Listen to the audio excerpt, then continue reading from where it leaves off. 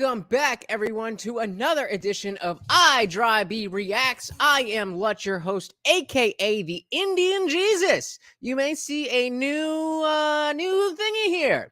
I am rebranding into the Indian Jesus because I am here to bring the second coming of common sense.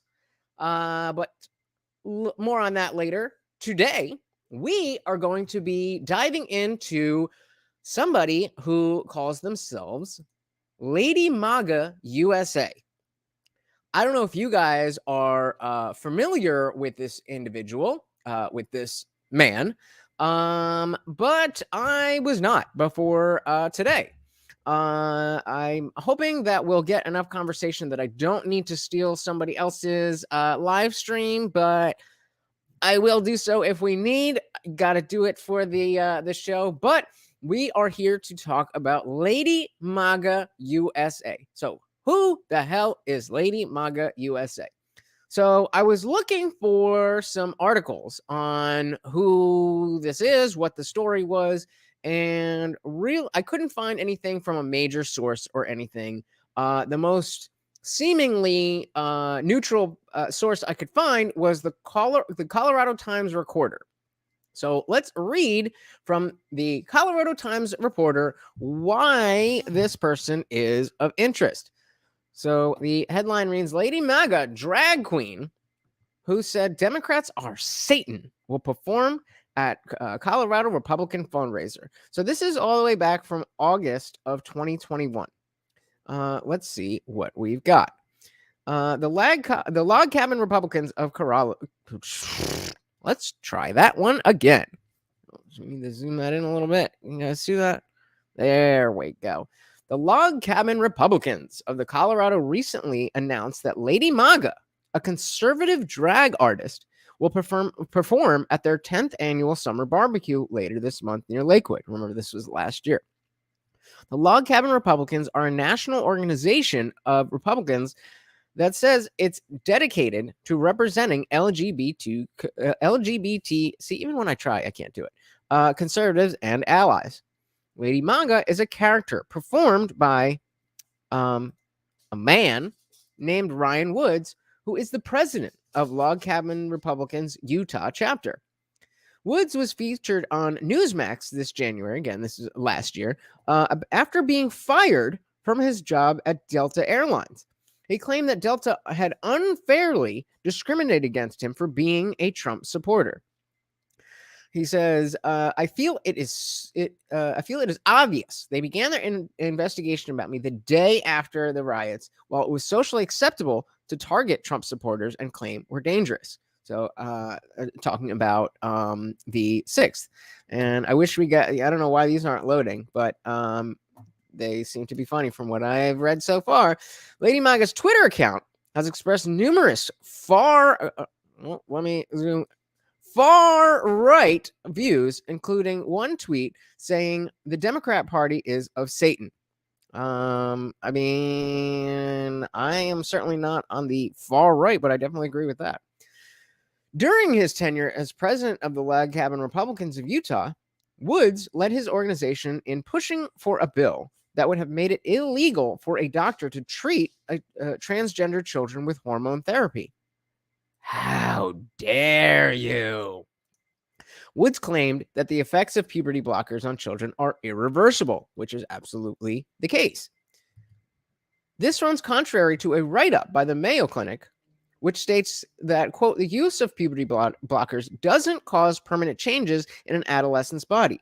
Instead, it pauses puberty, providing time to determine if a child's gender identity is long-lasting.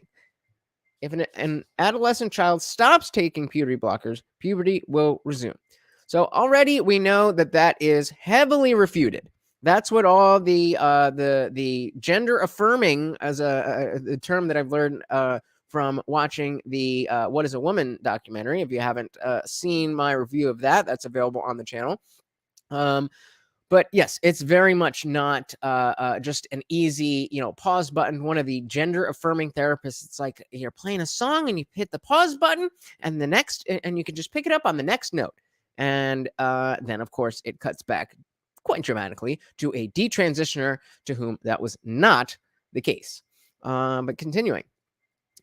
The log cabin Republicans of Utah also claimed that the FDA, quote, the FDA has documented thousands of deaths linked to puberty blocking drugs.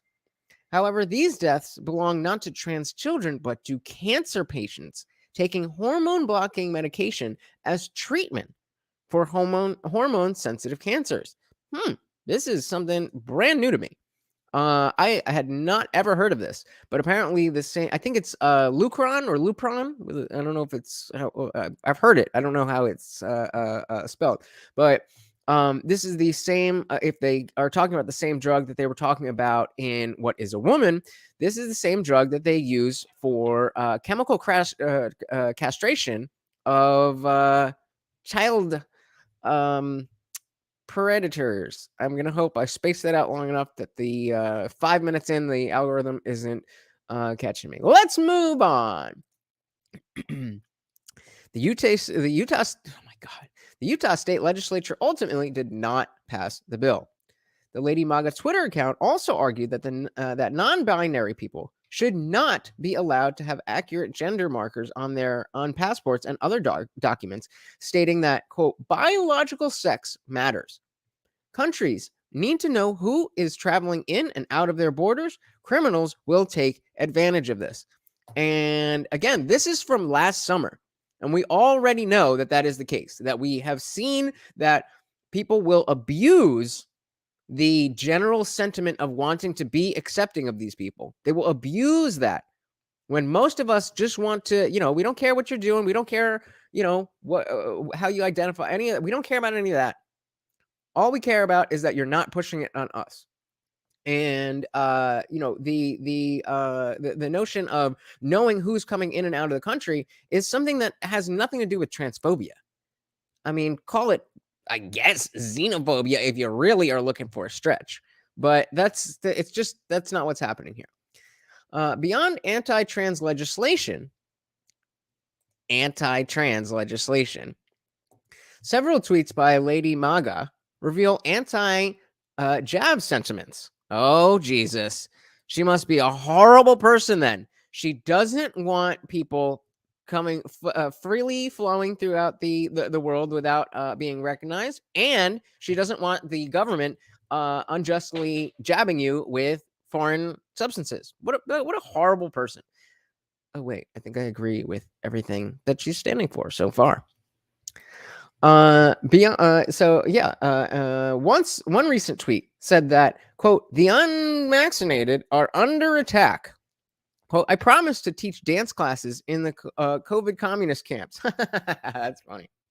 Yeah, I wish they were showing these tweets. I don't know why they're not coming up, but Lady MAGA doubled down on this later tweet, which stated, get out your hiking boots because soon everything else you love will be illegal without the commie jab. So, it's definitely clear that, if you guys have watched the channel before, you know that I am not jabbed, but I'm not like super anti-jab. I think if that's what you feel is right for you, then you should do that. I think if you're older, if you have whatever, and I just would like to be left alone to make that decision myself. But so he, I almost want to refer to Lady MAGA as she because of the conditioning. But as we'll see, Lady MAGA is very clear that they are that he is a biological man. So I'm not going to get tripped up there. This is the one place not going to get tripped up there. As it is unclear what Woods think is communist about the mandatory jab for other diseases. Jabs are already required. Blah blah blah blah. Yeah, of course. So okay. So they're going through a bunch of this dude's tweets. One of them being sexuality isn't something to be proud of, to be honest. The goal of the gay conservatives is to unite with our fellow Americans and stop division.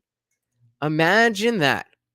It's almost like the LGBT community has been painted as some mafia that is trying to push views on everybody.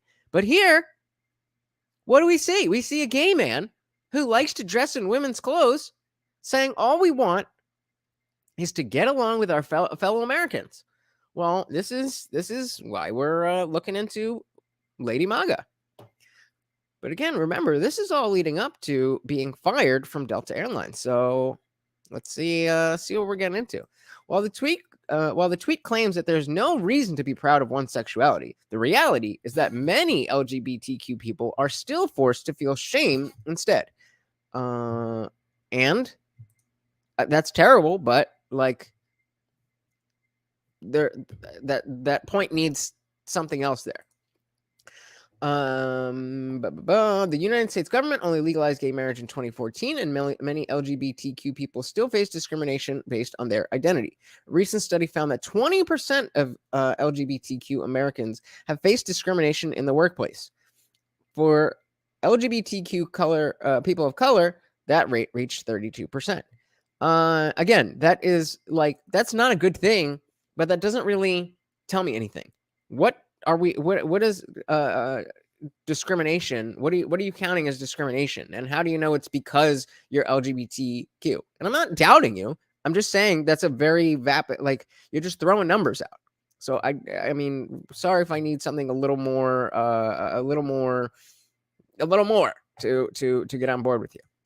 As of May 2021, that's not a sentence. As of May, oh, okay. There we go. Commas are good. As of May, 2021 has set a record for the worst year of anti-LGBTQ legislation in U.S.'s recent history. You'll understand in a minute why I pulled this up, and then I have the other article. The law that Woods fought for in Utah legislature was only one of hundreds of anti-LGBTQ bills introduced nationwide, according to PBS. Some LGBTQ people feel that Pride Month gives them a rare opportunity. Yeah, the rare opportunity that we give an entire month to any group of people for any reason. Black people only get February. But continue telling me how you're oppressed. Whatever. So though Woods and the log cabin Republicans align themselves with the right wing, it is the Republican Party that is most often working to strip away protections for the LGBT community. Again, I would love to hear what exactly is being done from the right wing to strip away protections for the LGBT community. Trying not to push to give them extra special rights, yes, I think that is fair. But stripping away protections, I don't know that is the case. But again, as always, I could be wrong. One of Colorado's 2019 legislative scorecards showed that of all Republican state representatives, only 2 voted in favor of critical. Again, what is critical? And what's critical about it? Of critical pro-LGBT legislation. The rest either voted against all such bills or were excused from a vote. And what does that tell you? That these people don't want to be, that people don't want this. These are representatives. So who are they representing if they are voting against this stuff and the people want it? Sounds like they're just representing as per their job. Continuing on. Colorado's Republicans' record on LGBT issues is not exclusively negative, however. While many states' senators had equally anti-LGBTQ votes, a handful voted yes on as many as 3 of the 5 critical bills. Again, what bill? Are we getting there? What bills? What are we talking about? Additionally, in 2020, multiple pro-LGBT bills passed with bipartisan support, including a bill making HIV prevention medication more accessible. Great. Why was this again? This is an article about why this man was fired. Why was he fired? Let's skip over. Let's see. National identity politics and a tweet. Homonormativity. A feminist organizer writes that homonormativity describes the assumption that queer people want to be part of the dominant mainstream heterosexual culture and the way in which our society rewards those who do. So identifying them as most worthy and deserving of visibility of rights. That is what we call word salad. Many of Lady Maga's tweets seem indicative of this desire to abandon the LGBT community roots in radical activism and join the dominant American culture. Oh no, you mean they just don't want to be identified by their L or their G or their P or their T or their penis? Wow, didn't mean to do that. But you know what I mean. They don't want to be identified by their sexuality. They don't want to be identified by their sexual preferences. They just want to be identified as Americans like the rest of us. Oh no, we can't do that. One tweet states that the and it's in quotes here, so I only have to imagine what she could have said here. But I'm just gonna say, yeah. One tweet said they don't speak for me. Good for you. And standing up and showing everyone that just because you're lesbian, gay, bi, trans, queer, whatever the A and the I and the plus, just because you are those things, great, good for you. Doesn't mean that you are a monolith politically. That is pandering to assume that because this thing is true, you must be in this group. But getting on to why this man was fired, Woods is signaling that his concerns are those of many well-off white conservative Americans, not those of the more left-wing LGBTQ supporters. But like, he's gay. What do you mean? He's not as left-wing as the left-wing people who are exactly the same as him. This means nothing. This means nothing. Is this the end of the article? All right, let's just I don't remember even who this is. The feminist organizer writes, this homonormative standard privileges certain experiences, those of all white, middle-class, gay, cisgender, and gender normative identities, as being representative of all queer experiences. What? So I tried to get a normal source, but if you have any idea what is going on and why this man was fired from Delta Airlines from reading that article, you let me know, because maybe I'm just stupid, but I didn't get it. So we're going to go over to this other site, getoutspoken.com. And they do have a video from Newsmax, which tells you pretty much exactly where they fall. We've seen that Lady Maga is unabashedly a Trump supporter and right-winger. I find myself very far against the left, but I'm still having a little bit of trouble accepting that conservative title. But enough about me. Let's try and figure out what the hell happened to Ryan Woods, aka Lady Gaga USA, Lady Maga USA. So this one reads, Delta Airlines fires flight attendant. And you know what? Since we read through all of that, let's just go to the video and see what Newsmax has to say.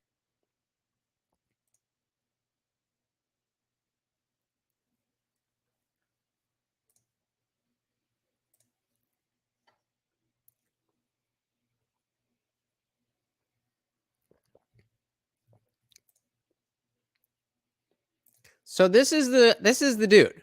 This is Ryan Woods, aka Lady Maga USA. So let's hear why this man was fired from his job.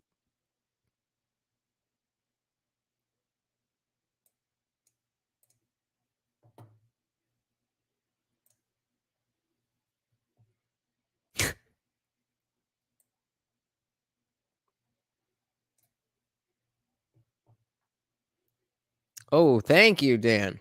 All right. No sound on the video. Let's try this one more time. Thank you very much, Dan. I really appreciate that.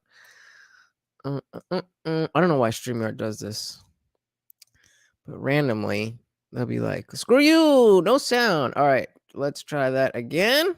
And please do let me know. Well, cancel culture striking again. You may know my next guest as Lady Maga USA, a conservative activist and drag artist.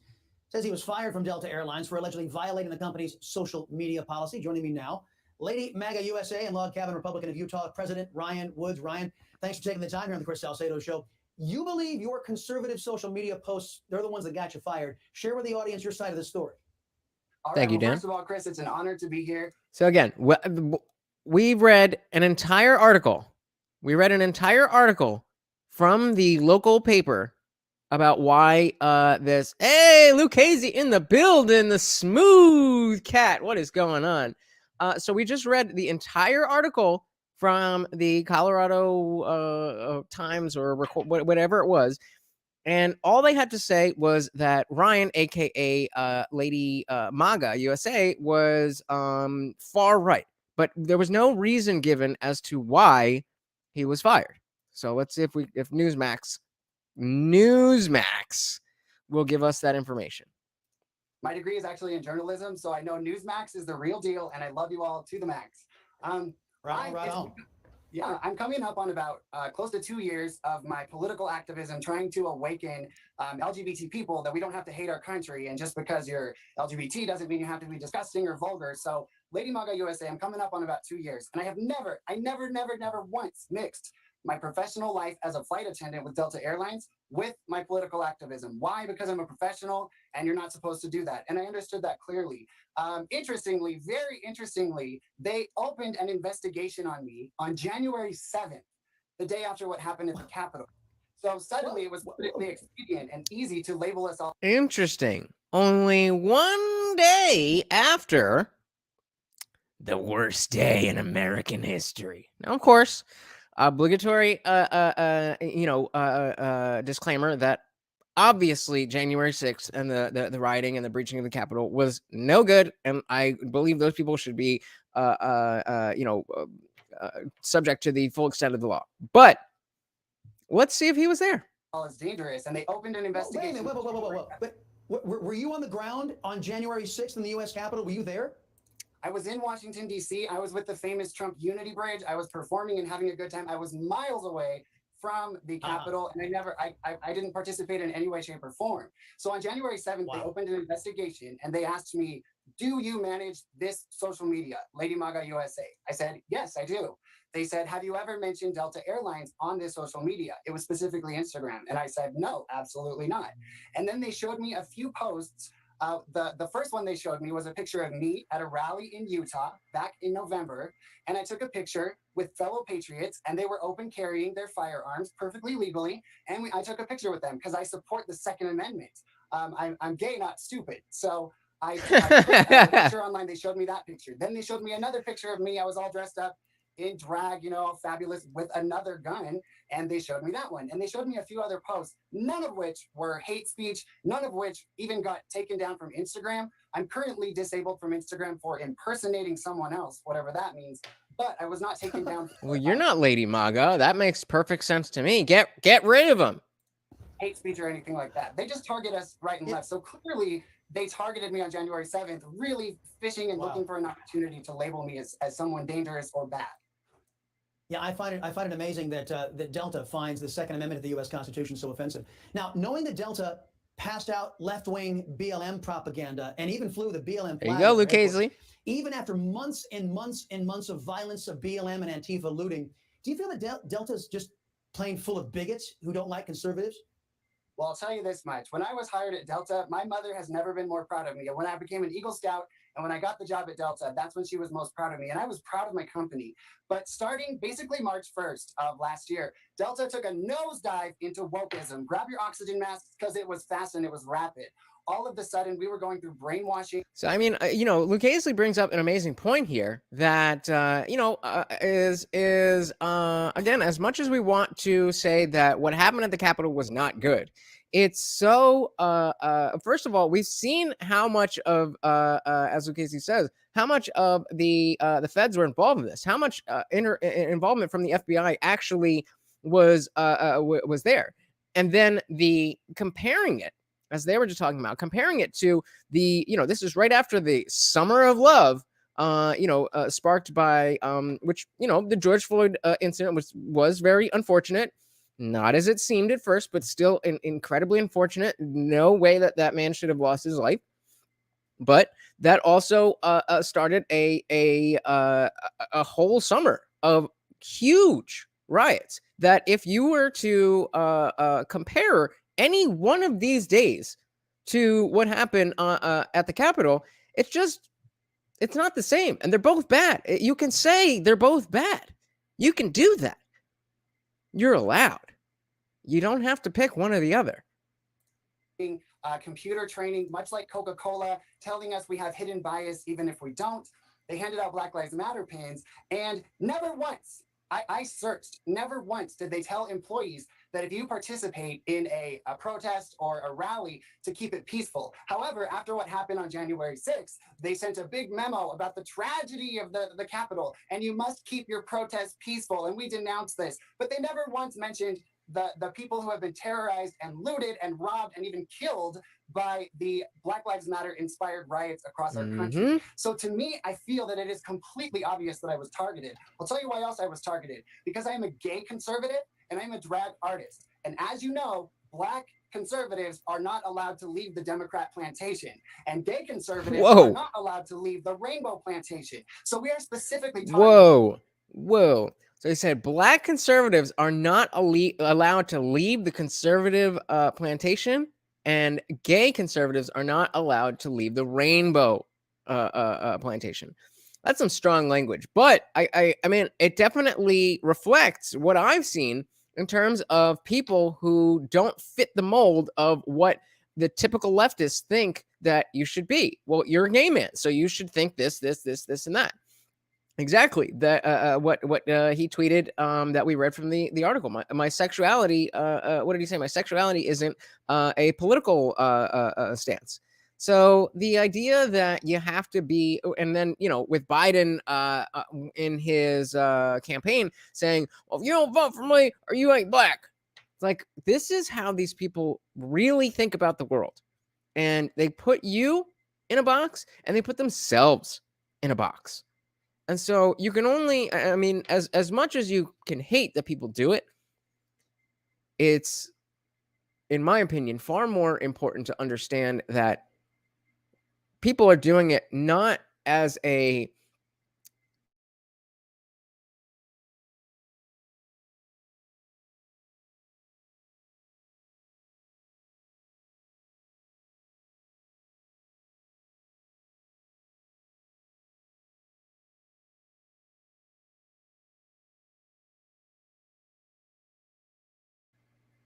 Can you guys hear me? I'm going to go back to the video. Tell me if you cannot hear me, please. I know Delta doesn't really care about your average Karen wearing her Trump hat, but they did care about me, and they will not tell me who reported me. I have no idea if it was outside leftists or if it was a fellow employee. I was harassed and doxxed by fellow employees. Well, thank you, guys. And I reported them, and they didn't even follow up. I think your most important. That's a great point, Luke Hazley. 3 times he probably gets 3 times the hate from the leftists. Being gay. Oh, where are we? Being gay. Wrong one. God damn it. Struggle streaming. Being gay, being white, and being conservative. That's that in terms of the leftist, that's everything that being white and conservative are 2 of the worst things in the world, and then being gay and coming and not following their ideology, that's got to be scary. That's got to be scary.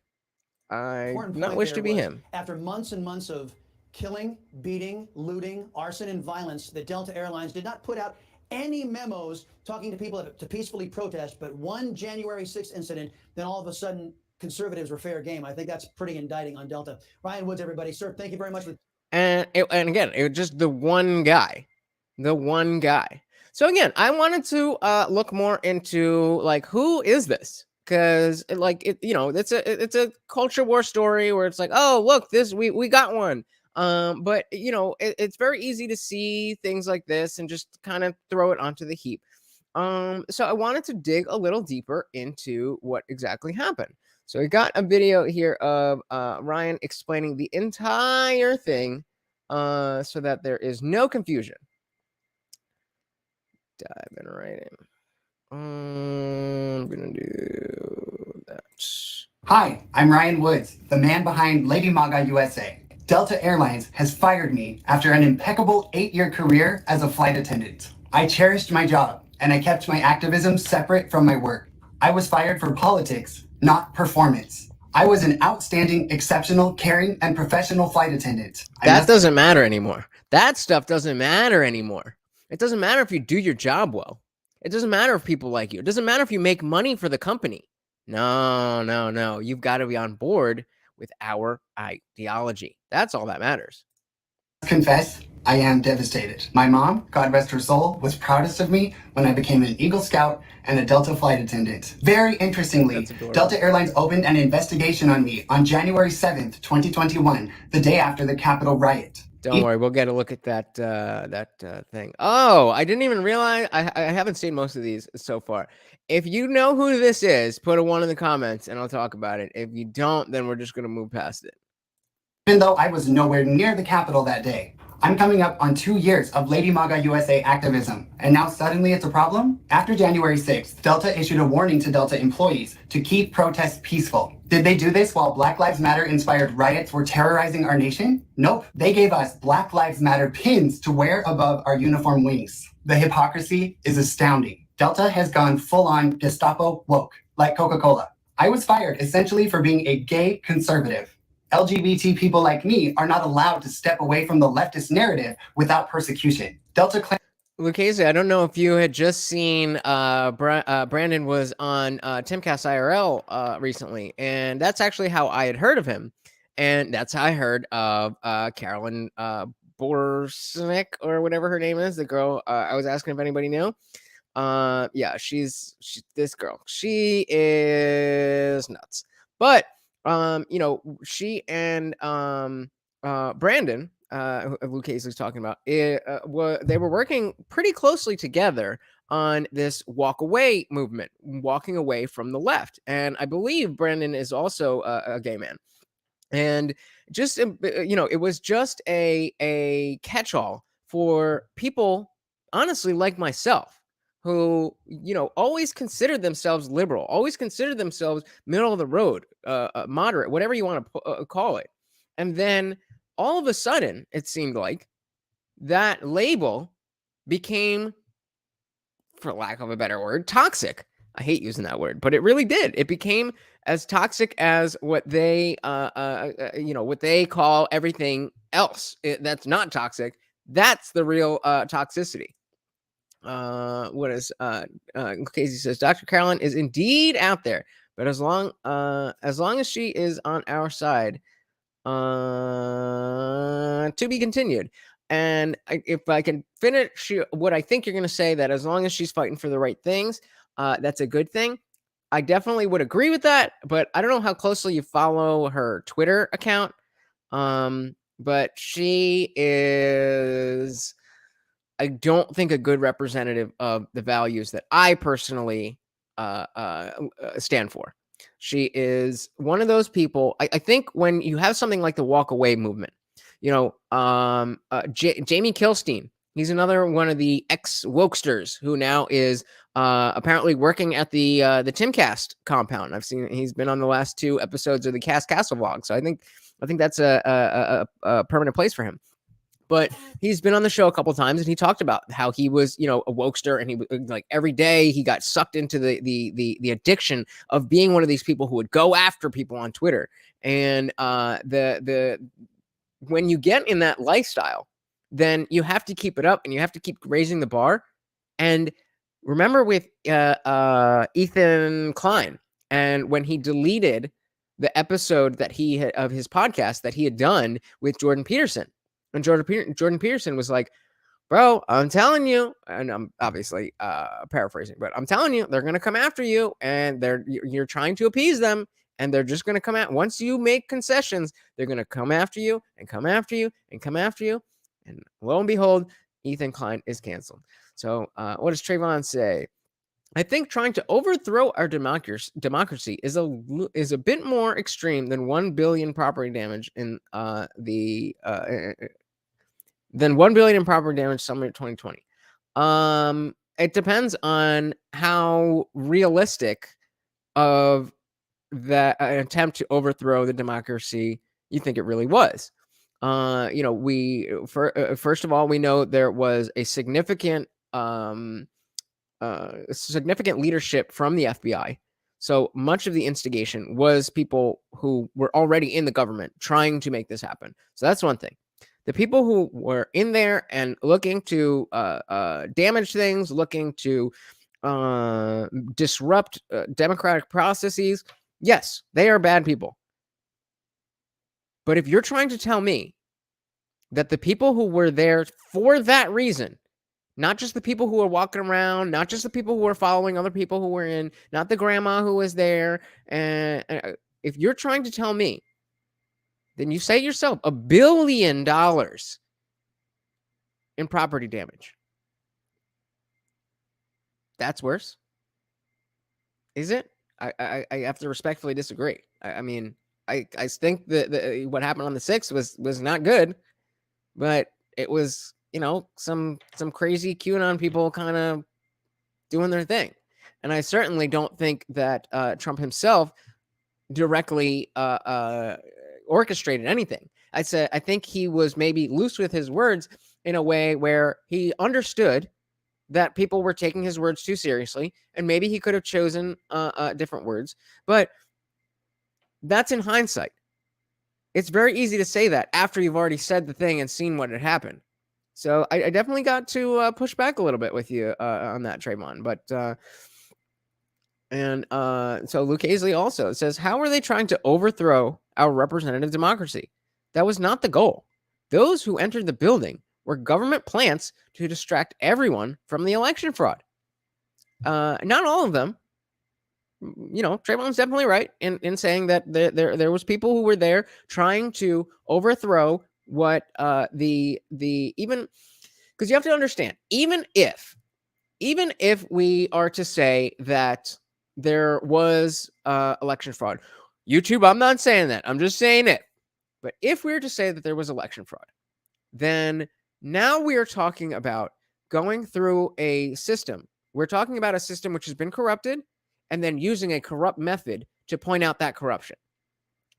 If the election was truly stolen, then there are, and I'm not a historian or a civics major or anything like that, so I can't give you the step-by-step plan, but there are ways that Trump could have questioned this. I mean, if you look back to the Bush and Al Gore election of 2000, we spent months and months and months trying to figure out who the actual winner was, even though that Bush was the rightful winner, and even though Al Gore won the popular vote.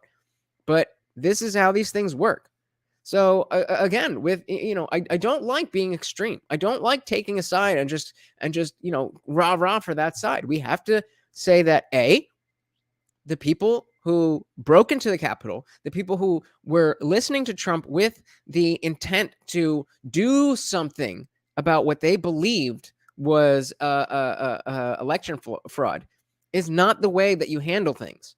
You go through the courts and you go through the justice system. Now, of course, there's an argument to be made about why all that is not but that's extra legal talk now. We're outside of the discussion of law and order, and you can't say anything about the Black Lives Matter riots if you're not willing to work within the system. So we have to work within some type of system.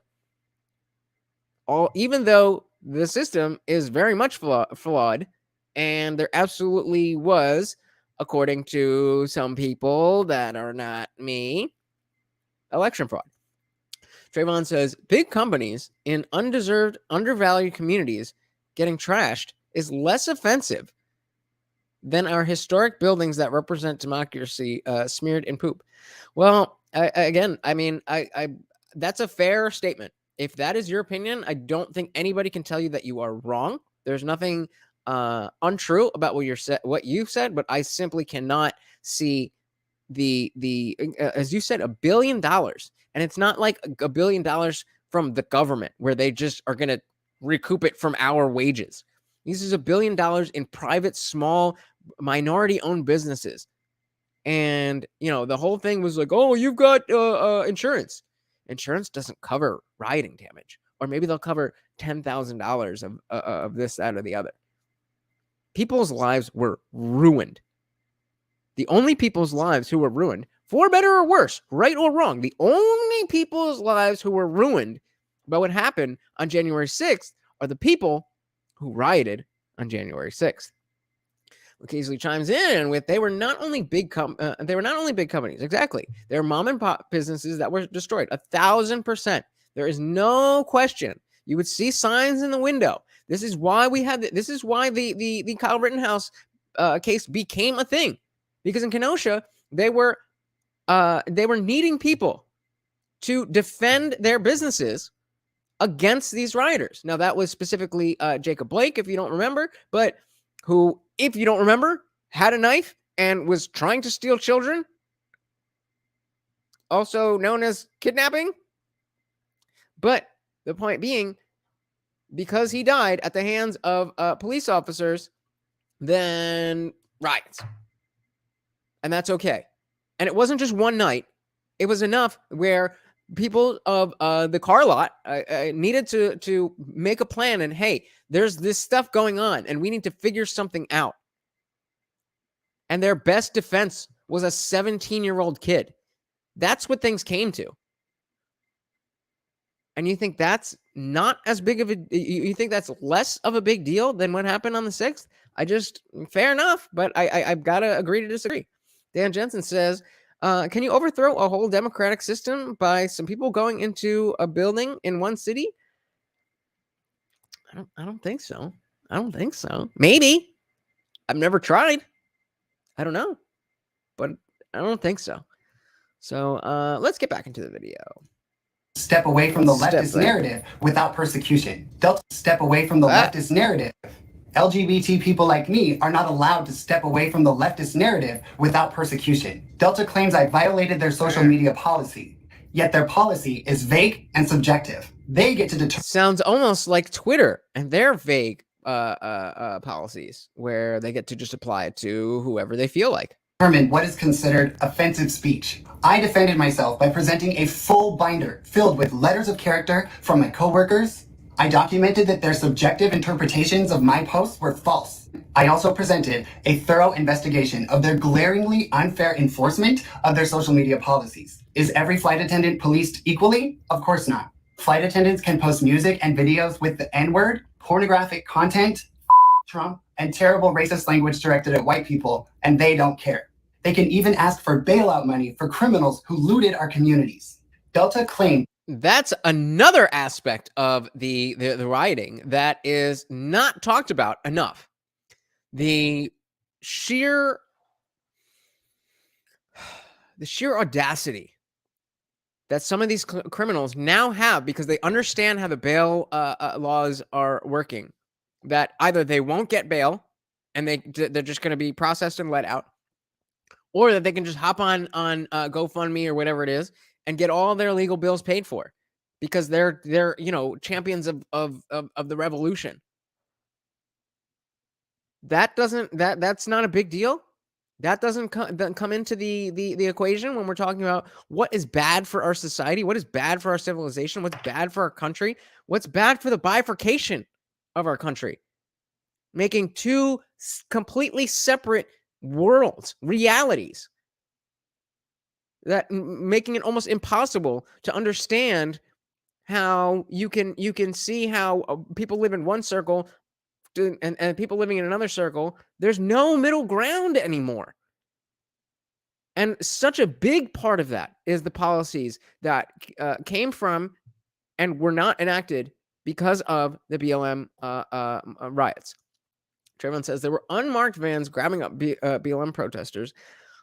Yeah, that's first of all, they were not unmarked. You could see they had big yellow patches. Grabbing BLM protesters off the streets during summer 2020. Yeah, they were rioting. That's what you do that's what the National Guard does when people are rioting. But this is very, very rarely. This was not the norm. It simply was not. There is video of this, and I remember the video, but unmarked vans is not a thing. Unmarked officers is a thing, but they were marked. If you go back and whatever you have in your mind, I guarantee you, Google that, and you send me the link even. I'll pull it up even if I'm wrong. But they had a yellow reflective thing on their arm that said they were law enforcement. I don't remember exactly what it said. But no, it was not random people just going and grabbing other random citizens. It was protesters who were, enacting violence. But just to read the entire thing, there were unmarked vans grabbing BLM protesters off the street during summer 2020. Trump sicked the National Guard on them. Didn't call his dogs off for hours while cops were being thrashed on January 6th. They were walking on the street after curfew. They weren't part of the protester riots. So they were already riots. And so they implemented a curfew and they were breaking that curfew. What's the issue? No, I'm not saying these people that were picked up should spend months in jail like the January 6th people. But civil disobedience, which I absolutely 1000% approve of, inherently comes with the expectation that you will be arrested. Otherwise, it's called civil obedience. If you're just doing a thing, you're not going to get arrested for that. And it's also not going to send a message. The whole idea behind civil disobedience is that you are breaking the law, but you're doing it in a way that's not hurting anybody.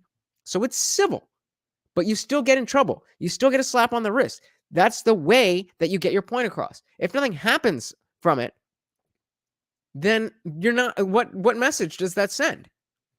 Okay, he says, first of all, the vans were marked.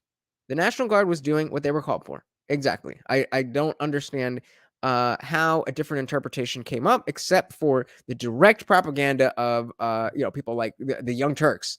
I've heard them say it, and it's just like, what do you mean? What exactly would you expected the National Guard to have done differently than they did do? That's not what that's what I don't understand when people are questioning it. And even taking all of that into account, why did it take again, you said there was a curfew. Why was there a curfew? There was a curfew because riots had already occurred. And after that point, whatever government officials were like, okay, we need a curfew because shit's going crazy, so don't come out at night. Don't do it. And then they did it. Did they spend months in solitary confinement like those involved with January 6th? I'm not saying either of them should. I'm just asking. And the answer is no. The answer is no. Most of them were not, were arrested, no bail, no charges, fingerprinted, everything, and let right back out on the streets that same night. There's reports of people being arrested 3-4 times in a night.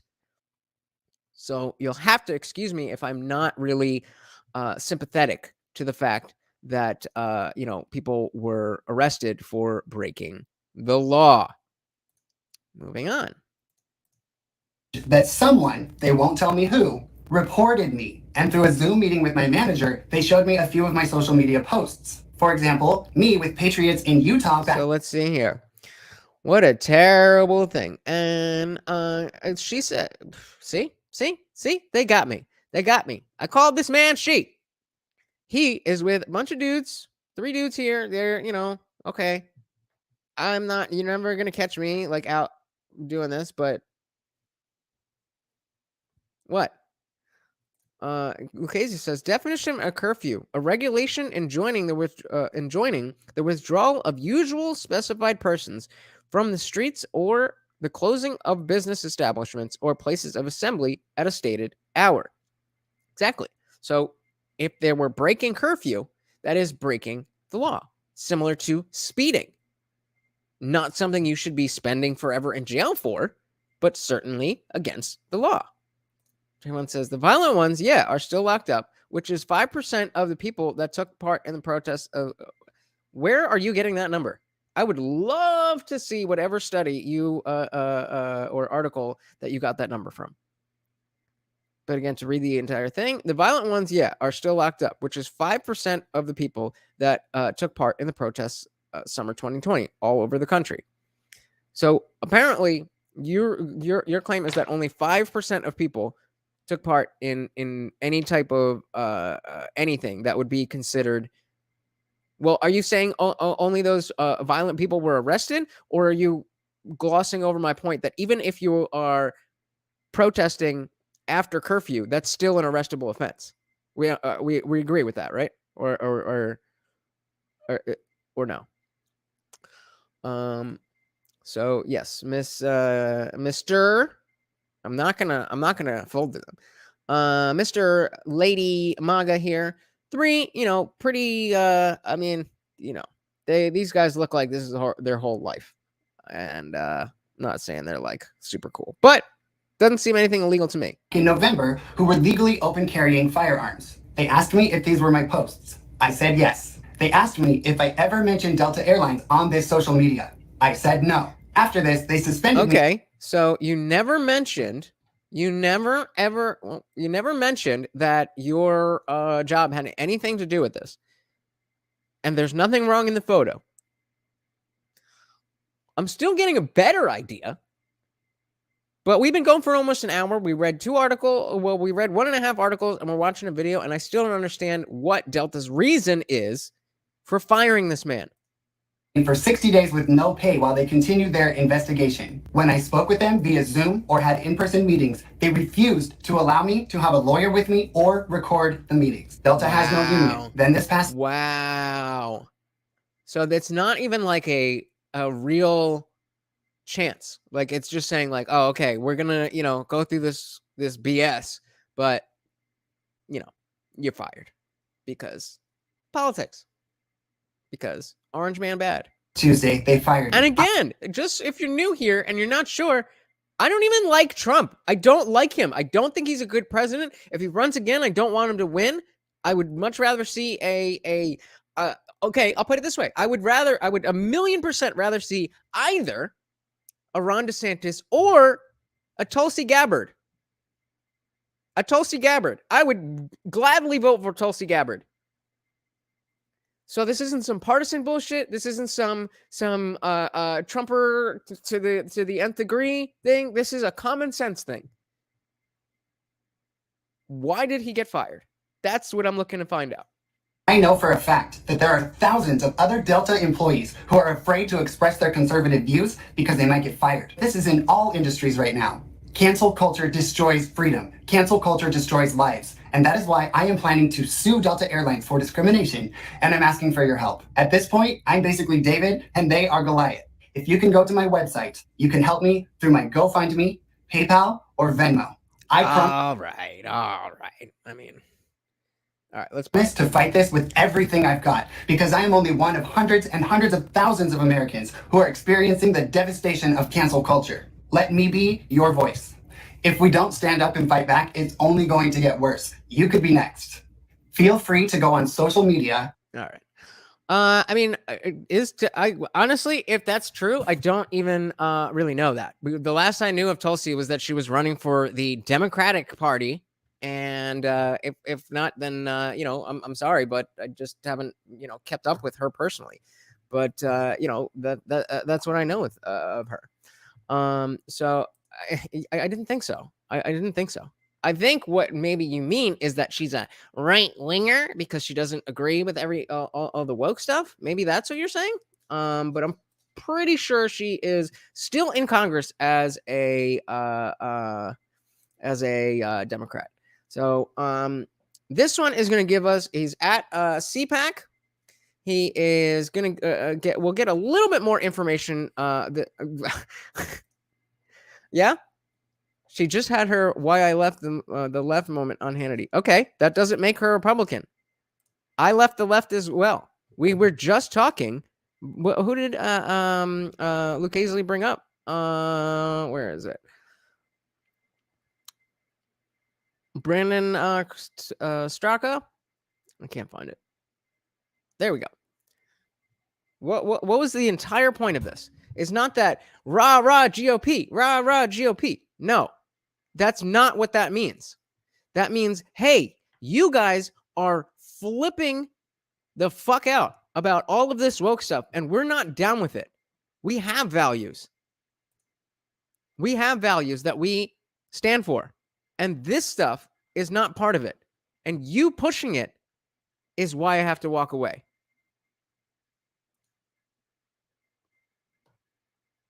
Some folks all the time. What, like, exactly. I mean, this is why I talk so passionately about semantic obfuscation. Semantic obfuscation. Tulsi's a Republican. I don't care what your opinion of her is. She's not a Republican. That is simply a false state of fact. That is not the reality of the world that we live in. And you may not like her. You may not like her positions. You may not like whatever it is. But using right wing or conservative or Republican as a pejorative is only showing your own biases. Yeah. So what does that mean? That anybody on Fox News is now part of the Republican Party.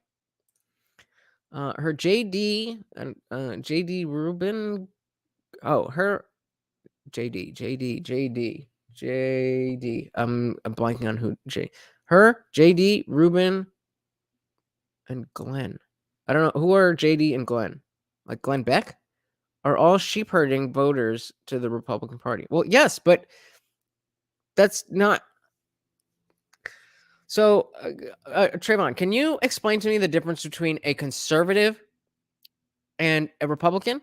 I would very much like to hear your opinion on that, because it seems like we're talking across each other, and I don't want that. I want us to be, even if we disagree, I want us on the same page. So I'm going to pretend that I'm not taking a piss right now, that we're just watching this video, and that's what we're doing. You know, one of the themes here at CPAC 2021 has been cancel culture. My next guest knows a lot about that. Joining me now is Ryan Woods, former Delta Airlines employee, but just recently, like days ago, you were fired because your support for one of the greatest presidents in U.S. history. You would think that wouldn't be a very controversial statement, but it is. Tell us about what happened. Well, I am a drag artist. I love to dress up, and I created the character of Lady MAGA USA, as in Make America Great Again. I'm coming up on about almost 2 years of doing this activism, going to rallies, doing events. And on January 7th, the day after what happened at the Capitol, I received a call from my manager at Delta, and they said, we need to have a meeting with you. And over a Zoom meeting, they explained that suddenly I was under investigation for my social media because someone reported my social media. So they showed me. So what was the post that they were you in Washington during that?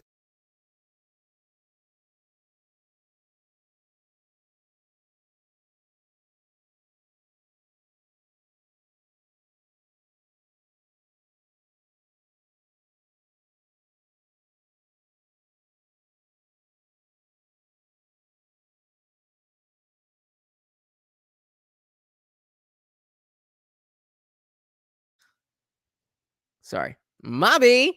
I was muted. So Jimmy Dore and Glenn Greenwald. She's a conservative with a warmongering mind, with warmongering on the mind.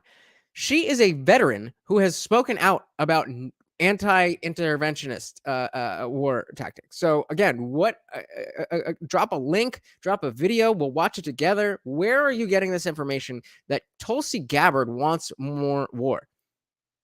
That is that I again, I haven't been following her since the 2020 election. So I could be, she could have gone, and off the deep end for all I know. But I don't believe that that's her. Trayvon goes on to say, someone who doesn't support making healthcare a human right. Okay, that doesn't automatically make you a Republican. That's not what the word Republican means. A human right that is cool with imperialism. Yeah. So again, nothing in there has said anything about why you're saying that she's a Republican. And yeah, I mean, the left has gone insane. The left, I can't say it any better. I just can't. Cultural Marxism makes everything a human right. Exactly. What was it? The old thing with AOC, and it's everything is infrastructure. Like, infrastructure is a human right. I don't know what the MIC is. He doesn't hide it. He's definitely gay as hell. But again, okay, so Trayvon says she was bragging about her time with troops in Africa. If I had spent any time with any troops in any other country, I would be bragging about it too. I don't understand what your point is, and I'm not sure what the things that you're saying, why they're even bad. Why is that bad? Why is that bad? And Lucchese seems to be on the same track of mind. Trayvon, where are you are getting your information from where? She's a vet who has seen combat and does not agree with making wars. Exactly, as I thought. And Captain Paul is in the building. Let me know if you'd like to come up, Captain Paul, and go through this with me. And yeah, so not to pile up on Trayvon.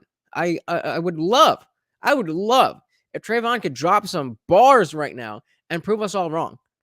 Because I don't know about you guys, I will happily give all respect to Trayvon if he's like, no, you guys are dumb right now. Let me drop some knowledge and prove us all wrong. I'm with that. That's what we are doing this for. But this when she spoke at this year's CPAC. Okay. And again, this goes back to what we were talking about earlier, because the left has gone insane. So she may have left the left since since she ran for president. I'm accepting that. That doesn't make her pro-war. That doesn't make her a Republican. That doesn't make her even conservative. And if it does, then it's conservative in the same way that I'm conservative, where I call myself a 2015 liberal, because what was liberal in 2015 now has become right-wing.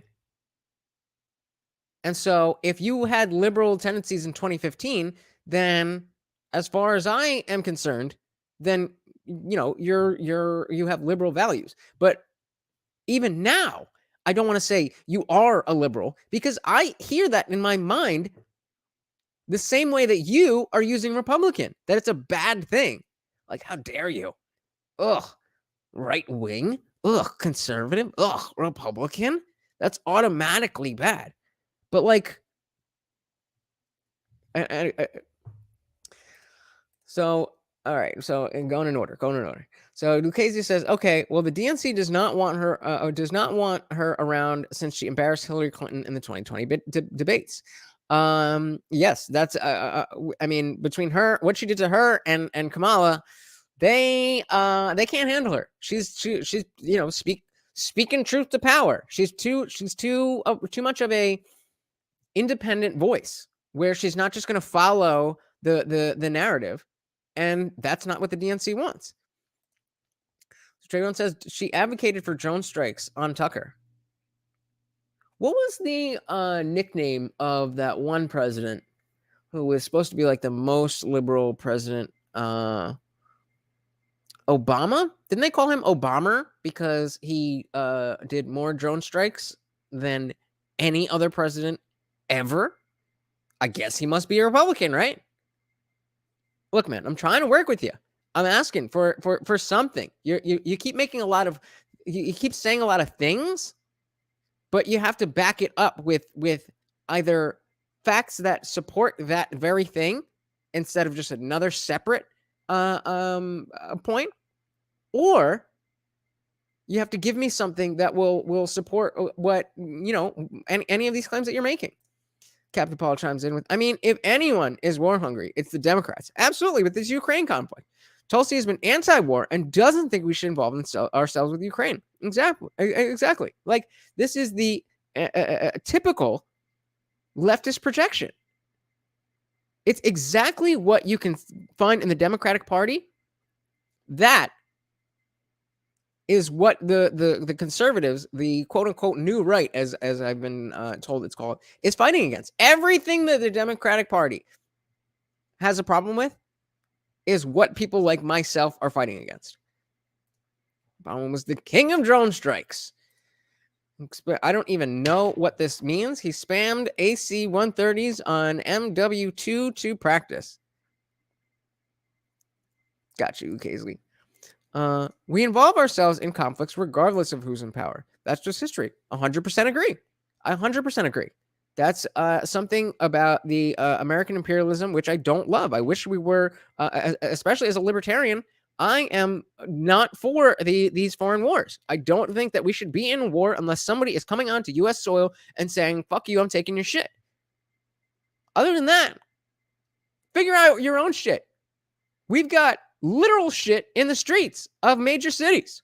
I don't care what's happening in Ukraine. I'm sorry. And it happens to be a bunch of Nazis.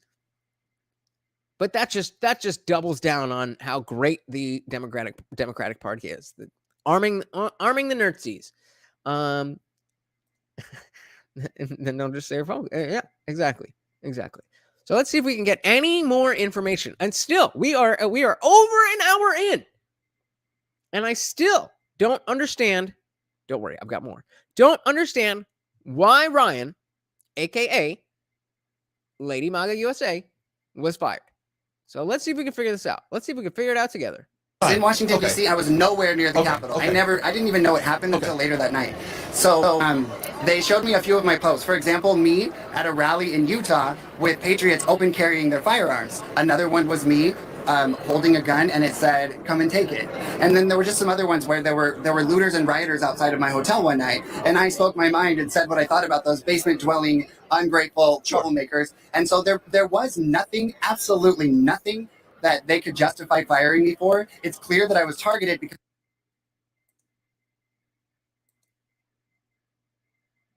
Trayvon, I'm gonna give you the benefit of the doubt because I really appreciate you being here. But you're not saying that endorsing the Democratic president of the United States makes you a Republican, right? That would be silly. You're not. I know you're not saying that. So I think I'm not really sure what this is connected to because I'm stupid if that can't be what you're saying. So as we continue with the video, if you could help my dumbass out and clarify what exactly you mean by this and how this is relevant to anything that we've been saying. Because remember, this started with you saying that Tulsi is a Republican. So if your argument for her being a Republican is the fact that she dropped out of the race and endorsed Biden, then unless your argument is that she's a sleeper cell, in which case I'm open to hearing that, I don't think endorsing the Democratic nominee makes you a Republican. I mean, maybe I just don't understand politics, but I don't think that's how it works. I am a gay conservative, and as a gay conservative, you're not allowed to step away from the mainstream LGBTQIA narratives. You get attacked much like black conservatives get extra hate because they've betrayed their community. So the people reporting me and Delta Airlines has gone completely leftist woke. They give us Black Lives Matter pins to wear above our wings on the aircraft. They never once condemned the violence in all of those Black Lives Matter riots, but they did tell us after January 6th to make sure that all protests are peaceful. And I really feel that January 7th was the day when it was politically expedient to just cancel all of us at once. And it's so obvious to me that I was trying. And it's obvious to a lot of us. It's obvious to a lot of us that there really is no other line to draw. What is it? What is it that made it okay to just say, we don't like your politics, and so you lose your job? Cancel culture had already been way up in, raving by this point. So that wasn't anything new. But in terms of deplatforming and canceling and losing your job and stuff, it's simply, this January 6th was the dumbest thing that anybody who was there and actually went into the Capitol, you're fucking stupid. Like, why the fuck would you do that? You had, now you just gave everybody that you're fighting against exactly what they needed. And here we are a year and a half later, And they're still using it against you. They're still using it against you. Why would you do that? After you had those of us who are not on the left. I'm not even calling myself a Republican. I'm not even calling myself a conservative. Just those of us who were not in line with Black Lives Matter. We had the moral high ground. We had the moral high ground that you rioted all summer. You did this. $1 billion in damages, according to Trayvon. All the Democrats needed was something, anything. And as somebody brought up earlier, what exactly was the plan? I think it was Dan who said, "Can you really change things by going on one day and just going there?" And I don't think it works like that. So what were you doing there? So okay, Trayvon, I'm saying she shouldn't be taken seriously and goes where the wind blows to climb the political ladder.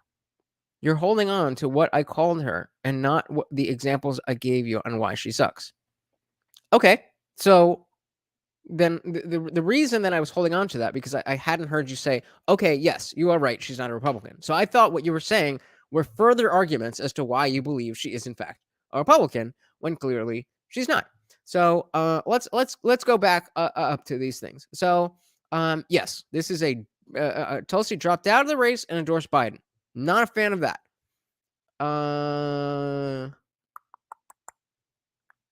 She advocated drone strikes under Tucker.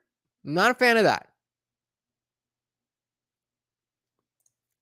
She's bragging about her time with the troops in Africa. I don't really care about that. Oh wait, that's him. Just kidding, I did that on purpose.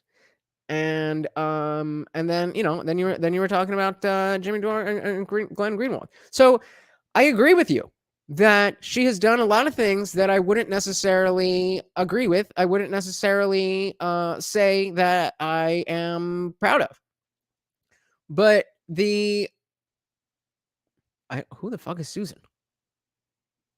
You're messing up my flow, Jimmy. Yes, I agree that those things are not good. But you're preaching to the choir if you're talking about how politicians are full of shit. I am in no way a Trumpster. I did not vote in the 2020 election because I knew that there was not one person that I could actively support. Well, as much as I did, even at that time, I did want to block both Biden and Trump from getting in office. Then voting for either one of them to cancel the other one out didn't seem like the right thing to me. Why? Because of what I was brought to do in 2016. In 2016, or let's bring it back to 2015, I was barely even into politics. Gotcha, Jimmy. I was barely even into politics. And I started hearing rumblings about Trump, this guy that I've been watching on The Apprentice. Apprentice, yeah, it's a fun show. He's running for president. And then I hear all of this bullshit about it. The world is going to end. The world is going to end if he becomes the president.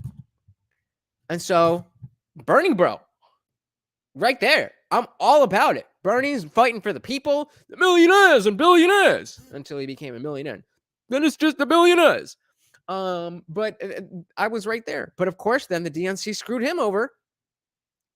And because I was so conditioned to think that the worst thing that could possibly happen to this country was Donald Trump, I cast a vote for the most evil woman I have ever even heard of. In 2016, I voted for Hillary Clinton, and is the most shameful thing that I think I've ever done.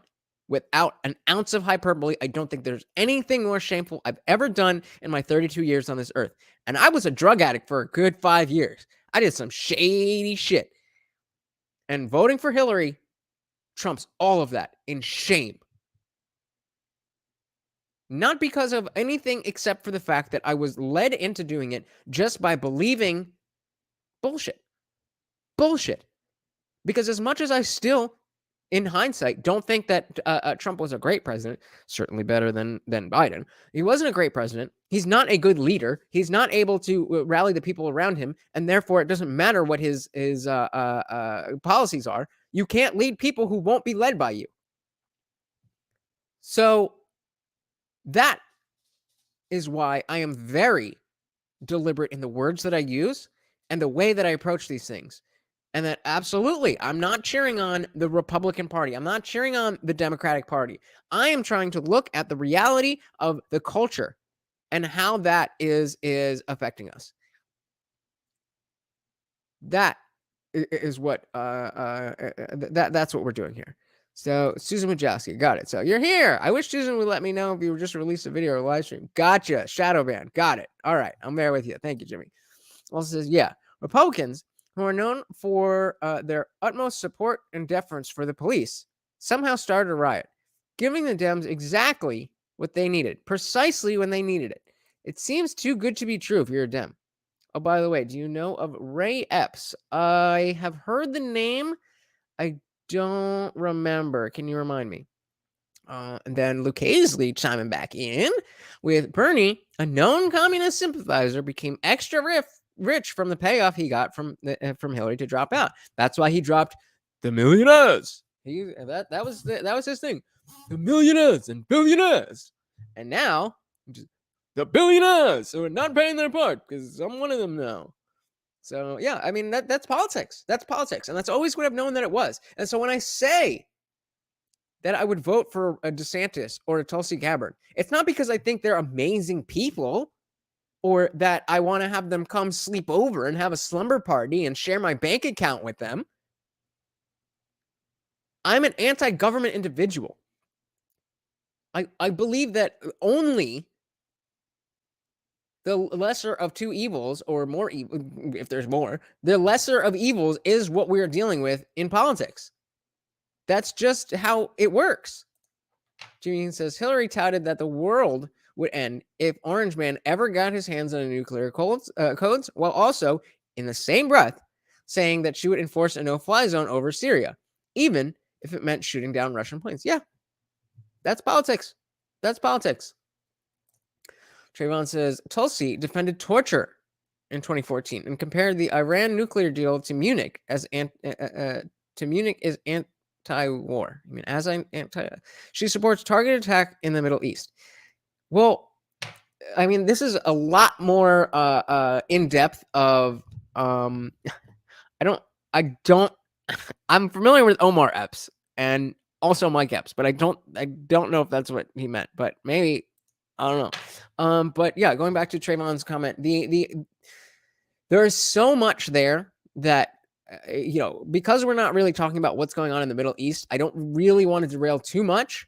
But the idea that targeted attacks in the Middle East cannot possibly be a good thing or cannot possibly be appropriate in any circumstance. It's simply a misunderstanding of what's going on, and that it's a war-torn country. And this is, I wish you guys wouldn't, I know you guys don't notice it, but I noticed it, and somebody forgot to turn the other two lights on. So let's let this play, and then I'll get back into the rest of your comments. Struggle streaming for being a gay conservative Trump supporter. So where are we at right now? This just happened recently. Are you gonna fight this? Are you gonna lawsuit? I mean, yes. What's next? I am going to speak out, and I am going to fight this because I was wrongfully terminated. I definitely was singled out and discriminated against because they don't police every flight attendant's social media. Flight attendants can post music that contains the N-word. Yeah, all right, we don't get okay. So there is other stuff that I do want to say. So that's what he got canceled for. Just being a Trump supporter. Doesn't look better. Doesn't that look better? All right. Jimmy Dean says you should cheer on the Republican Party. It's fun. You don't even need to be white anymore. Let's let the Republican Party do something first. I'll cheer them on when they deserve to be cheered on. Just because I hate the Democrats doesn't mean that the Republicans automatically are good. You gotta do something first. Even minorities can be Republicans now. Progress. Trayvon says Bernie needs to step aside. He's 82 and will never go against the Democratic Party. He just announced he's not running. Well, I guess he got what you asked for then. Perfect. Tulsi is a vet, Jimmy Dean says. They have pretty fucked up standards when it comes to, quote, humane treatment of people trying to kill you. Yeah, exactly. We got our point here, but you can see I'm prepared. I'm prepared. So, the entire, let's just go into the next video. It's a short one. Again, we are deep diving into Miss Lady MAGA USA, aka Ryan Woods. But the reason that we're doing this now will become readily apparent. So stay tuned and let's just see what else we got after. This is after right? Yeah, this is after Ryan's been fired. This is from March of this year.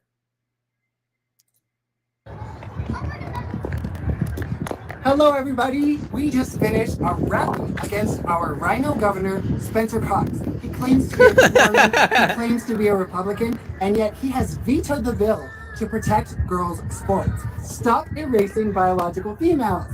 Governor Spencer Cox is a drag. He cares more about being called transphobic than he does about the biological girls in the state of Utah. Spencer Cox is a coward, and I am so grateful that Matt Walsh and others have called him out. So I took a whole bunch of pictures with women standing next to me. Because guess what? I love makeup, I love hair, I love to have a good time, but I am not a woman. And the LGBTQIA movement is trying to use people like me to justify the erasure of biological women. Not me, even though I look better than a lot of them.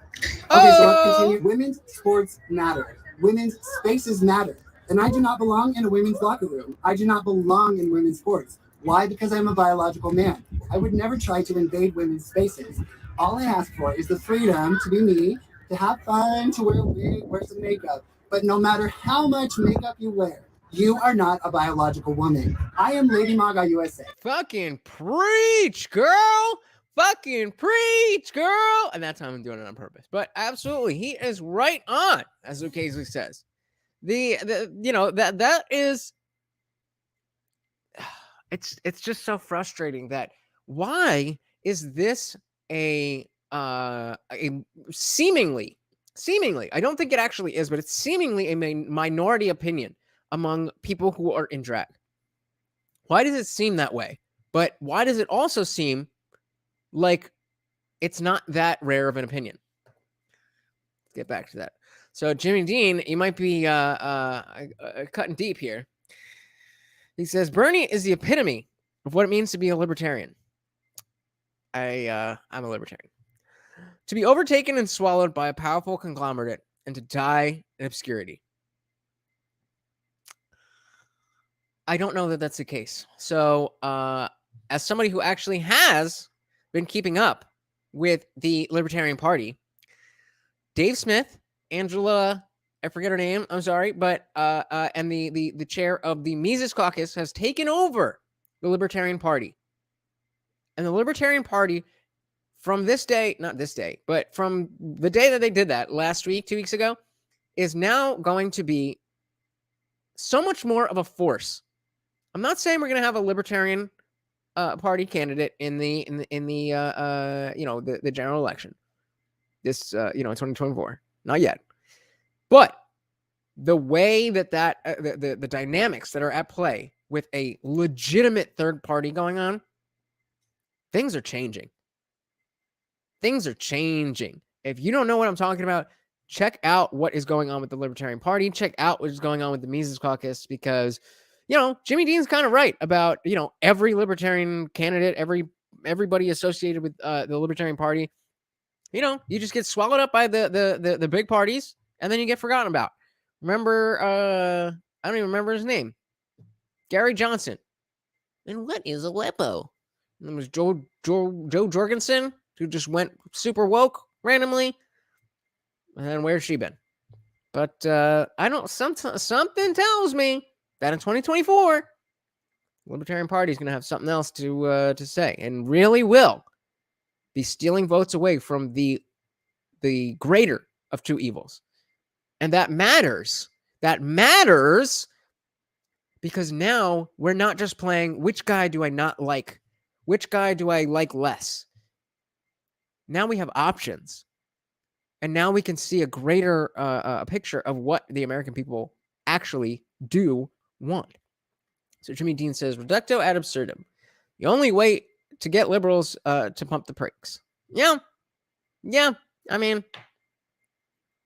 yeah. So Trayvon says, Tulsi allied with the Hindu nationalists. She's pro-Assad. She's Islamophobic. A lot of right-wing groups support Assad. I mean, I didn't say I'm a Tulsi stan. I'm just saying in the landscape where there was Tulsi and Bernie and Hillary and Trump, then Tulsi and Bernie seemed much more reasonable than Hillary or Trump or Biden or Trump. That's all I'm saying. I'm not. Again, you're preaching to the choir. I'm as anti-establishment as it gets. I think the government is fucking useless. I think as small as the government can be, that's how big the government should be. So more projection, I suppose. Jimmy Dean says, if I ever vote for the Libertarians, it will be for Vermin Supreme.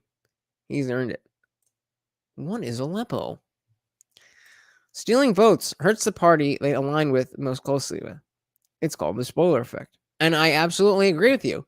But as somebody who has vowed not to vote against anybody, if the Democrat nominee and the Republican nominee have not earned my vote, then me voting for the Libertarian is not stealing anything away from those two.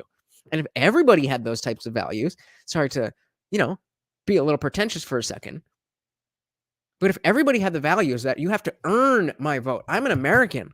You have to earn my vote. You don't get my vote for free. You have to earn my vote.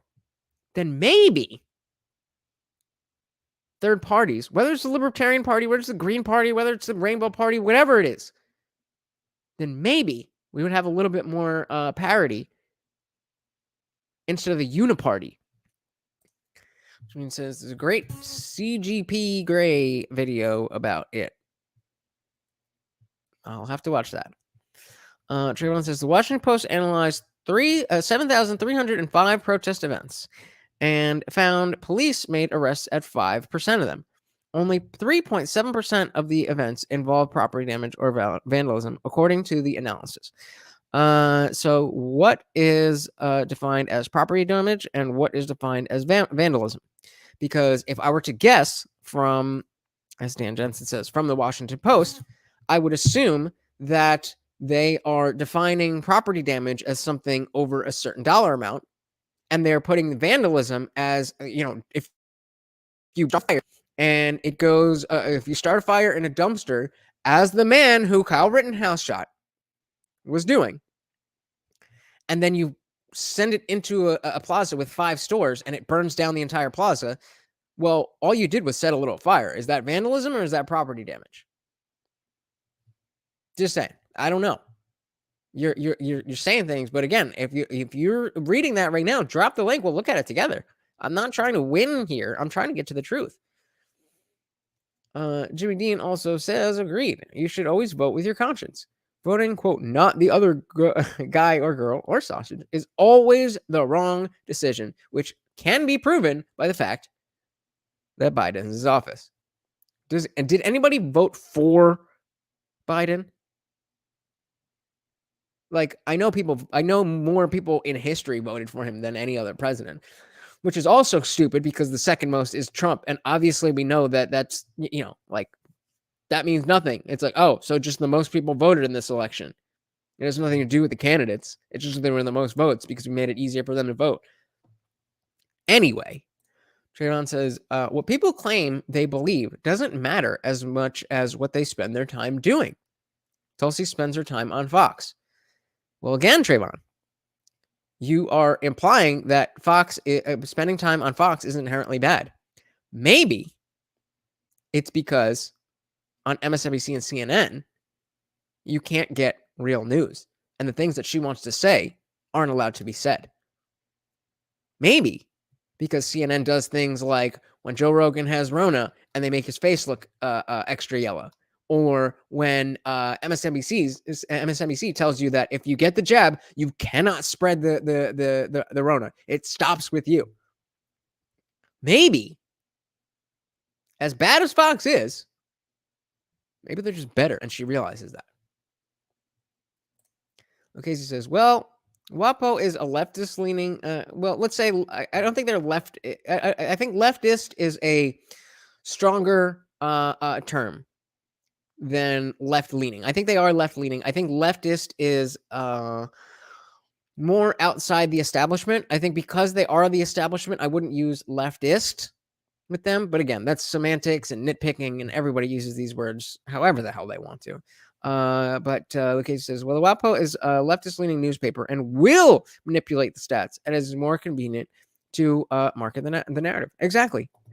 I mean, and it's not like that's not like some conspiracy theory stuff. Like, this is what's been proven.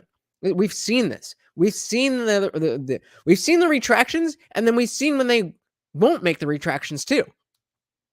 So, I mean, if you're trusting the Washington Post, that is a problem that, you need to step back from and realize that you've got other issues way back here before you're up right in the face of what's going on today and every little thing. You need to figure out, can you trust the people that you're trusting? Maybe. Dan Jensen says, seen from the outside, is that the two guys, Biden and Trump, the best America has to offer? Yeah, exactly. Exactly. I mean, obviously not. But why were they the guys? Why were they the guys?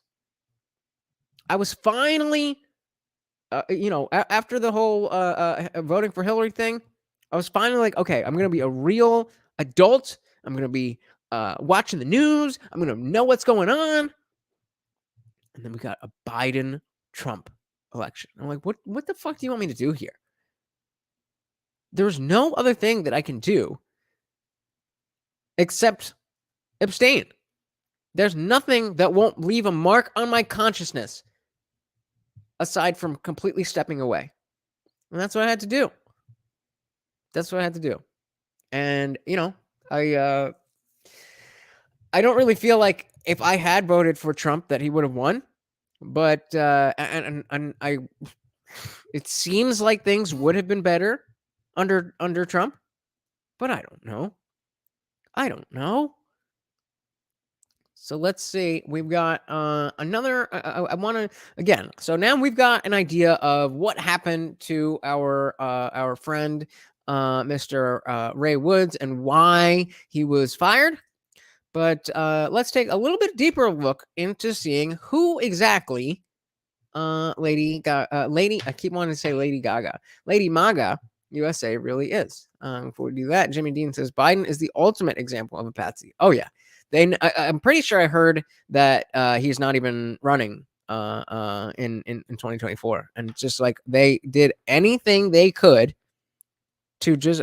I think it was the Washington Post. I could be wrong about that, but I think it was the Washington Post that says, Joe Biden, please just get your corporeal form to Election Day. They were literally saying, as long as you are alive, we will vote for you over Trump.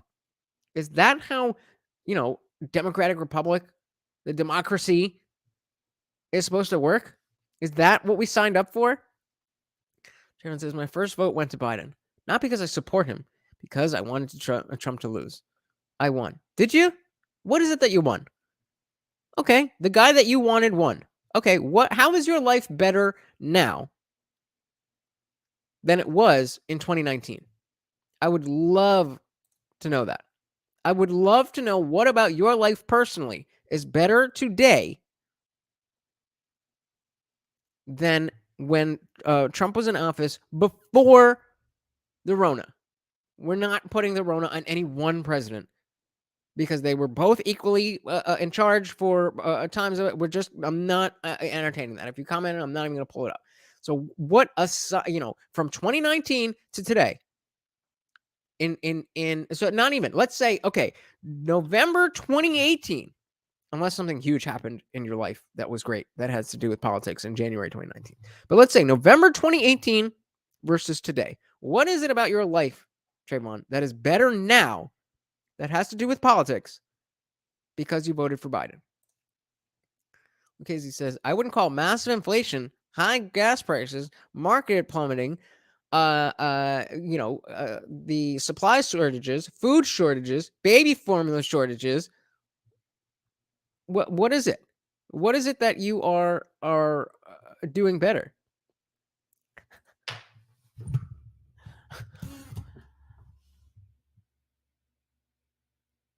You cannot be serious. Do you? I wish this is what we were talking about. I wish this was the main thing of the main topic of what we were talking about, because I mean, we have things to get onto, but Trump was the one who got, like, I assume you're in favor of the jab. You remember whose jab that was? Remember Operation Warp Speed? You remember who did that, right? It wasn't Biden. So what exactly did he fumble that led us into 2 years? Exactly. Thank you, Lucchese. Non sequitur answers. You're just saying things. It was 2 years. Remember 14 days to slow the spread? More like 14 months. Remember how all the reports that came out about, the efficacy of masks? Remember what Bill Gates just said about how, Rona's kind of just like the flu, like we've been saying? That was a conspiracy theory for 2 years, and then once Bill Gates says it, oh, we're allowed to say that now. Trayvon says, Forbes has a great article on the differences between the... I'm running a show, brother. You get that, drop the link, and we will pull it up and read it together. Pull it up, and we will read it together. But in the meantime, I'm trying to figure out who is Lady MAGA. Hello, I'm Lady MAGA USA. My real name is Ryan, and I am a biological man, so I identify as a man. And when I'm in drag, just for fun, I have people call me she and her. So why am I called Lady MAGA USA? I call myself Lady MAGA USA because MAGA stands for Make America Great Again. And by Make America Great Again, I hope that... So again, this is from June 2021, so just about a year ago. So remember, there is relevance to today, why I'm doing this today, but we're still way back a year ago. Presents the idea of getting America back to a place where we put our country first and we put Americans first in our national politics. Why do I support Donald Trump? Because I believe he sees me as an American, plain and simple. The Democrats tend to view me as an LGBT voter, just like they divide all Americans according to skin color and sexual orientation. Donald Trump sees us all as Americans first because he is an outsider. He came to Washington to clean up the swamp, to get rid of trade deals that don't benefit. I meant to pause that sooner. But a point made there. Treats us all like individuals, Donald Trump does, instead of a voting bloc. Now, is that 100% true? Did Trump not deal with voting blocs and all that stuff? Of course, that's ridiculous. Of course he did. But people felt for the first time in a long time, and remember, I've never voted for the man. So I'm not standing for anybody. I'm explaining what is the mindset of people like this. And when I say people like this, I don't mean because it's a dude with makeup. It's because I'm talking about people who voted for Trump at any point in their lives.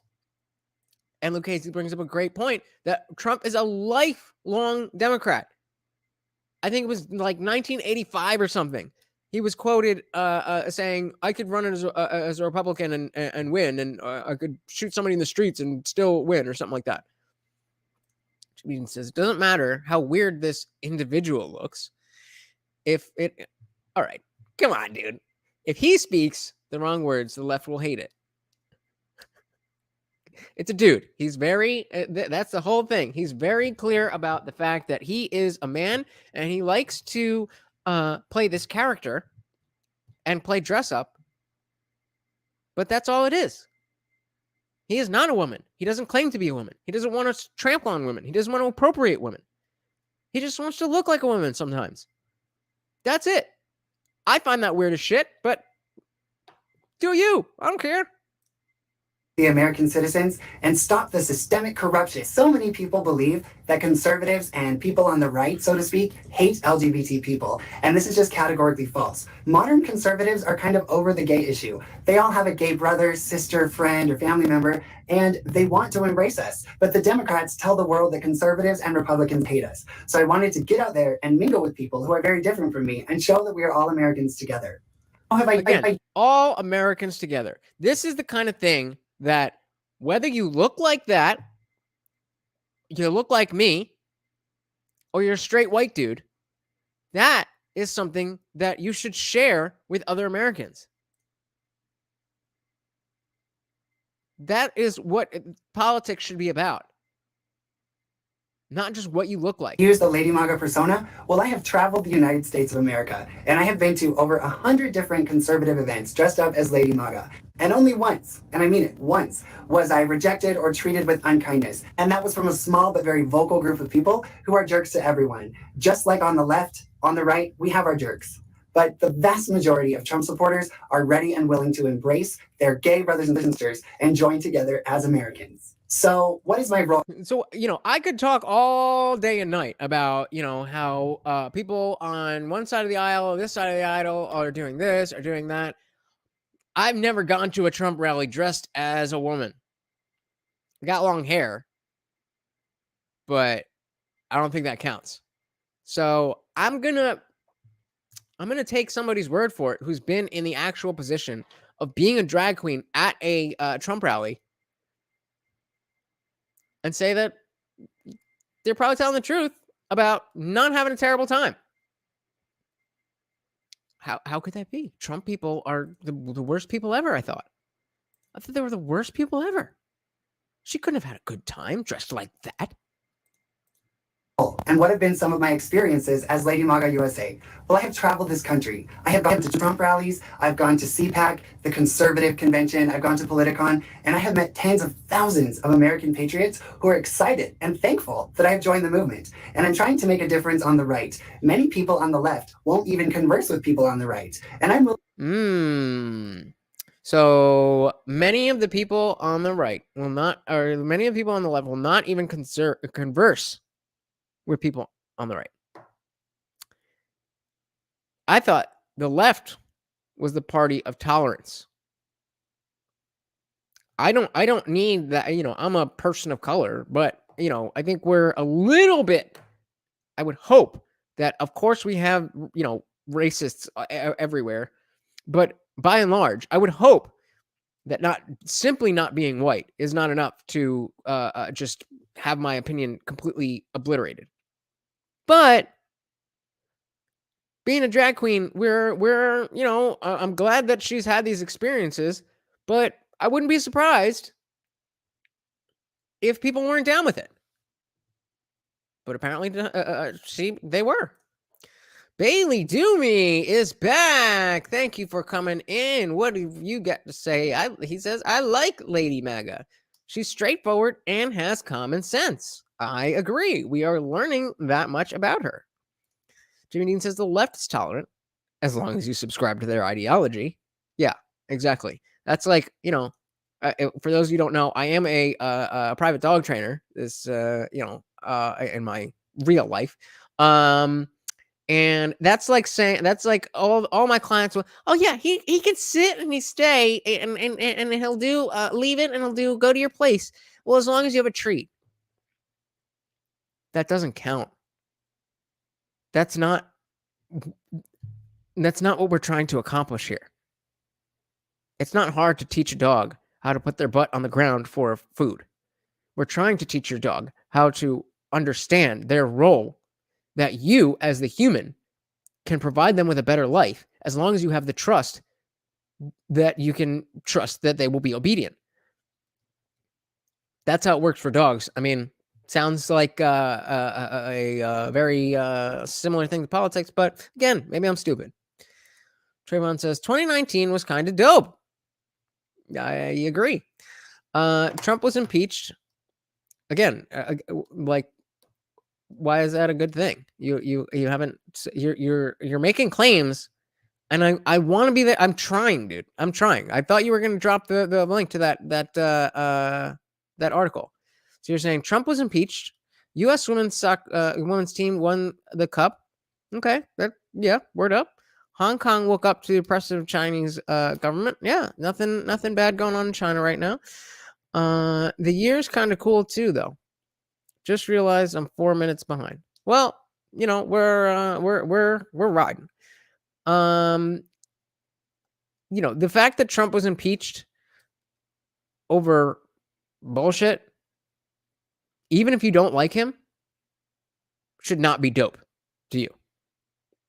It's the left that's always talking about our democracy and the integrity of our institutions. Well, when you can abuse those institutions to just poo-poo somebody you don't like, who happens to be the leader of the free world, who was freely elected to his position, even if he's not your favorite dude, that's not dope, in my humble opinion. Dan Johnson, exactly right. Left, right, different sides, the same ass. Yep. Jimmy Dean says, if you deviate in any way, you become a pariah. And that is why I have found myself, since 2015, more in line with the right, and not by my own description, but by everybody else who my opinions have not. The only opinions that have really changed are on guns, and that was because I realized I didn't know anything about guns. And now that I know a tiny little bit more about guns, I realized I was wrong about guns. But other than that, my values have not changed. And but apparently, I'm a pariah. So, finally, I agree. The right is very tolerant, as we can see with our friend here. That's what we can see.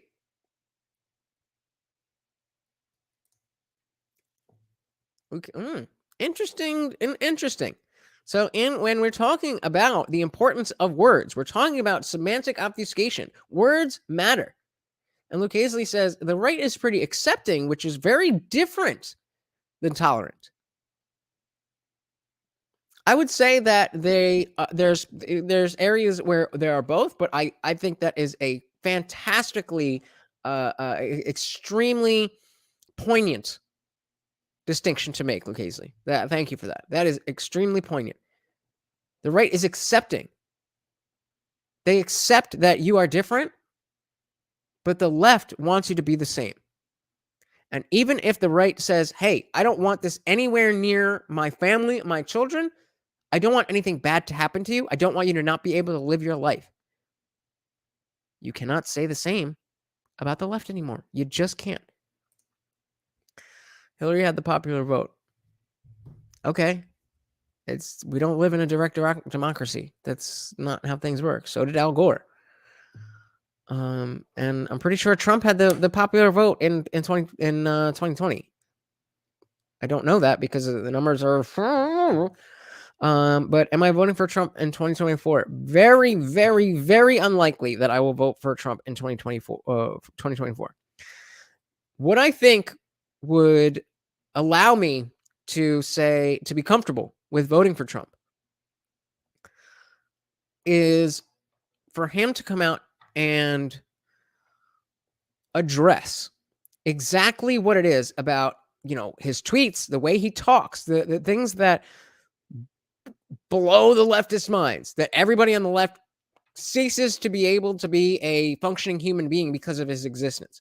If he can address that and put that in a way that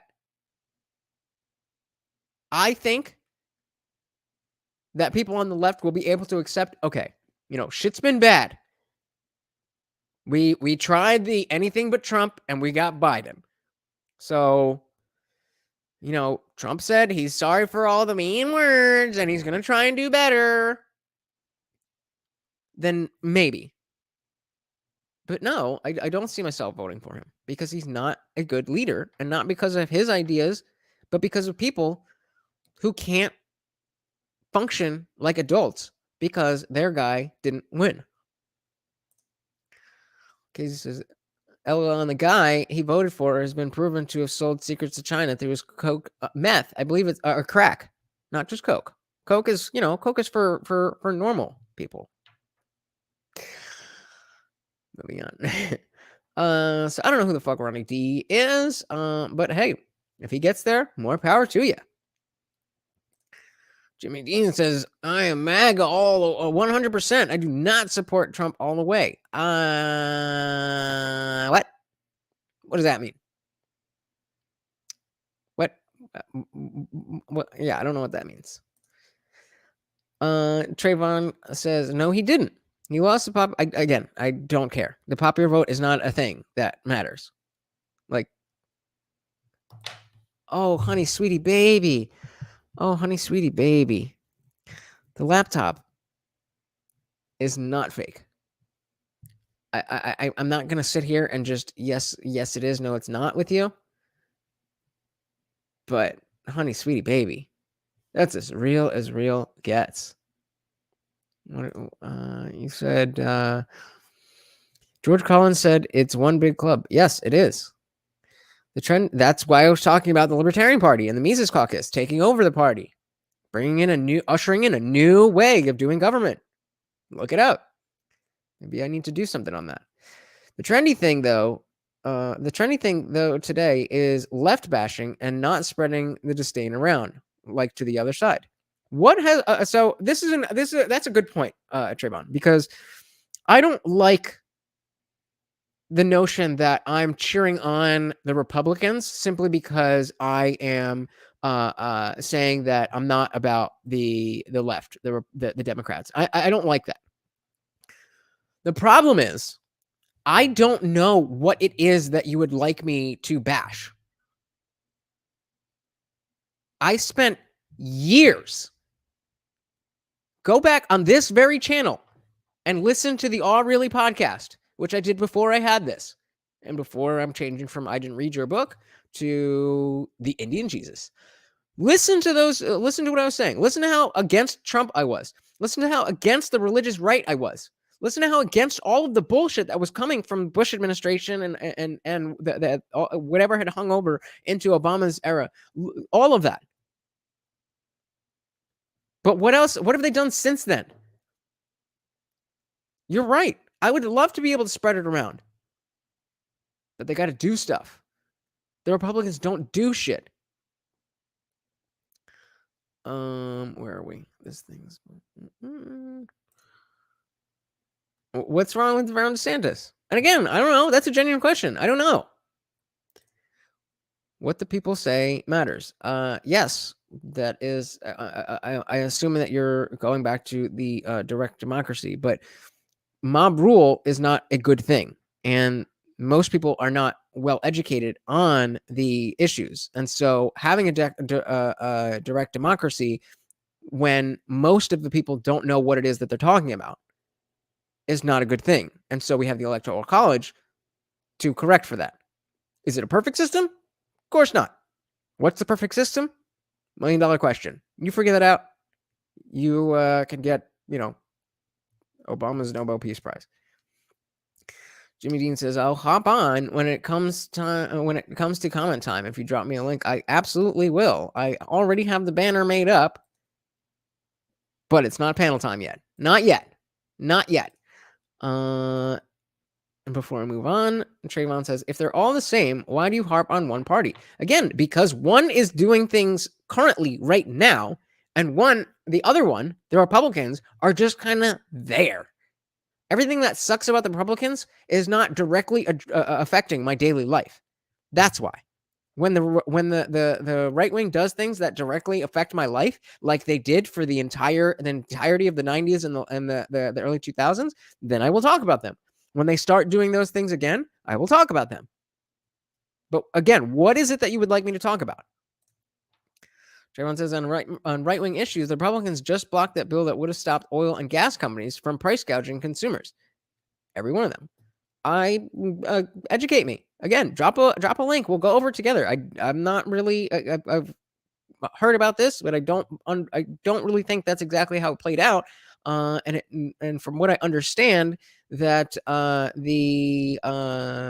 was a way to shift the blame from all the policies that has led to the rise in gas prices, as if it's only Ukraine and has nothing to do with the other pipeline issues, and that the gas price wasn't on the rise before COVID or before Ukraine. That's what I understand. I may be wrong. If you have information, you are the first one that will be able to come up and talk about this. But you haven't given me anything. Before we move on, Luke Casey says, I doubt that is the only reason. There's probably a lot of pork included. Yeah, exactly. It's never that simple. It's never that simple. So let's continue on. Again, the entire reason that we are here is to try to figure out who is Lady MAGA, so that when she's talking about the issues that we're dealing with today, which we will get to, got a plan, don't you worry, we have an understanding of who she is. And Bailey Doomy says there's also a lot of fluff and a bunch of other stuff in these bills. That's why people tend to reject it. That's like I brought it up before, the infrastructure bill. Childcare is infrastructure. Healthcare is infrastructure. Everything is infrastructure. How could you say no to the infrastructure bill? Like, come on. What are we doing? Willing to converse with anyone, even if they believe that homosexuality is a sin. Can the left say that they're willing to converse with anyone? Don't think so. Missing dialogue in our country. So dressed up in drag, going out in public at conservative events is a way of starting dialogue and helping people overcome stereotypes. The stereotype that all drag queens hate Christian conservatives and all drag queens are militant leftists, and also the stereotype that all people on the right hate the LGBT community, which is just... So she's even calling out she's trying to stay, as I am, on both sides. As a MAGA, Trump supporting, whatever, she's trying to say, There's I don't like it when people are not fair in their conversations. I don't hear a lot of outsiders on the left speaking like that. I just don't. Dan Jensen says, Trayvon, why do you have a problem with oil prices? Yes, the left did that with their sanctions. Jimmy Dean says, everyone. I don't know why that's doing that. Everyone but Matt Gaetz, Lindsey and Graham, or Lindsey Graham, Cruz and Paul are garbo. You know what? Fuck it. Cruz and Graham are garbage. Yeah, there's not one Republican politician that I'm like, oh yeah, I think that's a good person that genuinely has. Actually, I take that back. Ron Paul. Ron Paul is the only person who I believe is in office because he cares about the values that he espouses. Who else?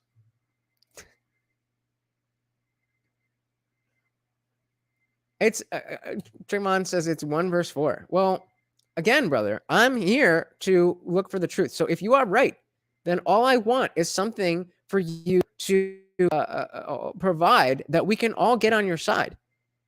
And if you drop something that has backed up anything that you've said, I'll talk shit to Jimmy Dean for sure. I got respect for our smooth cat, Lucchese, but I'll disagree with her openly if it's appropriate. But if you got the receipts, drop them.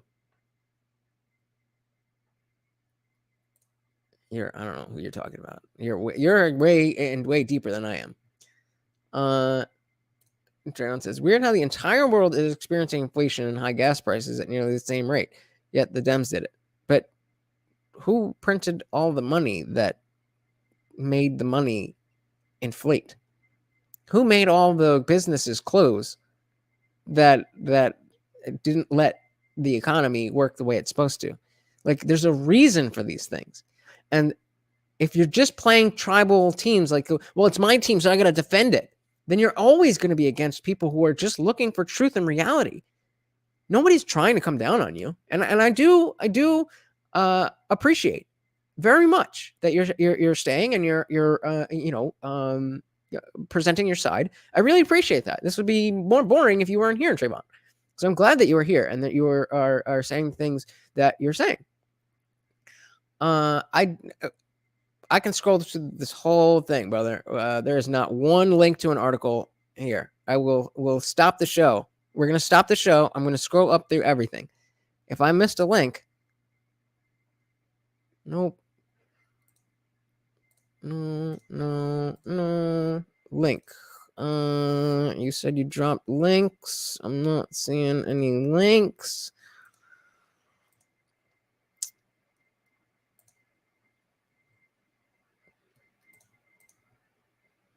Yeah, I'm gonna say stop the cap.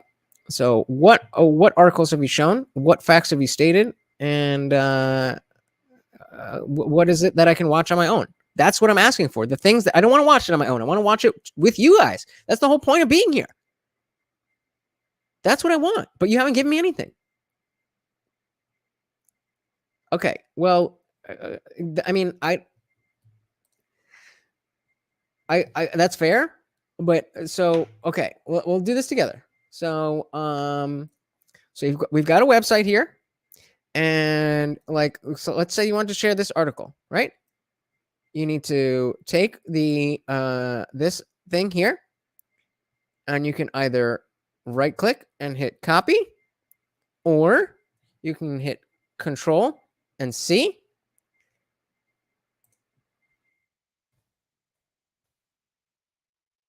And then you can drop it there. So maybe I have the links blocked. Can you guys see the link that I just dropped? Because I want to be fair to Trayvon.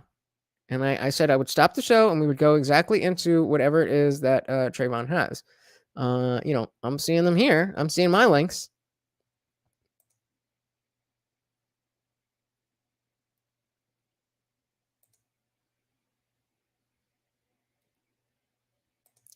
Dude, I swear to God, I'm not being pedantic. If there is a posted where? The same place that you're posting just posted is where you need to post it, though. I need it there. Otherwise, I can't see it. No. So how do I? Okay. All right. So here's what we're gonna do. Then this is what you can see it in my name, but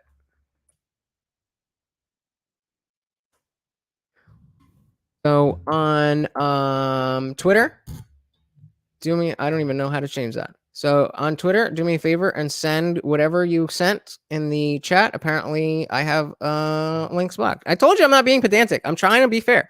Send them to my Twitter, and we'll pull them up, and we'll go through them because I'm not being pedantic.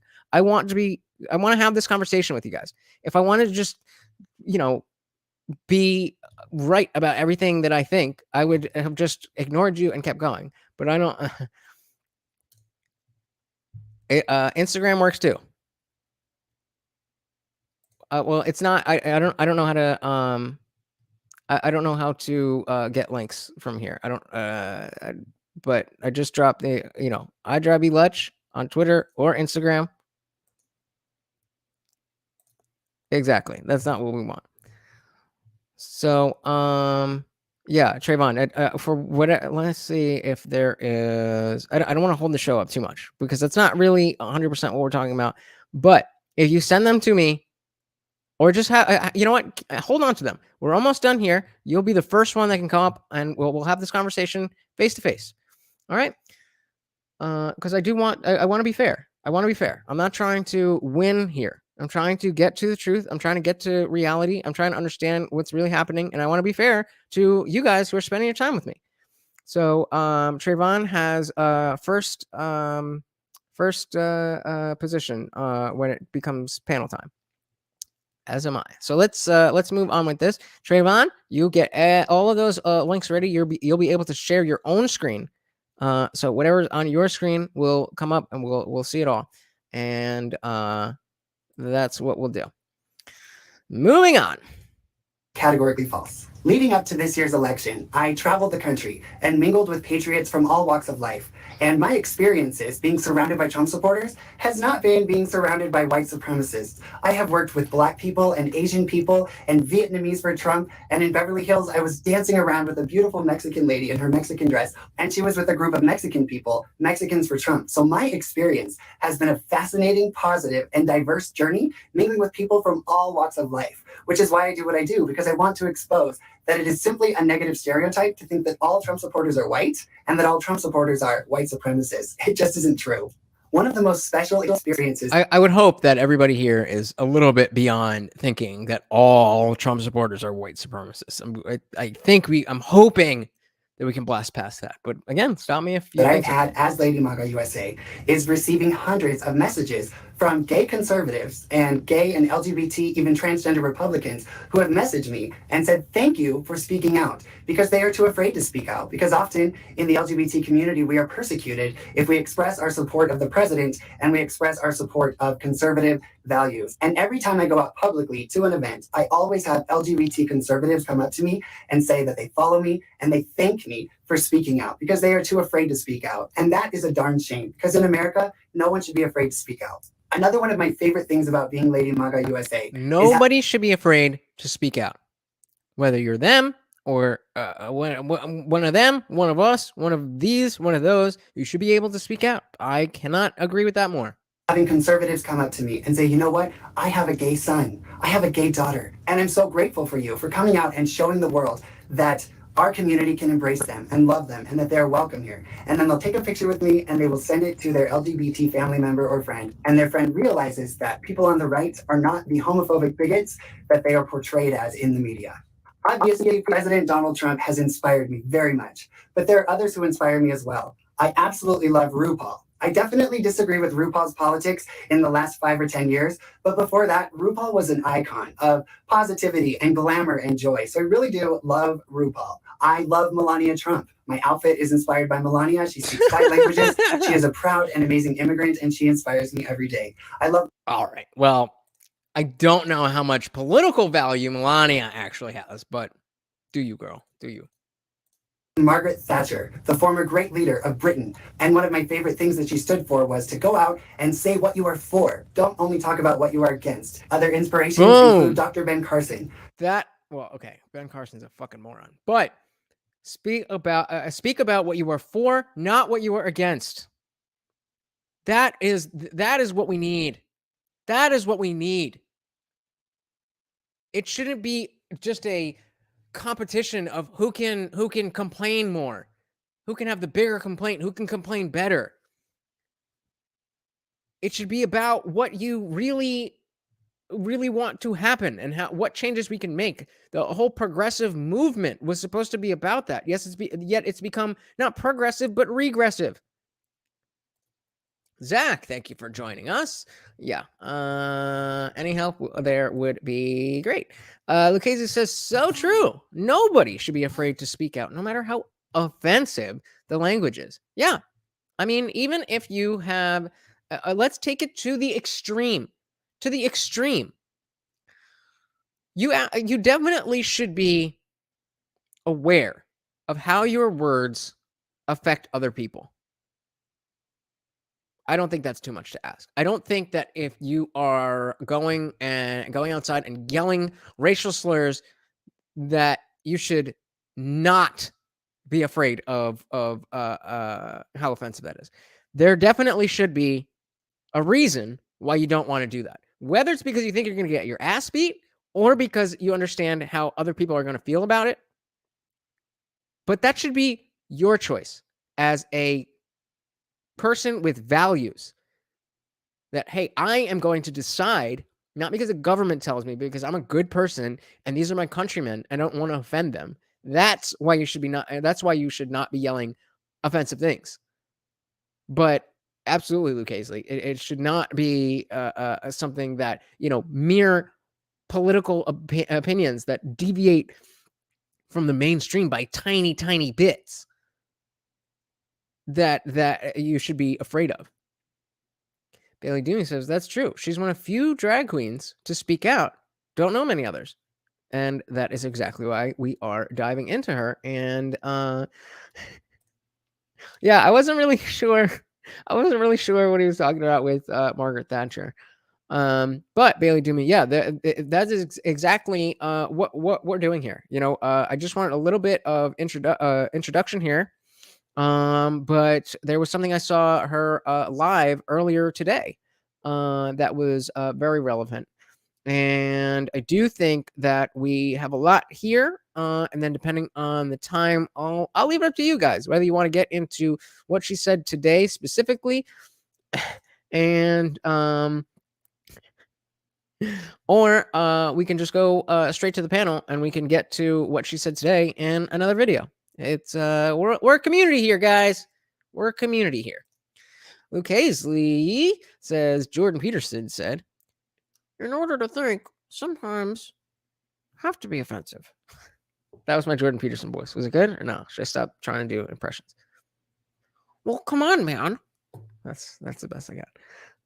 Trayvon says, I'm going to skip the debate and tell you what I'm for.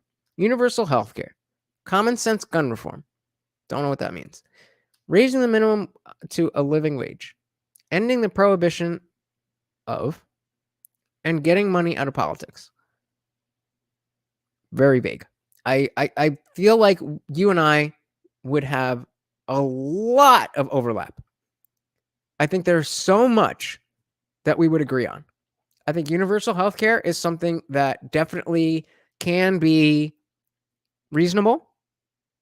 I don't think it's necessarily going to make everybody happy, but a good compromise leaves everybody unhappy, right? I don't think, it's something that everybody's going to love. I don't know what common sense gun reform means.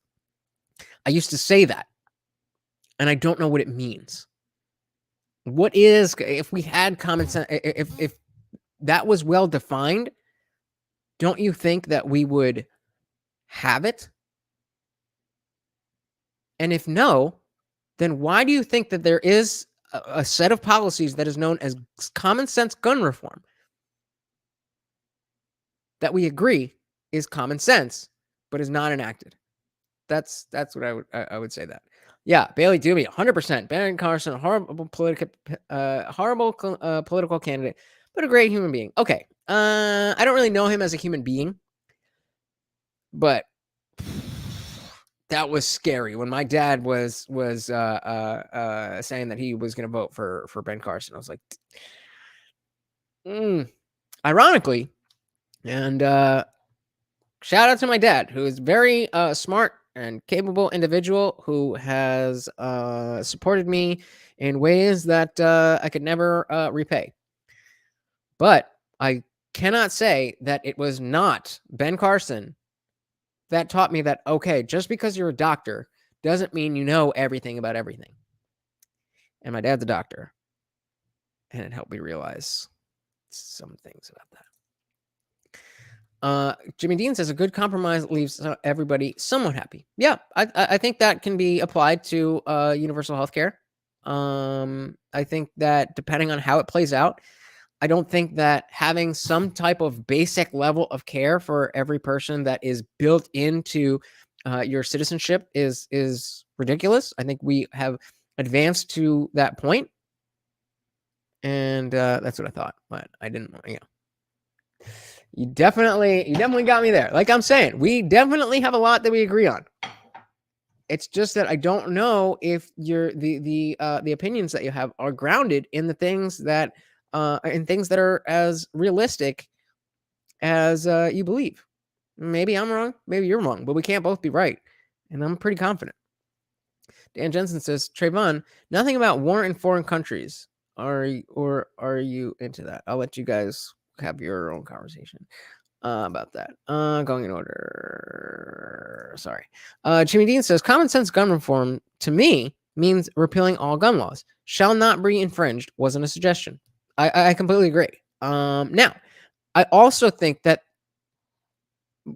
something like raising the age to 21, but also raising the age of military enlisting to be 21, that makes some sort of sense. I don't know how realistic that is. I don't know a lot about guns, and I don't know a lot about the military. So I don't know how that would work, because I do know of a significant number of people who went straight from high school to the military. But I don't think that it is rational for you to be able to take a gun in a different country and kill people, but not have a gun to protect yourself here. So, but it does make sense that with everything that's going on with, I mean, everything, social media, name it, that childhood and just the infantilization of the adult. The idea of like 25-year-old people did not say the word adulting 15 years ago. People who were 30 years old were not living with their parents for the most part in the 90s. But that's the norm now. Trayvon says common sense, meaning banning all ARs. As long as you define what an AR is. Again, these are I know these. I'm looking for these because I used to say the same things. Ban all ARs. An AR is not really that scary of a gun. And if you're saying what I think you're saying, then you're not saying anything. And Trayvon, let me ask you about red flag laws. Are you in favor of stop and frisk? Because red flag laws are like stop and frisk on steroids. Instead of just stop and frisk when you're out in public, it's stop and frisk, and I can knock on your door and frisk and stop and take all your shit. So that doesn't sound very common sense to me. And the sale of high capacity ammo. What is, again, define high capacity. 30 rounds, I'm pretty sure, correct me if I'm wrong, with 30 rounds is standard on an AR-15, which is a very low beginner level gun as far as I understand it. Again, correct me if I am wrong. I don't know everything. And Bailey Dooney coming in clutch. We're getting there, buddy. We're getting there. But that's exactly what. Yeah, that is exactly what started this whole thing. But it is unlisted. That video that that Bailey Dooney is talking about. He says Lady Maga also did an interview with Gothics. Oh, you may be talking about the first one she did. She did one a while ago that was more about Gothics. So the one I just showed, she did today, and it's unlisted. Gothics unlisted it.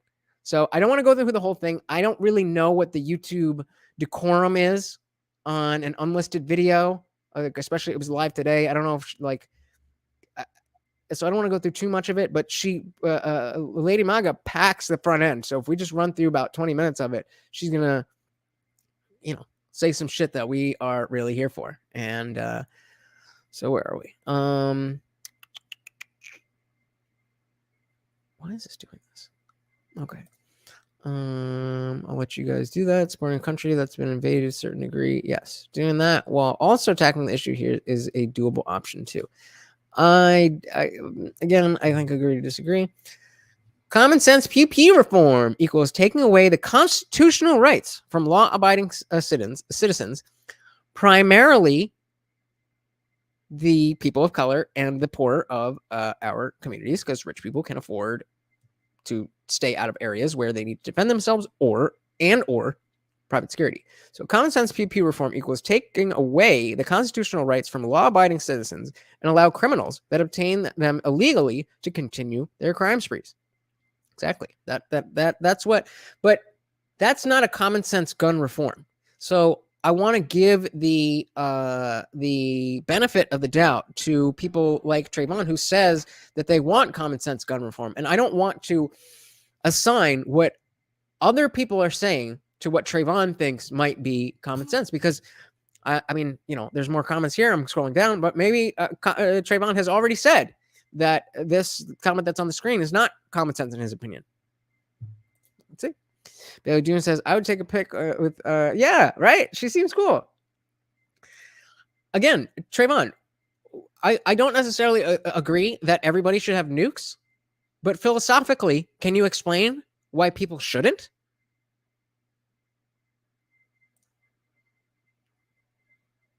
That's, I mean, it's funny to say that when you think you're already right, but can you back this up with any actual logic? And I'm wrestling with that too, because it sounds extreme to say people should be able to own nukes. But what does he really say? Does he say that we should own nukes? Or is he saying that according to the Constitution, we all can own nukes? And therefore, if we would not like the government to allow everybody to own nukes, that we need to change the Constitution, not infringe the rights of the Constitution. So, I mean, I get the joke, but something tells me that you think this is his full position, and it just isn't. So Jimmy's an infantilization of an adult. So there's a nanny state then? Oh yeah. Look up what happened after Columbine and drop in mass shootings and what laws were enacted during the time enacted during that time and what happened after 2000. Do you really want me to put that in Google and see what comes up? You think that's going to be an interesting show? What does that have to do with any of the laws that you presented? You know, the guy from Uvalde and Buffalo, both background checks, of age, all of these things. You're not doing anything but taking guns out of the hands of law-abiding citizens or turning law-abiding citizens into criminals.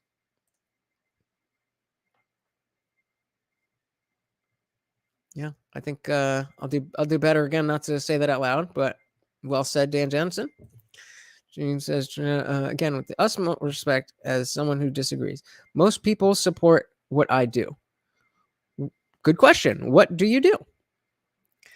Zach is back with an attack and says, if they take our guns, they will still have theirs. You can bet on that. Whether they, meaning criminals, or government. Also, those two worlds sometimes intertwine. Sometimes. I'd say all the time, but facts, Zach.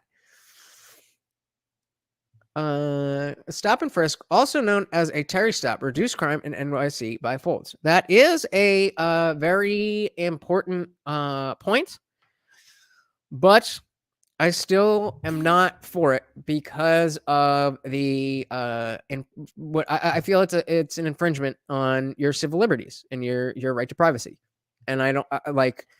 I care more about individual liberty. Because if you hold that as your primary value and your primary virtue, then everything else will fall into line. And although this absolutely is true, Jimmy Dean, I don't think that it's fair to take random people who are just walking on the street without anything except probable cause and frisk them. I just don't think that's right. No matter how much crime it stops. You know what else would stop a crime? Killing all criminals. But something tells me you're probably not for that. Yeah, it's very true. It's very true. Actual Justice Warrior is a good channel who talks about this quite often. Trayvon says, I'm saying the majority of Americans support common sense gun reform. Again, you haven't said what gun reform, what that gun, they support the notion, that phrase, common sense gun reform. But if you ask them to define what that is, again, you're talking about, and you haven't defined ARs. I don't know if you're talking about Armalites or assault rifles. Either way, that's not common sense. Because there are more dangerous weapons that are legal under what you're trying to do. It is not common sense. Republicans think that mass shootings are just a part of life now that we have to get over. Yeah, just like car accidents. Once you invent the car, accidents are going to happen. And I understand that this is not an accident, but what happened in Waukesha? That was a vehicle. A man behind a vehicle.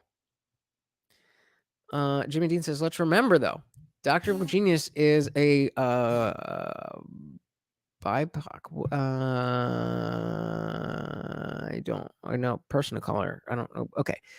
So Dr. Evil Genius is black and refuses to carry a gun because of his skin color. He may be rich, but he doesn't own a gun. And that's his choice. But I don't believe that that is reasonable. I think that the assumption that because he's black, owning a gun is going to end up with him, in some situation, which I'm assuming, I'm putting words into his mouth. I am assuming, I have not asked him about this. I think he is being part of the black community. I think that some statistics are overrepresented in his mind, and that's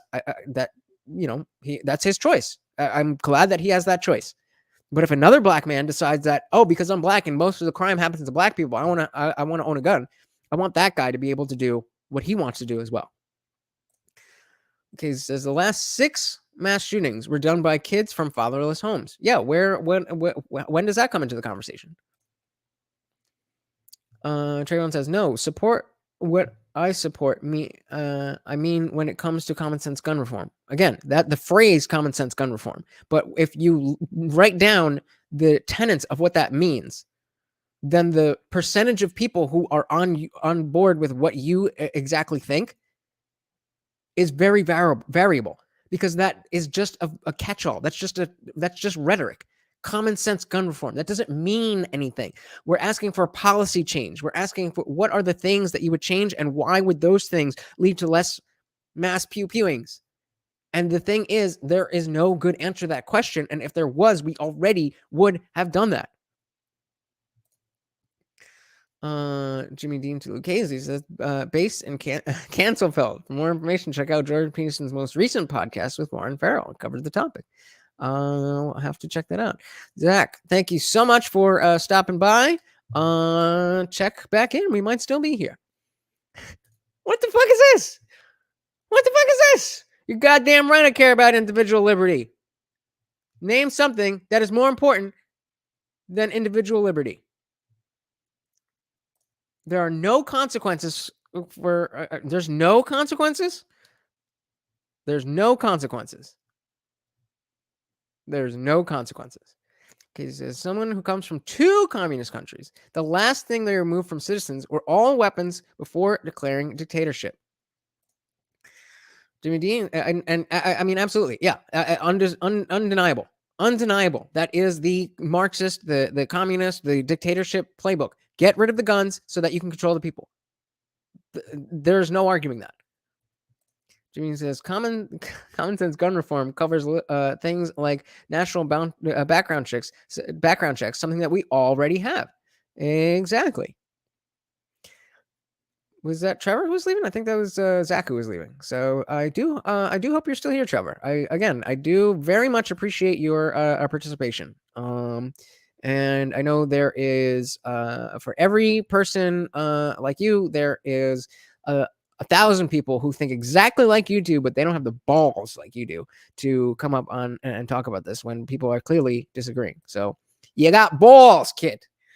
It says 9/11 happened when we didn't make, but we didn't make planes legal, but we made it harder to get on one. Right. So is patting down grandmas a good way to stop what happened on 9/11? How many shoe bombs have been caught by you taking your shoes off at the airport? How many studies have we seen of what TSA misses that goes through the knives, guns, other weapons? Unfortunately, yes. When you have a tool that is then destruction is a part of life. Casely subbed and upvoted.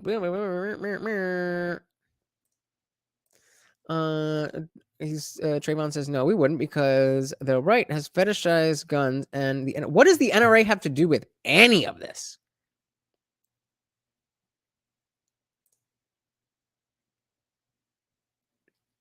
Jimmy Dean agrees to an extent that the right has fetishized guns. Okay. The NRA is just, yeah, I don't really know what the NRA really has to do with any of this. They just seem to be an easy target. They are proponents of training and responsible ownership, and I would say people who are in the NRA are probably much more likely to be responsible gun owners and not cause these type of events. NRA is in the pockets of politicians that vote down common sense gun reform. Or the politicians are in the pockets of the NRA. I mean, again, that is said, but it's up to people like yourself to present something more concrete than the phrase common sense gun reform. And when what you do propose is shot down, then it's because the people don't want it. So remember, we're here to talk about Lady MAGA. We got on quite a tangent there, but I really do enjoy the conversation with you guys. So let's keep it going. In the meantime, a man whose mother could not even read. He was born in an inner city impoverished neighborhood, and he became the world's most he said your mama can't read good. famous brain surgeon. So I love Dr. Ben Carson. I'm also inspired by our very First Lady, Martha Washington. One of my favorite quotes in the world is something that she said. To paraphrase, she said, "Happiness depends less on our circumstances and more on our disposition." So she inspired me. That's a great quote. I don't really think that it has too much, political relevance, but it is a good quote. Okay, he says, I agree with Trayvon on getting money out of politics, but that is something that will never happen. Why do you think it'll never happen? I tend to agree with you, but I don't like that defeatist attitude, because even though it's very clear that politicians, corporations, lobby, all of that bullshit exists, right? But we are still the arbiters of what happens to some extent, and it's the bullshit that we get caught up in. It's the culture war bullshit, the racist bullshit, the trans bullshit that we get caught up in, and talking about that when we want actual common sense gun reform, which I would, 4 a.m. Damn. Thank you for joining us, Dan. I really appreciate that. You have a great night and hope to see you tomorrow. And yeah, I'm with Trayvon on this one. I do think that it's getting to a point where things are so bad where more people are waking up. Remember, before we were talking about why a direct democracy is not a good thing. It's because most people are uninitiated. Most people don't really know what's going on. So it's not really great for them to just have it's not, as good of an idea for somebody who has no idea what's going on to have the same amount of power as somebody whose job it is to know what's going on. And so that's where the representative aspect of our government comes in.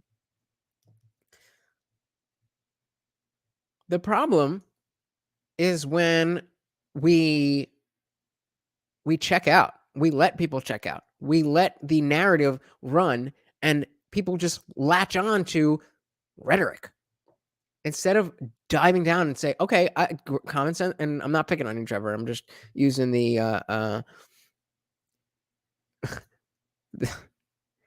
I would say I don't think it's a right-wing distraction. I think it's a issue with both parties, as we can see from this video. But have a good one, Dan. But yeah, I'm with you in the sense that we should be able to turn anything around. We if we band together and come to understand what it is that we really want and determine that clearly and fight for it, then why wouldn't we get it? It doesn't. There's no other logical conclusion than we would get it. But we have to make that fight. The size of the government bureaucracy, the amount of red tape has made it much harder than it ever was. But I'm still white pilled. White peeled. I'm still white pilled. I still think that things can turn around. To be positive and optimistic no matter what. The recent events at the Capitol for me were personally devastating. I do not like to see any sort of mayhem or violence. I was heartbroken over what happened with the Black Lives Matter and Antifa protests. It was shocking and it broke my heart. So when I saw that the same sort of thing happened at our nation's Capitol, I was disappointed and I was upset. But as we have learned, so again, notice how there's no defense of what happened to the Capitol. Clearly, Lady MAGA saying that's bad. I was disappointed and upset, but it is what it is. Trayvon says, one video you sought out to talk about. You can find a bunch of leftists talking about legislating that's gotten to us into this mess. I'm not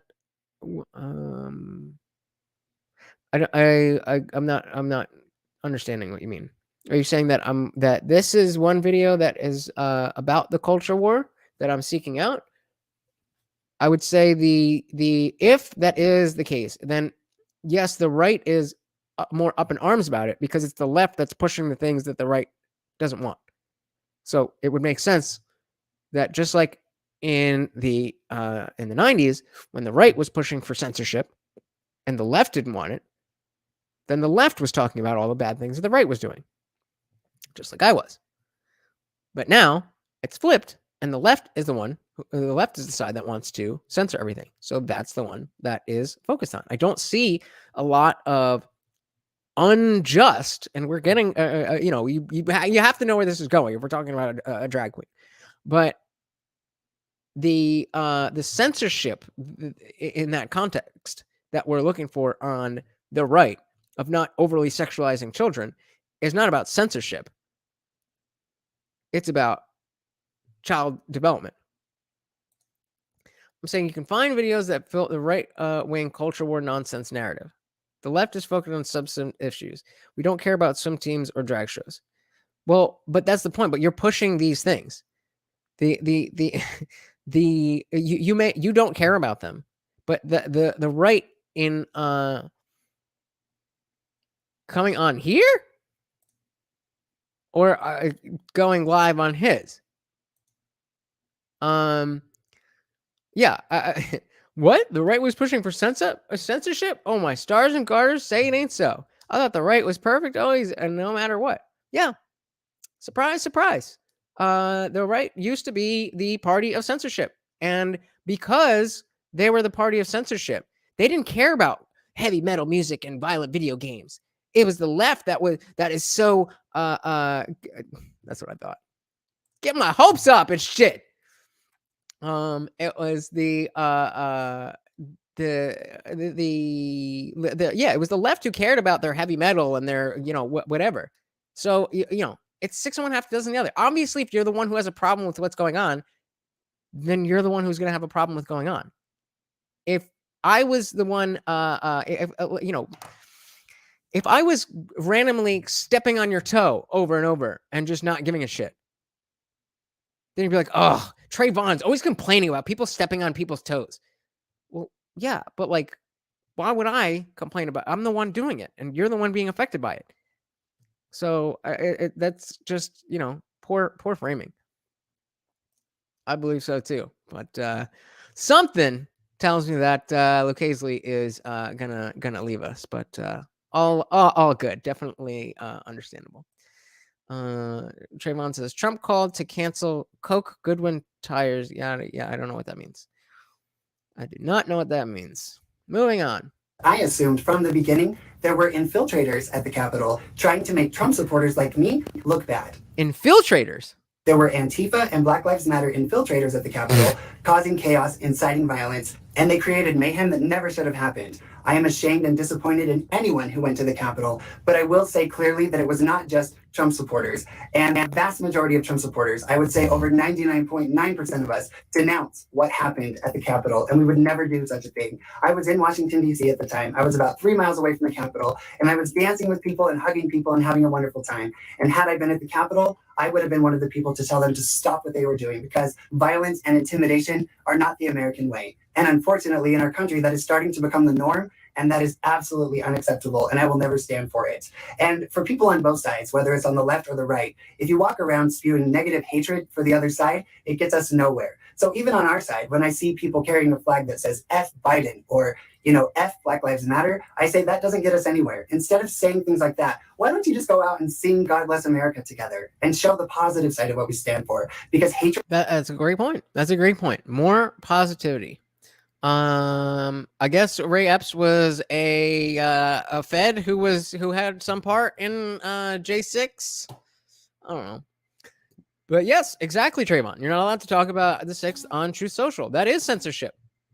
That's why Truth Social is bullshit, just like everywhere else. So that's why it's not taken off. That's why instead of Trump being a fucking smart person and making sure that he was either back on Twitter or that he got on Gab or Parler or Minds or something,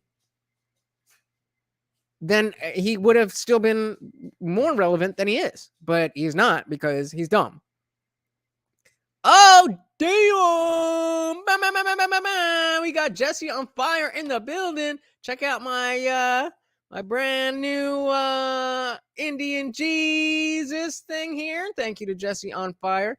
Thank you. Jimmy Dean was teasing me for not knowing any better.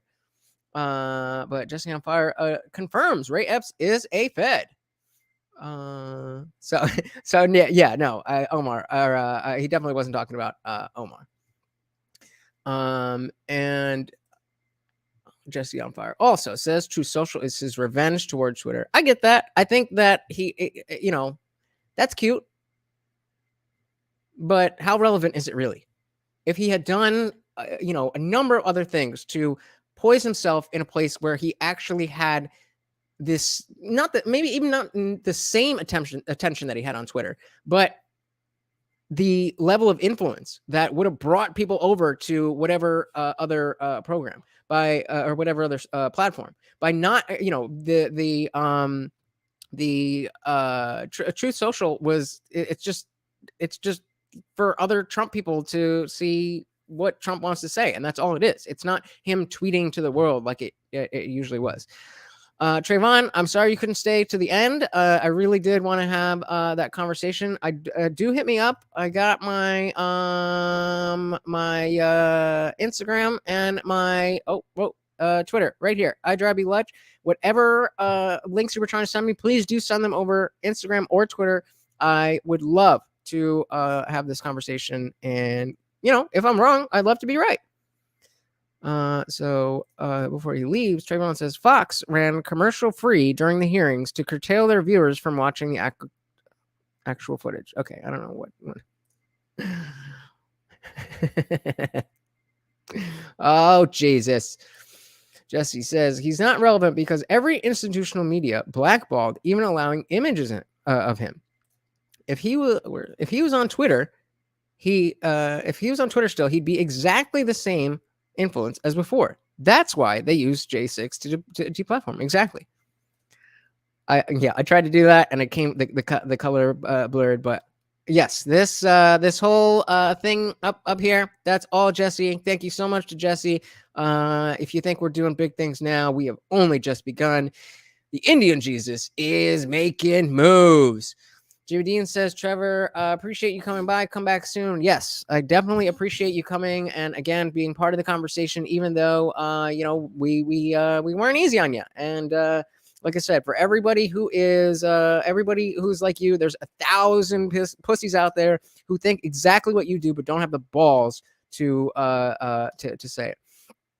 Again, can't thank you enough, brother. But today we are okay. Before you go, I just want, if you haven't seen any of it, we're diving right back in. And negativity to Lady MAGA have no place on both sides of the aisle. What's missing in America is honest and sincere and loving conversations between people who disagree. My best friend since kindergarten is a Black Lives Matter activist, and she and I do not see eye to eye on politics, and yet we remain best friends, and we always will be. And so as Lady MAGA, I hope that people on the left can see a drag artist interacting with Trump supporters, and hopefully that will spark a conversation. The last time I was in Washington, D.C., there were actually 2 young ladies who had F Trump shirts on and all kinds of stuff that was definitely not something I agreed with. But I walked up to them And I complimented what I could. Their hair was really cute. And I said, I'm so glad that you're standing up for what you believe in. That takes courage, especially if you're at a pro-Trump event like this. And we had a dialogue and we went back and forth. And quite frankly, at all the rallies, I walk right up to people I disagree with and I say, hey, honey, let's just have a little chat. You know what? We're both people. Let's just talk it out. And at the last event in Washington. And especially, like, you don't find that at left-wing events anywhere. You can see it. You can see it when, oh, thank you, Trayvon. I do appreciate that. And yeah, definitely. I mean, you know, Trayvon's definitely somebody who is engaging with this stuff. And again, we encourage people to question, especially question me. But definitely, oh, Morty's coming to lay down. All right. Okay. Jesus, I need some more headphone space, headphone wire. Okay. Yes, we definitely appreciate people coming in and challenging me and just having the balls to speak their mind. It's frustrating how hard it is to find people like that. So good stuff to you, Trayvon. Good stuff to you. Washington, D.C., while some people were causing mayhem at the Capitol, I was actually interacting with Black Lives Matter marchers, and somebody was playing the Macarena, and we just danced the Macarena together, and we found what we had in common, and we realized, and what my main message is, as Americans, we all have so much more in common than we don't have in common, and that is what people forget, especially with social media, where everything is so black and white, and everything is so us versus them. When you actually interact with your fellow Americans, even Americans who disagree with you, you find that you can have civil conversations, and truly, that is what is missing in America, and that's why I'm doing this interview right now. And one of my great hopes is that Lady MAGA USA will be a bridge builder between the right and the left, because we have to build those bridges, or our country will never heal. So that, again, what is she trying to do? She's not trying to dox anybody. She's not trying to hurt anybody. She's not trying to say, these people don't agree with me, so I want to hurt them in this way. She wants to bring people together. She wants to heal the country. That's it. That's it. And I was going to say before, you know, Nuance Bro just put out a video today where he was at some gun rally. And it's so obvious when before the conversation even starts, what side of the aisle the person on, or what side of the issue the person is on, because the people who are for gun control, common sense gun control, are up in arms. Like, who are you here with? What are you trying to do? Are you with the NRA? And then the other side are just like, no, yeah, I'll talk, whatever you got to say. Jimmy Dean says, what my tape manager seemingly, I got to read this first. I don't know if I trust you. Moving on. So she is, sorry, Mort. Just bumped his head. So we actually are talking about Lady MAGA because she so let's go right to that. She was on with this girl Gothix today, and she was talking about the drag show that was in Texas. I think it was Houston, Austin, somewhere around there. The It's Not Gonna Lick Itself show. And she just, as a drag artist, as she calls herself, she doesn't even want to associate with drag queens anymore because of that's what they're pushing. So to Gothix, I know this is unlisted. I hope that it is cool. I don't know the YouTube decorum. If it's not cool, just let me know and I will take out this part. But what patriots and conservatives like you and me kind of break the stereotype that you don't have to be boring to be a conservative. So I'm all dressed up in my patriotic new Letterman coat. Do you like it? That's beautiful. That's amazing. Yeah, it's a lot of fun. So I'm here to just say, let's go, Brandon. LGBT. Let's go, Brandon. Today, LGBTQ. Let's get right into quit. Woo! Woo! Excellent. Right. Yeah, I don't even call myself conservative, but people put me in those boxes. So I'm like, I'm not going to correct you. Just sick. I said, shit, me too. As long as you're nice to me, like, I don't really care. You know, today being a conservative basically just means being a rebel. And you are clearly a rebel. I mean, you're Gothics, you think outside the box. And, I'm Republican out of necessity because I want to change the Republican Party. I feel like joining a fringe party isn't as effective. But, you are a patriot. That you're a freedom lover. You're an independent thinker. That's why I'm so honored to be here with you today. I'm so excited. And in case anybody interrupts my interview, I got a gun right here, so don't worry. Gun save lives. Gang. And all these LGBTQIA plus XYZ people out there complaining about hate crimes. I'm like, you know what so even he does it too. I'm like, I only do it because I mess up every time I try to say LGBTQIA. Yeah, that's as far as I can get. So LGBTIA plus. That's how prevent far a we're hate going. crime? Yeah, that would, yes, but an actual hate crime, not something that hurts your feelings, which I think is what people usually are trying to describe when they say hate crime. Well, in today's world, you know, one of the greatest, like globally, there's war, there's famine, there's all kinds of problems. I just have to say that the greatest problem on earth right now is someone being misgendered. It's literal violence. Yeah, that's I mean, so it's crazy. just so awful and it's so sad. And these poor people literally experiencing violence every day because they're a man with an Adam's apple and somebody calls them sir. Like, I just feel so bad for them. Forget the starving people in Somalia. Like, they fucking based. are the real victims. Right. Oh, absolutely. Yeah. So before we get into all the nitty gritty fun stuff that we want to talk about, nitty gritty gross stuff. I hate the things we have to talk about. Yes. We have to talk about like super creepy, awful, horrible things, and I hate it. Yeah, I hate it too. And it also, it feels like these are one of the conversations that I technically shouldn't even be a part of. Like, this has nothing to do with me, but I've had to involve Creepy, myself awful, horrible because finding people like you who are speaking out against this stuff, it's like, it's very difficult to get people to say something. So I've had to involve myself. Well, and that's again, I just want to thank Gothics for having this interview. Again, I can't thank you enough for providing this content. I do not have the reach to get this, and I want to spread the word, so that's what we're doing. how I feel. I just want to be a drag artist, stand up for America, sparkle, and make people smile. Instead, I have to regularly watch videos of what evil, predatory drag queen and LGBTQ people are doing at prides.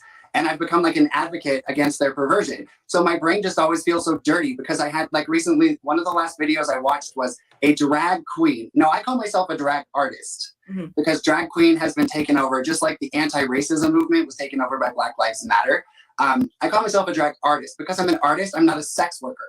And as you can tell from my aesthetics, I'm here to make you smile, laugh, and have a good time. That's a great point. What is she wearing? What is she wearing? Now let's compare that to what they were wearing at this family-friendly drag show with the sign, a neon sign that said it's not going to lick itself. This somehow looks a little less sexualized, but I don't know. Maybe I just don't know what sex is. I'm not here to be sexual. And for me, drag is not a sexual thing. It's theatrical. It's fun. I dress up. I'm crazy. Big hair. Don't care. But I saw the video in LA Pride. There was a float that was made in the shape of an eggplant. And unfortunately, the pervs made the eggplant emoji represent something very, very dirty. And so they were all on the float. And there was a drag queen on the float throwing out lubricant packets to an audience of all ages, to kids. And so I just get so angry. So I wish Trayvon was still here with us to see where is the line of the thing that we're going to talk about. We're clearly getting into good, nice reference. I like that one. As we're getting into the specifics of that particular show and why it is not a good thing and why drag is not inherently tied to that from an actual drag artist, let's keep that in mind. With these so-called queens because they're the reason I can't have nice things.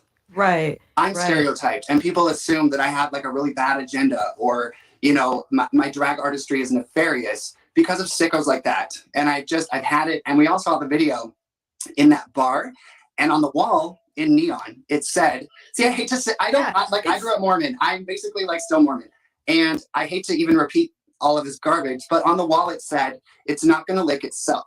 While a drag queen was doing a very sexual performance in front of kids. And I just, every time I see this, so wait a minute. You're telling me that another drag person is saying that sexuality had something to do with that drag show. Is that what you're telling me? Because I was told by a bunch of people who are not drag artists that there was nothing sexual about it. Yeah, I do too occasionally. I think this guy is a real one. But I'm just confused because I was told that it's just like dress up and it has nothing to do with any of that, and that I'm a bigot because that's where my mind goes. So let's see if I am how much more wrong I could possibly be.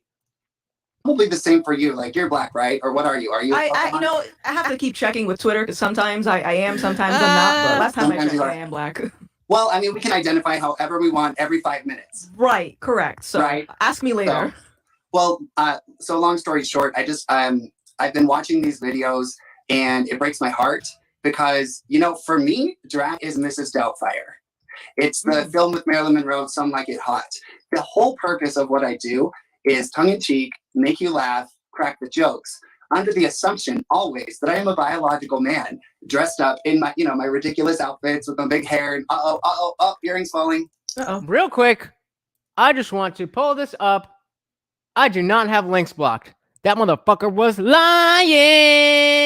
That motherfucker was lying.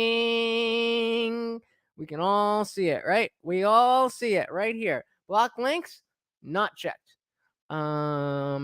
Jimmy Dean, if you know how I can make you a moderator, then oh wait, is it right here? Yeah, I don't know how to do that. But anyway, just wanted to point that out. There it goes. Tangled in my hair. Hey. Hashtag. Oh, there it goes. Well, that was cute. Anyway, I'm a hot mess, you know. So basically, for me, drag is theater, it's art. Throughout history, there have always been performers who are impersonators and, you know, develop a character and make people smile. And I was a Britney Spears impersonator. I had a great time as a drag artist, but I just could no longer be in these drag shows where they were just spewing Marxist rhetoric and, you know, communist rhetoric and anti-capitalism narratives and anti-Trump. And I realized I was back in the closet again. You know, I came out as a gay. Back in the closet again. Comparing liking Trump, liking somebody who was elected to be the leader of our country, was akin to being back in the closet for being gay. Damn. And I have to fess up. And early on, you know, in like the first 2 years, I was on that. I was saying, you know, if you are a person of color, if you're a woman, if you and you support Trump, then you must be stupid. Oops, because my bad. More, man, that was a little bit rough. But let me tell you, coming out as a Trump-supporting conservative drag artist has been 1,000 times more difficult. Because coming out today as a conservative, or especially a Trump supporter, is more difficult than coming out as an alphabet person, especially if it's just straight people coming out as queer, which means nothing. It's nothing. It's just the people who shop at Hot Topic. I'm guessing you probably used to shop at Hot Topic. I don't anymore. I try to distance myself. No. Yo, that hits too close to home. Oh my God. I used to live at Hot Topic. If you were, oh my God, if you were in the scene, I mean, that's where it was. Gothic scene, yeah. I'm sorry, I'm just trying to pause. So you know what? Let's talk a little bit about that before we get into all that other stuff. So you started as a drag artist, and then you ended up getting excommunicated because you weren't vibing with all the Marxist rhetoric within drag. Right. So was that for you? Was that something that you noticed instantly when you got into this field, or was it like gradually you started to hear the conversation shift? Well, I started my drag performance in 2016. Basically right before, you know, while Trump was running. And it's amazing the cultural shift that we have had just since 2016. And the reason it got more and more radicalized is because the T has taken over LGBT, and the QIA plus nonsense is all they focus on. And so I say, spill the tea from LGBT. I refuse to ever allow my name, Ryan Woods, or Lady MAGA USA to ever be associated with the acronym LGBT or LGBTQ, because that has nothing to do with good old-fashioned fun gay people who dress up and make people laugh and live our lives. And their radical, you know, disgusting pride parades and Christina Aguilera wearing a giant fake green penis. I mean, they're hurting your neighbors who are just good gay people, because really, you know, in the past, gay people were. That's such an important point. It wasn't you know, she didn't have a mic drop on it, but the fact is that, you know, we are it's very easy for us to lump everybody together based on looks, especially if you are a man dressing like a woman. So it makes sense to me that Lady Maga would have trouble fitting in with this stuff. But it's just sad that it's the party of tolerance specifically for the LGBTQ party, the, you know what the fuck I mean, the alphabet mafia, that he is gay man, he's going through all of this, but because there's a different ideology, doesn't count. You're still a bad person. You're still one of them. Discriminated against. They had a fight to fight, but it's over. No one cares. And so they've created a new victim narrative. And the left is brilliant at presenting themselves as the saviors. Like, they present themselves as the saviors of Black people. We're going to save you. We're going to house you. We're going to feed you. We're going to fight racism. And of course, all they do is make things worse. So they very brilliantly created a new narrative, presenting themselves as the saviors of LGBTQ youth and children. Exactly. And so what we see is the permission for children to consent to medical things, sexual things, without their parents, without their parents' consent, without their parents' knowledge. But if you don't support that, then you're a bigot.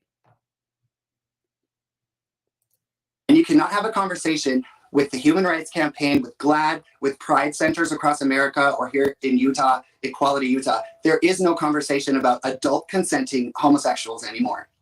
Wow. It's all about trans, especially trans youth. It's creepy, it's predatory. And what did she just say? Did a drag queen just say that the LGBTQ army is targeting children and that's disgusting? Oh man, my world's being blown. My mind is being blown right now. You know who Elizabeth Smart is? Yes. So she was kidnapped, she was raped, essentially tortured. And she does motivational speeches saying, I have moved on from that abuse and I will never give another second. I want you guys, I heard this before. I want you guys to listen to this. Do you, if you know who, if you don't know who Elizabeth Smart was, as she just said, she was a girl, I think it was in the 90s, who was kidnapped and abused and all of this horrible stuff. Listen to what the analogy that's about to be made. My energy or my thoughts to those people. Do you know why she was able to move on? Because her abuse was temporary. If you castrate a little boy, if you give a mastectomy to a 14-year-old girl, if you prevent the natural adolescence of a child and get them addicted to estrogen or testosterone for the rest of their lives, they will never, ever be able to reverse that abuse. So I tell people, any parent who does that to their child under the age of 18 is even worse than the people who kidnapped Elizabeth Smart. And I make no apologies. It's straight up child abuse. In the Middle East, you know, female genital mutilation is a huge problem. Ironically, Ilhan Omar never talks about that. I wonder why. Well, exactly. Because she's a puppet of the Muslim Brotherhood, but that's another conversation. But these people mutilate little girls' bodies. They I won't go into detail, but they render them incapable of having a sexual sensation later in life. And that is exactly. And remember, this is exactly what we heard from Scott, aka Kelly, in What Is a Woman? That all the claims about being reversible and this and that, no, it's lifelong, irreversible effects. But that's if you just listen to mainstream media, then and corporate news, then you're a bigot for thinking that. What they're doing to transgender youth. Nobody ever talks about the fact that these procedures, these hormones, and these surgeries render these people incapable of having a functional, intimate experience later on. And then they kill themselves because basically they say to themselves, oh God, what have I done? I've done the most unnatural, terrifying thing ever. And I just want to die. And they kill themselves and they blame Lady MAGA. I have been personally blamed for transgender suicides. But from who? The left or conservatives? Well, actually, it was someone who said he was a conservative. but I told him I don't support the trans youth movement. I'm not transphobic. You know, I love Blair White. I don't care about Caitlyn Jenner. If you are an adult and you want to live your life, change your name, I just ask two things. Number one, don't ask society to bend and redefine norms, such as the phrase, ladies and gentlemen, to accommodate you. Live your life, and you don't get to redefine our entire society and culture according to your... How ridiculous is that? Is that really that ridiculous? Hold on. Come here. To say that you, as an individual, don't get to completely redesign our society because of a feeling you have. How ridiculous is that? You, of course, should be able to redesign all of everybody's social norms because of your own bullshit, right? Right? No? Fetish. And for a lot of transgender women, they keep their male anatomy and they still sleep with women. Therefore, these are heterosexual men who are basically living out their fetish. And I don't care. Like, God bless you. So I ask that you don't redefine society. And again, another great point that was brought up, directly by Matt Walsh when he was on the Dr. Phil segment that really started the entire "What is a woman" thing. When he was talking to these women, and he was saying, "You're not, you're just playing a game. You're appropriating women, and you're trying to take over women's spaces." And I don't understand how that's not the case. I mean, Lady Maga spitting facts. According to your whims. And I ask that I never have to pay for it because our military, my tax dollars, are paying for transgender procedures. And if I pay for that, then I should also pay for breast augmentations because somebody identifies as Pamela Anderson. So sorry to interrupt your podcast experience. I just want to remind you, if you're enjoying what you're watching, please hit the like button and subscribe for more content. And if you really love it, there's some support links in the description. I would love if you would help out the channel. And back to the show. Yeah. Every trans procedure is elective. It is not necessary. And these gender-affirming procedures are elective. You were born a boy or you're born a girl. I'm permanently banned from TikTok for saying that over and over. And for me, clearly, I'm not your typical guy. I'm not interested in Spider-Man. I'd much rather, I like Barbie. You know, I don't want to play sports and be all whatever. And that doesn't make me a woman. It makes me a man who is theatrical, who loves the artistry of makeup and getting dressed up and making people laugh and being a comedian and all of that. And so within the drag community, it used to be in nightclubs primarily. And in nightclubs, places where children are not allowed. And the notion that you make it child friendly just by saying, thank you, Jimmy, just by saying that it is family friendly doesn't change. Like, you can't have a, like a bar is not a place for, I'm not putting that up, but you do you.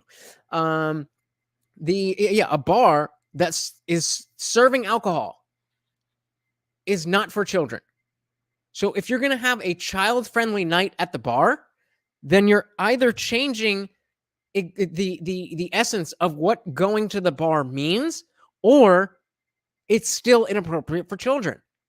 You can't do both, because the reason that you can own a gun and go in the military and drive a car and do all and vote, but still not go into a bar, is because of what people have decided is the appropriate age. Now, if you want to fight that and you want to change the laws, more power to you.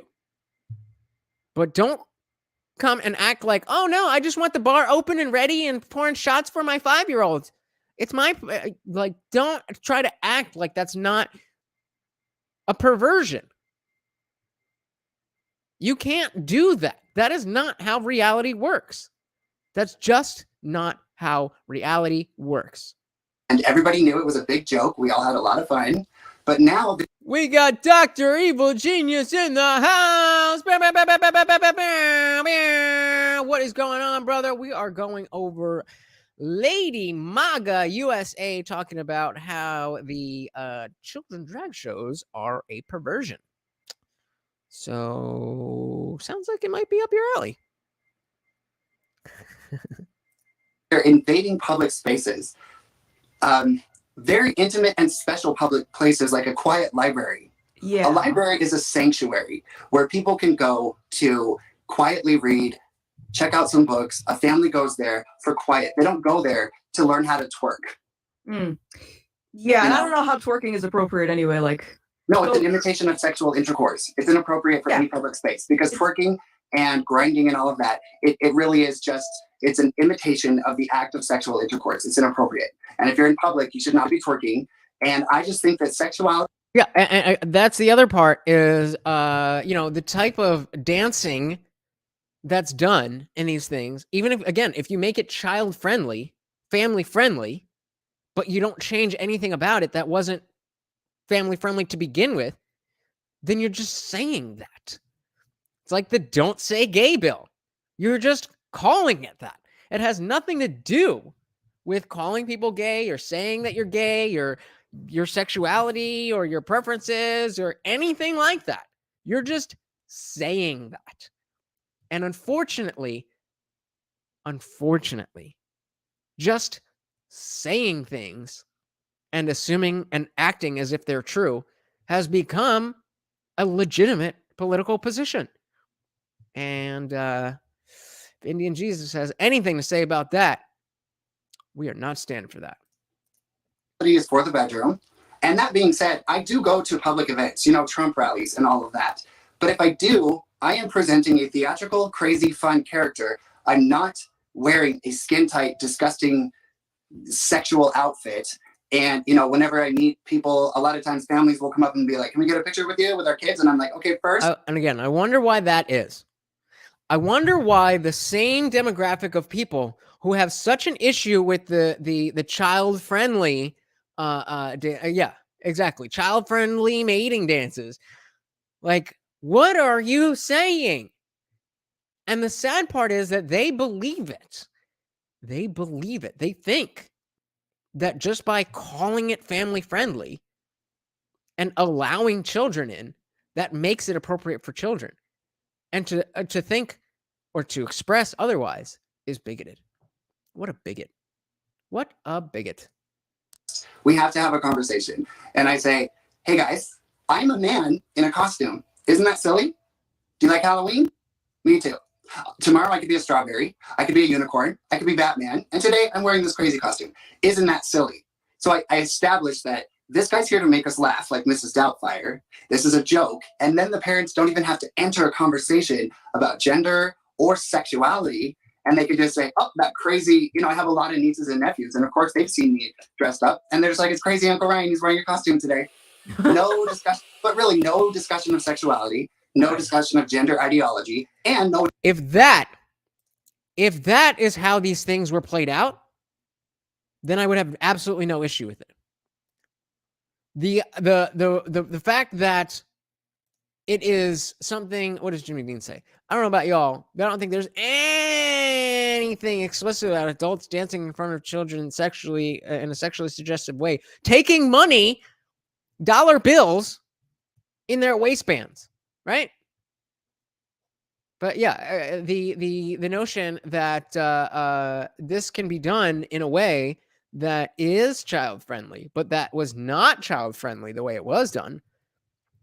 Again, we all of us are not allowed to express that, and that's why this is important.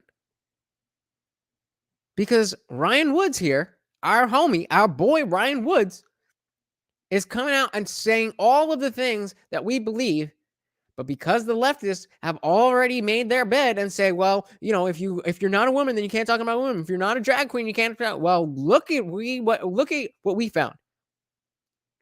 A drag queen who says the same things that I don't find to be appropriate are inappropriate. Imagine that. So normally, I would say if you're going to come up, you've got to be cammed up. But since it's early on, and I'm gonna trust these people, we have got my boy Jimmy Dean. What's going on, brother? Your sound is terrible.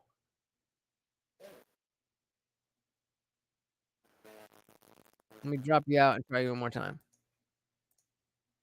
Try again. Yeah, no, that ain't working.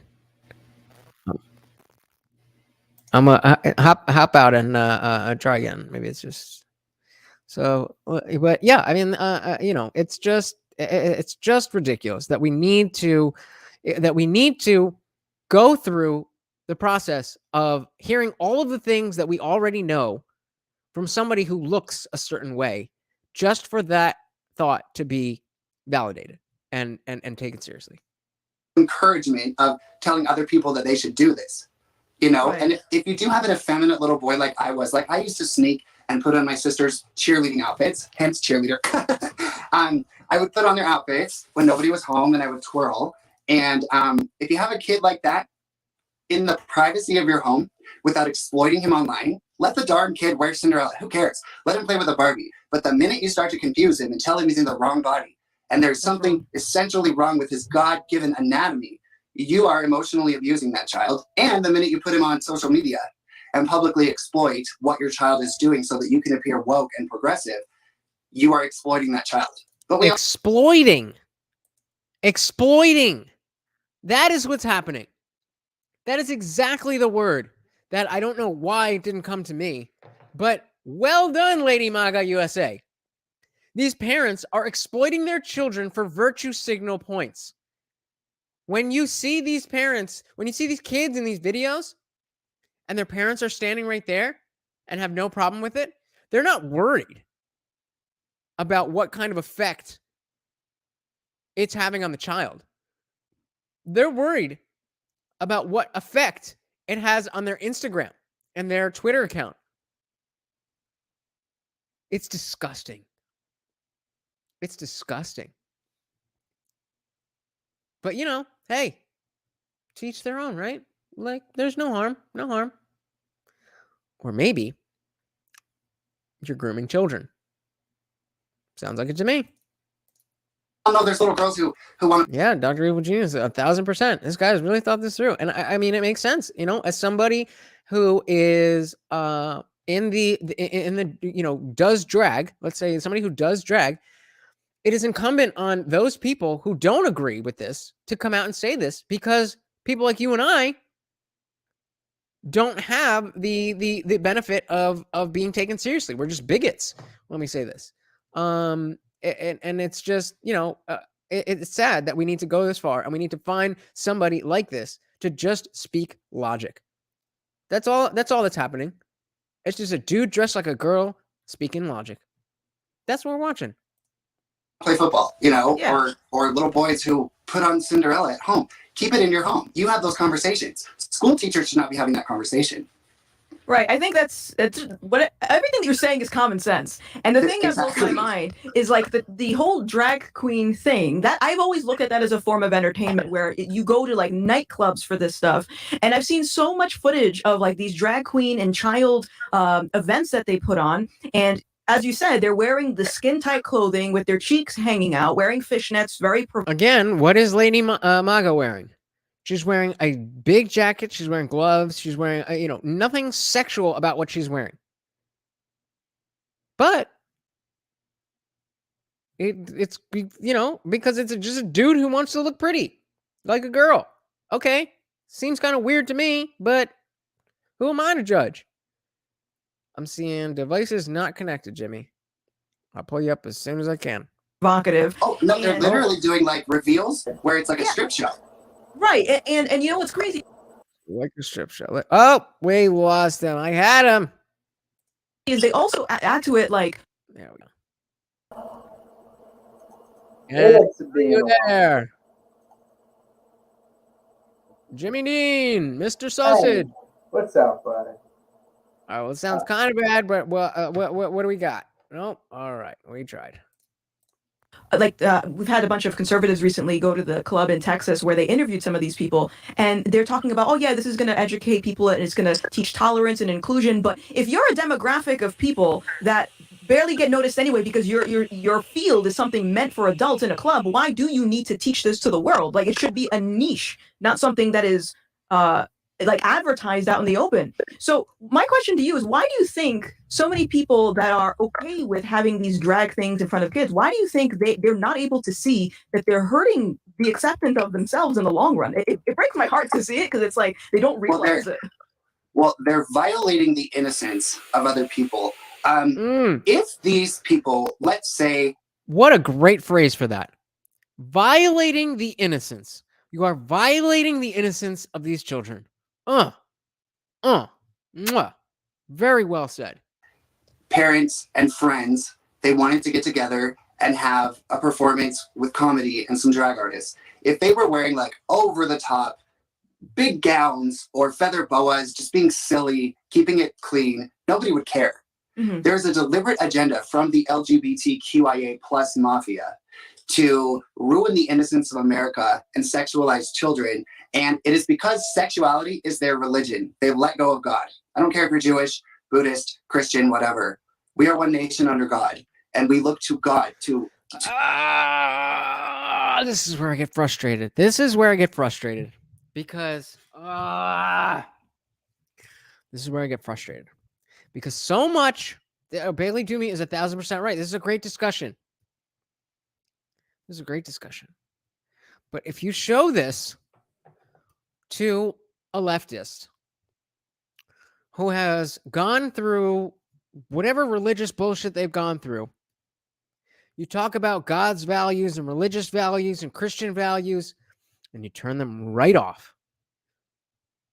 This is why we need to separate the values of religion from the values of our country. They may be the same. There may be overlap. There may be things that hold true in both arenas. But you will, in the same way that you will never get the right wing of America to just be okay with, fetus termination. You will never get the left to get back on board with organized religion. It is simply not going to happen. It's not going to happen. So you need to distance yourself when you are talking about these issues. You need to distance yourself from religious language, not because it's irrelevant, but because people will not listen to you. Let's see if Jimmy's got it figured out. Let me check this out. What's going on, buddy? All right. Jimmy's in the building. Hot damn. People... Can you hear me, brother? A little bit. It's not perfect. It still kind of sucks, but I like you, so we'll... How about now? Is this any better? So what's up? Yeah, so... people constantly ask, why do you still use Google instead of like DuckDuckGo or other alternative platforms? And it's because they're just absolute trash. It's because I was trying to use Opera GX, the new hip alternative platform, and it just doesn't fucking work. Have you tried the Brave browser? Turning it on again? That's I heard that's the new one. I haven't really tried it. I've tried Brave. I've tried Firefox. It's just odd. Google works all the time for all the things. And if I'm ever encountering a problem, I'll copy pasta my link into Google, and for some fucking reason it'll work. And it kind of bugs me. I give all the credit to Google. They've done a phenomenal job at making sure they're cross-compatible with all of the things, and I appreciate that. But the fact that nobody else can manage to do it makes me think that something's fishy. And I totally dig that. Do you have anything on the topic? All right, let me... Oh, yes, Dr. Sausage I makes was- his I was debut. I thought you were trying to- gonna have your Jimmy Let me Dean see. Let me thing see. here, but Let me see. See, because now I have to. oh Jesus, come on, Jimmy. To have our rights. And these people have abandoned all legitimate faith, and it's become a religion to them. And they worship sexuality, just like that. What'd she say? Did she just say? Did she just say it became a religion? Because I think she said it became a religion. And I think for fucking years I've been talking about how the leftist dogma is the new religion. Have I not? So at least I know if I'm crazy, I'm only as crazy as her or him. If I'm crazy, I'm only as crazy as Lady MAGA USA. The establishment narrative now stands as strong. What did I just finish saying? You are not going to get the left wing. You are not going to get these people back onto believing in a God, believing in religion. You're not.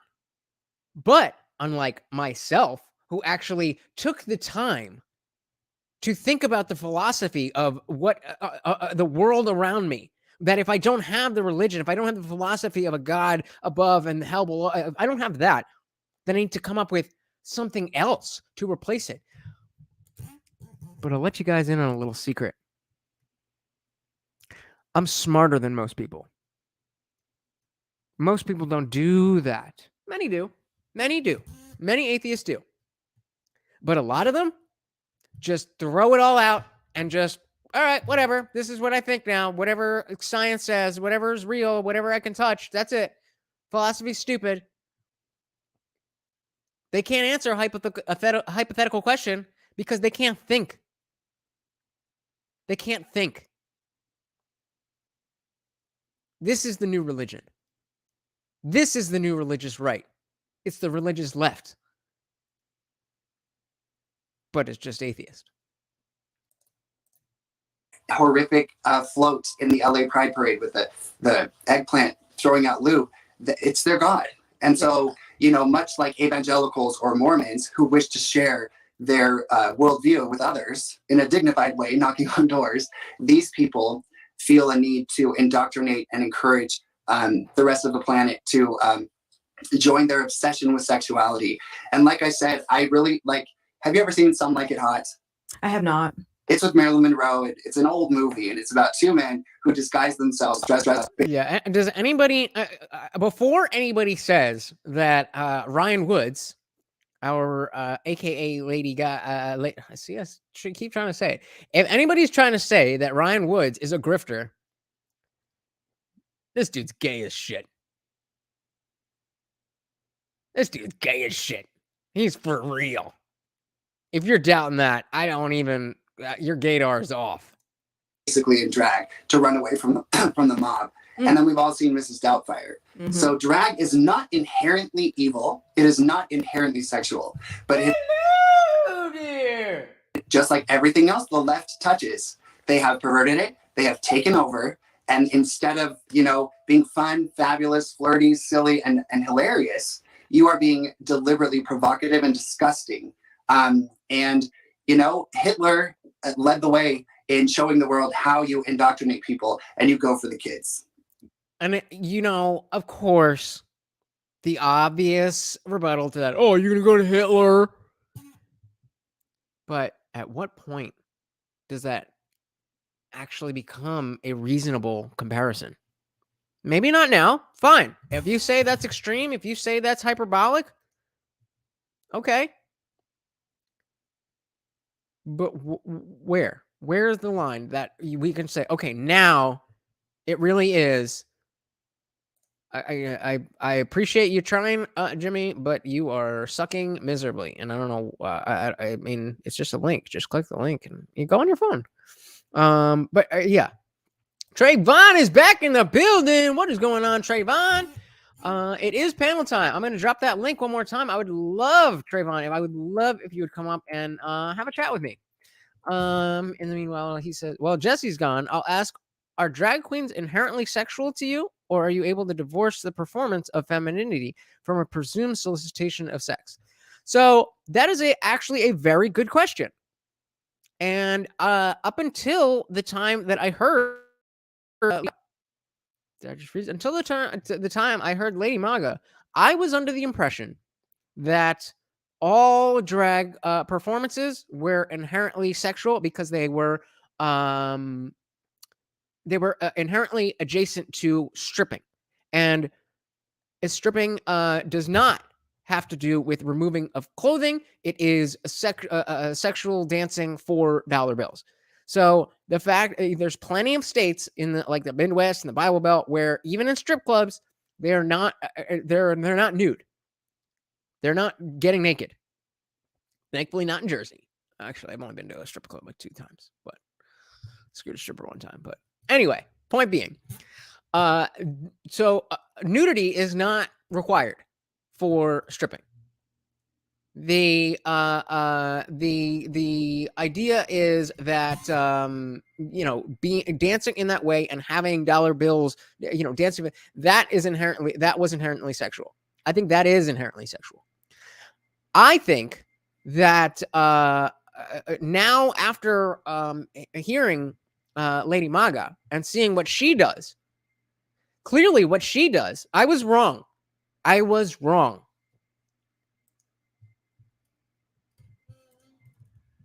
I was wrong.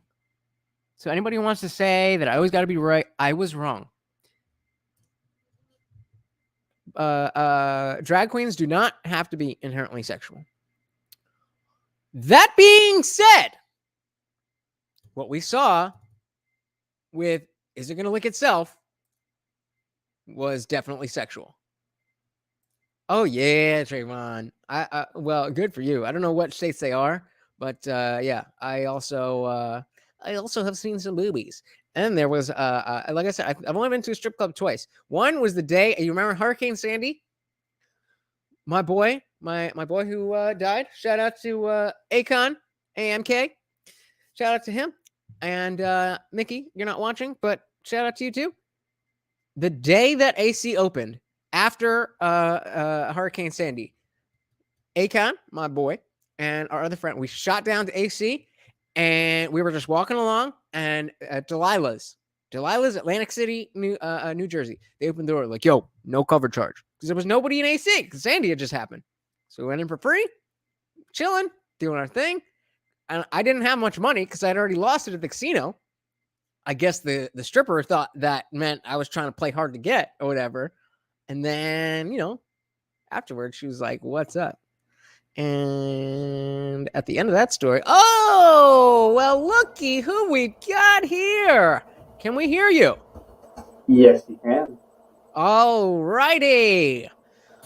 So, on the topic of drag and sexuality, I would say I think it's a good question from Trayvon. Do you think are drag queens inherently sexual to you? Are you able to divorce the performance of femininity from a presumed solicitation of sex? Now, that is a leading question, but I think we can both understand where he's going with that question. Do you think it's inherently sexual or no? Are drag queens inherently sexual? Can you bring that last one back up? Are drag queens inherently sexual? I think yes, to a certain extent. Like, they're not performing a traditional feminine role. Like, why would a guy go and dress up as a girl? Well, why would they? I mean, and also, to be fair, I've been to New Orleans. I've been to a drag show in New Orleans, and I have had a beautiful drag lady.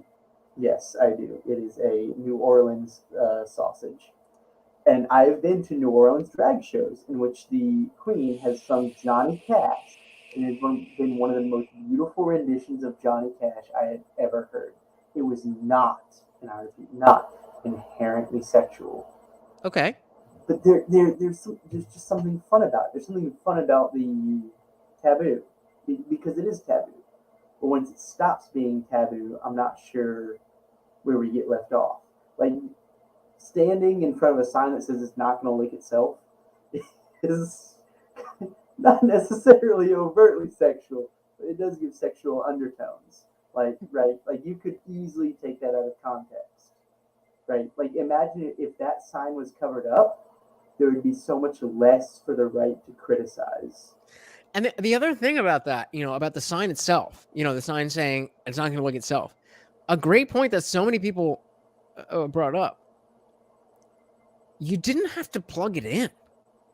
Like, if it was just hanging on the wall and it wasn't lit up, at least we're seeing like, okay, you're making steps to try to make this more family friendly, as you say. So Trayvon says here, I don't think that's relevant.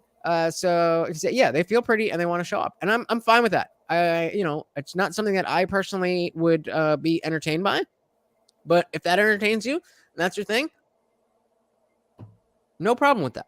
The issue, and Jimmy Dean, tell me if you are on the same wavelength. But the issue is when it comes to children. Okay. And it is sexual. So there's but yes, there is a way to do it non-sexually.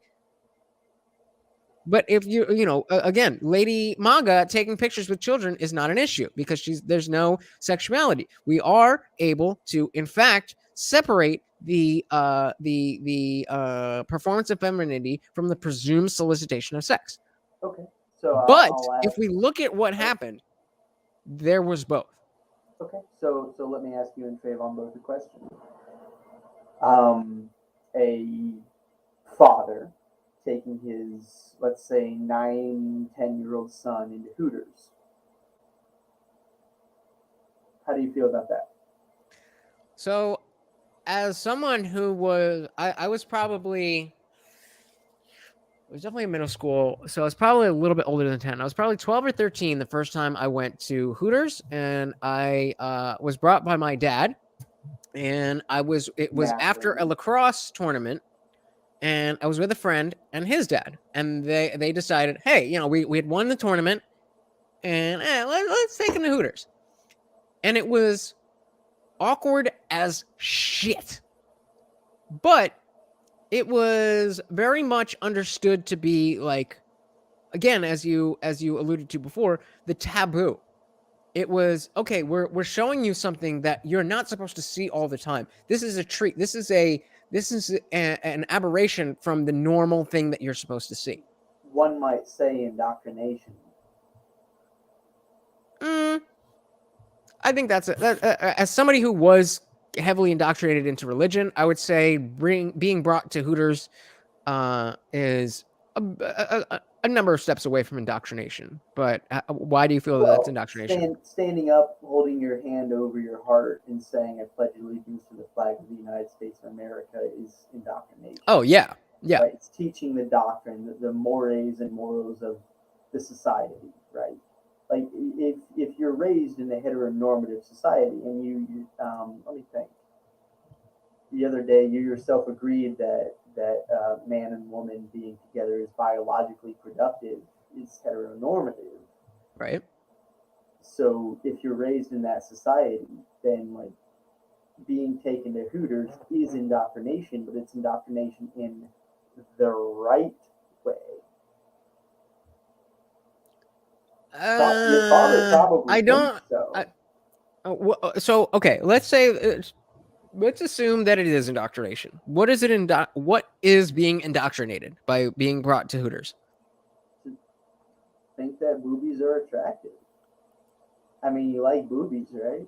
So of course, but the idea is that I already had a natural biological attraction to boobies before I went to Hooters. I didn't become attracted to boobies because I went to Hooters. At 10? How when your lacrosse team won? How old were you? I was in middle school, so somewhere between 12 and 14. Shit, that's when middle school starts. I guess, right? I don't fucking know. Middle school, 6th, 7th, 8th grade. Yeah, you know better. But right. So I remember like having crushes on girls in elementary school. Well, I don't mean to like completely distract you from the topic. Just bringing it up as like a counterexample of like the opposite of the drag queen being like heteronormative is Hooters. And if you were like exhibiting signs of liking boys, your father would probably bring you to Hooters to try and like straighten you out and to see that boobies are attractive. Am I going too far off the rails? Or I think so, because because nobody, at least in my experience, it wasn't like, hey, this is what you're supposed to like. There was no, and again, the reason that we went to Hooters was for lunch, not for the girls. Of course, the girls were a reason that we. Oh, hold on. Of course, the boobies and the girls are the reason we went there for lunch. But had we packed a lunch, we would not have gone. Lutch, I'm going to disagree with you. Nobody goes. So hold on, we got Trayvon, who I would really love to come up, but doesn't seem to want to hit the link. He says right wingers get triggered, but bringing their kids to Hooters, filming them, ogling, and feeling up on servers is hypocritical. I would absolutely agree with you. I would absolutely agree with you. I was just saying it was super awkward when I was there as a young kid. Right. But I was a teenager, not the age of the kids that we've seen in the videos. I was a teenager, and it was still awkward. And I was going there for food, not for. You thought you were going there for food, and I'm sure these kids. So I'm just trying to play devil's advocate. Okay, so these kids think they're going to a place for like a fun adventure with lots of colors and people doing fun things. Like they're not going there saying like I'm going to subvert gender narratives. Like a 9-year-old doesn't have that in their vocabulary and their diction. Yeah, no, definitely. I definitely agree with that. This is all their parents. Like saying, like a parent, like a person saying that they have like a vegan cat. Like, this is all them. We know who's in control right now. Yeah, no. I definitely agree that they're like, okay, so as Dr. Evil Genius says here, you could go anywhere for lunch. Hooters focuses on a specific market. We like I said, if we had already eaten, we wouldn't have gone anywhere for lunch. But we didn't eat, so we needed somewhere to go to lunch. Now there is this place that offers lunch and also offers girls in booty shorts with big titties. That absolutely, that unequivocally is part of the reason that we went there. Now, please draw the equivalent of that secondary nature to the drag show. What is the main purpose that you went to the drag show and it just happened to be a drag show where there was overt sexuality? Well, was there overt sexuality at the drag show? Yes. What overt sexuality? Wearing thongs. It's not going to lick itself. Stripping. Dancing for dollar bills. I didn't when I was at, and I've been to Hooters more than just the one time. I don't frequent it because the food's not that good. If you say you like the wings at Hooters, you're a fucking loser who just likes looking at girls. The wings are not that good. But I've never put a dollar bill on anywhere on any of the servers' person. Never have I done that. Usually I pay with a card and write the tip on the bill. Yeah, that would be very rude to like put. It would, wouldn't it? It would be kind of what's the word? Inappropriate for a child, correct? Apropos. For a child, especially for anyone.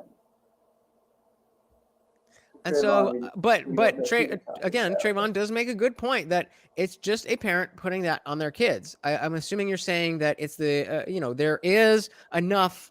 Again, Trayvon, correct me if I'm wrong, but you're saying there is enough similarity between being a young boy being brought to Hooters and being a young child, whatever gender, being brought to a drag show. Am I correct in that what you're saying? I don't want to go further if I'm not sure. So please let me know. Dr. Evil Genius says, I've never been to Hooters. Sounds like a place thirst buckets go because they can't get laid. Well, oh no, absolutely. You're not, absolutely. You're not gonna get laid at Hooters either. No. If he said if you can't get laid, you just go there to ogle. But here's the other thing. Yeah, that's where the. Here's the other thing. The style of Hooters is very 1980s. And so Interesting. what's the word? The charm, not the charm, What- the kitsch, the niche and kitsch. Okay. I'm going with that. The niche and kitsch of Hooters has become nostalgic to a point because it's not dealing with it's not girls in thongs and tiny bras. They're wearing shirts. They have kind of short shorts, but you will see more of women at any beach in the world than you will see at a Hooters. Look, I'm not sure if Hooters are just different up there in conservative New Jersey. When's the last time you've been to a Hooters? I mean, Well, not that long ago. To be fair, in Hooters they do wear. In Twin Peaks, it's a little bit different. There, it is acceptable to wear legitimate lingerie as a server. Let's see. Oh, But regardless, why do you say 80s? because Instead of, like, the shorts, is there because of any reason the socks. So this is this is what I'm. Oh, God, I did not want to do that. But yeah, this is what when I think of Hooters, this is what I'm thinking of. We've got the tall socks, the booty shorts, which aren't either high on the low end or low on the top end, and a full shirt. This does not look like. This does not look like any. This is not a server. This is a. Sure.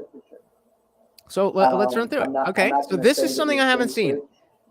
Is turned on, because even if you turn it off, you'll probably get the same pictures, but that's not what it actually looks like. It's very overtly sexual. Regardless. Okay, I mean, well, even just based on this picture, on this picture. Okay, sure. Let's take that picture. Ooh, where'd it go? Wow, from the Hey, girl. post. So even this is significantly more sexual than the orange. I didn't know that they got away from the orange shorts. As far as I understood, this was the this is what you were getting at. Or, there you go. Nope. Oh, God damn it.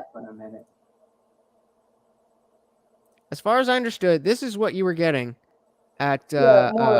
More or less. The point being, it is over. But this is definitely different. Can we agree? It's somewhat, if not entirely, overtly sexual. It absolutely is sexual. Yes. Okay. So. But here's the other thing. Here's the other thing. Go into exactly what the ladies are wearing. Well, but again, I don't think it's appropriate for somebody to bring like a 3 to 7 year old. That's not a place that you bring your child to Hooters. 7-year-old can't exactly, like, they're just there for the mac and cheese. Like, they can't. I don't care. No. There's a level of appreciation, not appreciation, but there's a level of understanding that you need to be of age. Right. So in order to realize what's going on. Like, you could take your. But that's the indoctrination part. That's precisely the indoctrination part. Your 3-year-old at a strip club ordering the mac and cheese is not being indoctrinated to be a stripper.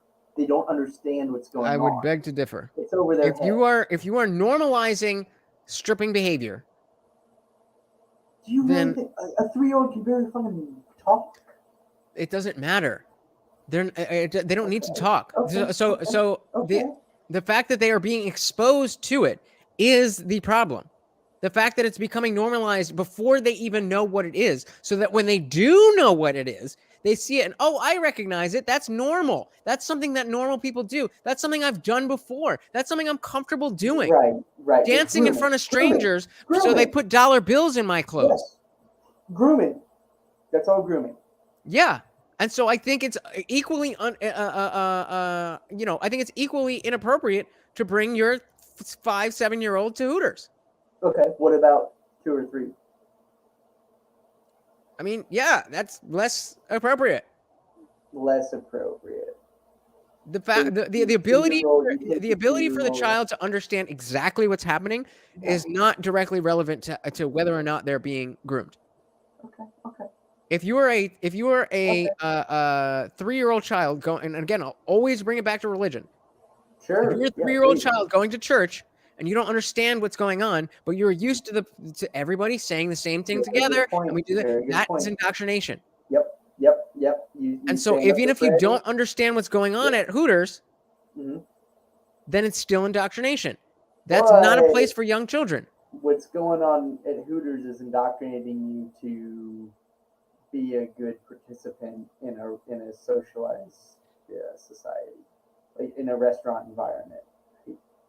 Say again? So if you start acting out, like screaming for food before your food comes, your parents will hush you. Right. That is transferable to any other restaurant you will ever go to. Okay. The fact that the women are wearing shorts that hug their hips and ass, not necessarily. Okay. So you're being indoctrinated to like be a good patron of a restaurant. That's the main objective. And Well, right. I mean, that's exactly that was my original point. Was that as bad as the Hooters is for young children, it's still a secondary thing when a drag show is as bad as Hooters but worse. That's my point. You're saying that Hooters is bad. You're talking past the sale. You're saying that Hooters is bad for young children without proving it. I'm trying to. I don't know. My original point is that exposing children to sexuality is bad. Oh yeah. So, well, I mean, do I need to convince you of that, or? Depends on the age. Well, right. So I've said personally, in a heteronormative situation, it was weird for me at 13 or 14. Why was it weird? Because you knew it was going on. Because I didn't have that type of relationship with my dad where I talked about girls and stuff. When I went the next year with a bunch of my friends, it was completely fucking normal because my friends and I talked about girls.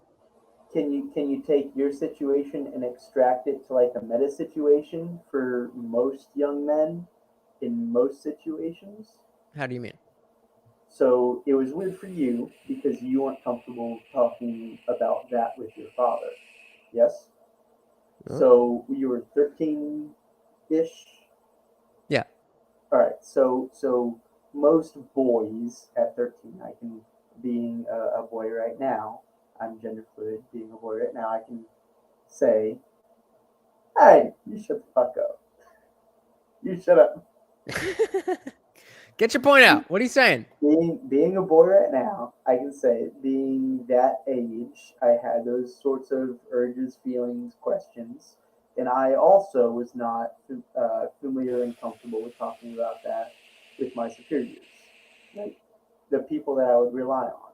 So you go to your peer groups, right? So you just go, you form your opinions and your beliefs off of the people that you're around, which is why, again, transitioning is like a social contagion, as some people would say. I don't necessarily. You lost me. I don't know what you're talking about, dude. Okay, put it in a syllogism. Put it in a syllogism. This is this, so that is that, and therefore that is that. That's what I need to hear from you. You're 13, they're 13. You're trying to find out your sexuality. You're looking at your peers to find out. We're not, but wait. But already, they weren't 13. The children in those videos, it's going to look itself. No. I'm just talking about your peers during their time.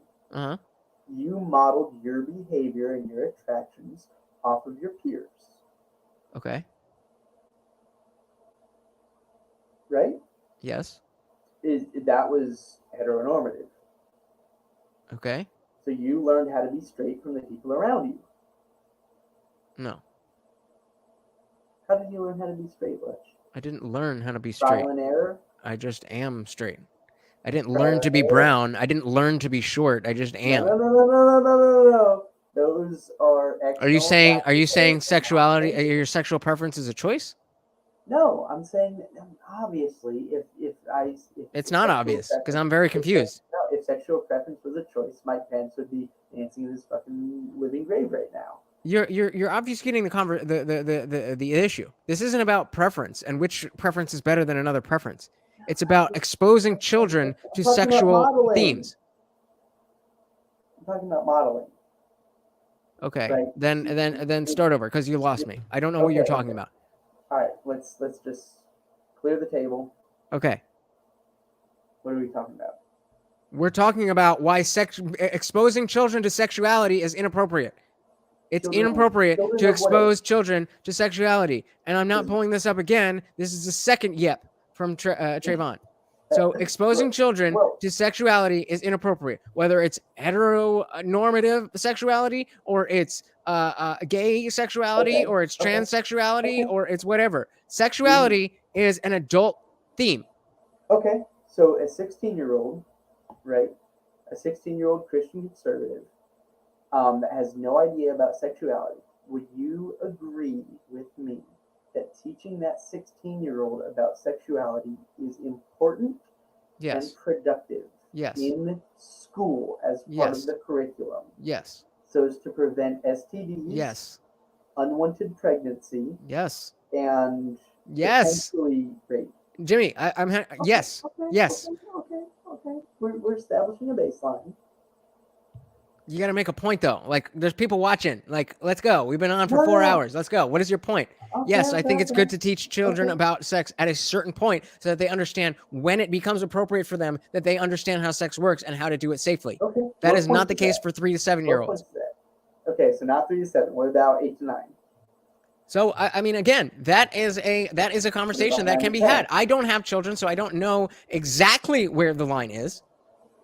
Well, I mean, I would think it would be somewhere around 10, because at 10 years old, you're old enough to in a school setting, you're old enough to understand what it is that you're learning, and it's early enough that you're not already engaging in these activities, but it's not so young that you can that you have to be exposing them to ideas that they don't need to put in their brain. At 10 years old, you can understand, okay, this is something that older people do. This is something that people do for love and for, whatever way you want to extreme, relationship, whatever it is for love, that's as simple as I really think children need to understand it, but whatever. I don't understand how that translates to, okay, they also should be going to drag shows where they are dancing in thongs and putting dollar bills in your waistline. Well, where else? Draw the line there for me, please. Reality. What? Okay. You said 3 to 7. 3 to 7 is off limits, right? What about 8 to 9? Like I said, if you're making me pick an arbitrary number, I'm gonna pick 10. 10. So 10-year-olds for education, not for Hooters, not for drag shows, for education. What if this drag show is for education? No, because that is all you need the education before you have the context to put the drag stuff in it. The drag thing is an aberration, and so you need to understand and the heteronormativity. I'm sorry, but I didn't choose that. Biology, evolution chose that. It's not my fault that most people are straight. It's not my fault that biology works the way it does. So I'm sorry if your alternative lifestyle happens not to be represented to 10-year-olds. But as soon as you become 16, 17, 18 years old, go wild.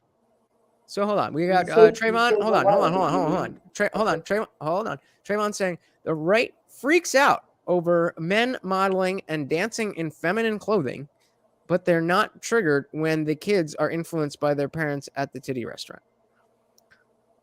I don't remember anybody freaking out over men modeling or dancing in feminine clothing. And I'm pretty sure that we said that it was weird, but modeling and dancing in feminine clothing is drag shows. And then he says one's overtly sexual, and the other one, the right's getting pissed about. It's not. And Trayvon, is because Hooters is heteronormative. It's generally accepted, and drag show, taking your children to drag shows is not. Look, if you're going to ask... I'm not defending taking your children to drag shows. I'm just asking you to be consistent if you are going to be comfortable if you're taking your child to one, you should be comfortable taking your child to the other. Why? That's all Why? I'm asking. Why? Because one is heteroadverse and the other is heteronormative. Okay. And I understand those terms, but why does being heteronormative why is something that is not heteronormative the same thing as something that is heteronormative in a heteronormative society? Can you say that again? Just so you're saying I'm saying that one is heteronormative and that makes it more appropriate. Which one is? Hooters. Okay, Hooters is heteronormative, and that somehow makes it more appropriate. No, not somehow. By being more normal to the society. The societal norms are that men look at women, that women are beauty objects. That's a normal thing. Yeah. So there is less of a strain on there's a less of a diversion from a worldview from a child that already has biological feelings to see one than to see the other. Now, if I'm not saying that it's appropriate for either of them before a certain age, and then after a certain age, both are equally appropriate. I'm not sure where the double standard is. Okay, yeah. Well, the double standard is that it's okay to take your 5-year-old to Hooters, but not to a drag show, or your 8-year-old, or your 9-year-old. I wouldn't take either of them to either of them. You wouldn't, but plenty of people do. And I don't think that's a good thing. Norm. That's my point. My point is I don't think that's a good thing. I think that's a bad thing. That is what we're saying. The norm. The norm is to take your child to Hooters at any age. I don't think that is the norm. I think that it's very weird. It's more conservative than the South. But I promise you, there are plenty of people at Twin Peaks and Hooters that take their children, and I mean actual children. Okay, then they're just as wrong as the people taking their kids to the drag show. Yes. This is what somebody else was trying to argue that I have an issue with gender norms. Yep, let's assume that. So you would ban children. I didn't say that. Hooters. Don't put words in my mouth. I said I personally believe. No, that's the logical conclusion. No, it's not the logical conclusion. No, it's not the logical conclusion. I would choose not to do it. There's a lot of things that I would choose not to do that I would not ban other people from doing. You're just saying that it's wrong. You're just saying what? Anything about it, but it's wrong. What? Taking your child to Hooters is wrong. In my opinion, yes. Okay. You wouldn't do anything about it, legally speaking. No. But it is wrong. Yes. Oh. Just boy. like it's wrong to hit your children. Okay. But I'm not advocating for parents who hit their children to be, and spank their children to be arrested. But I think that is not the correct way to raise your child, and that is wrong. That is immoral. That is not the way that you should do that. But am I advocating for anybody who spanks their child to be arrested? Am I advocating for banning spanking your child? Absolutely not. There are reasons for hitting your child. Very legitimate reasons. When their life is in danger, when they're about to jump into a pool and they can't swim. But that's okay. So where is the equivalent of that with drag shows? Where's the situation that's so dire that they need to go to a drag show or to Hooters for that matter? Not saying need. Not saying that it needs to be banned. I'm just saying that both of them are as immoral as each other. Yeah. Taking your straight kid to Hooters is just as bad as taking your gay kid to a drag show. Yes. Holy shit, we made progress, son.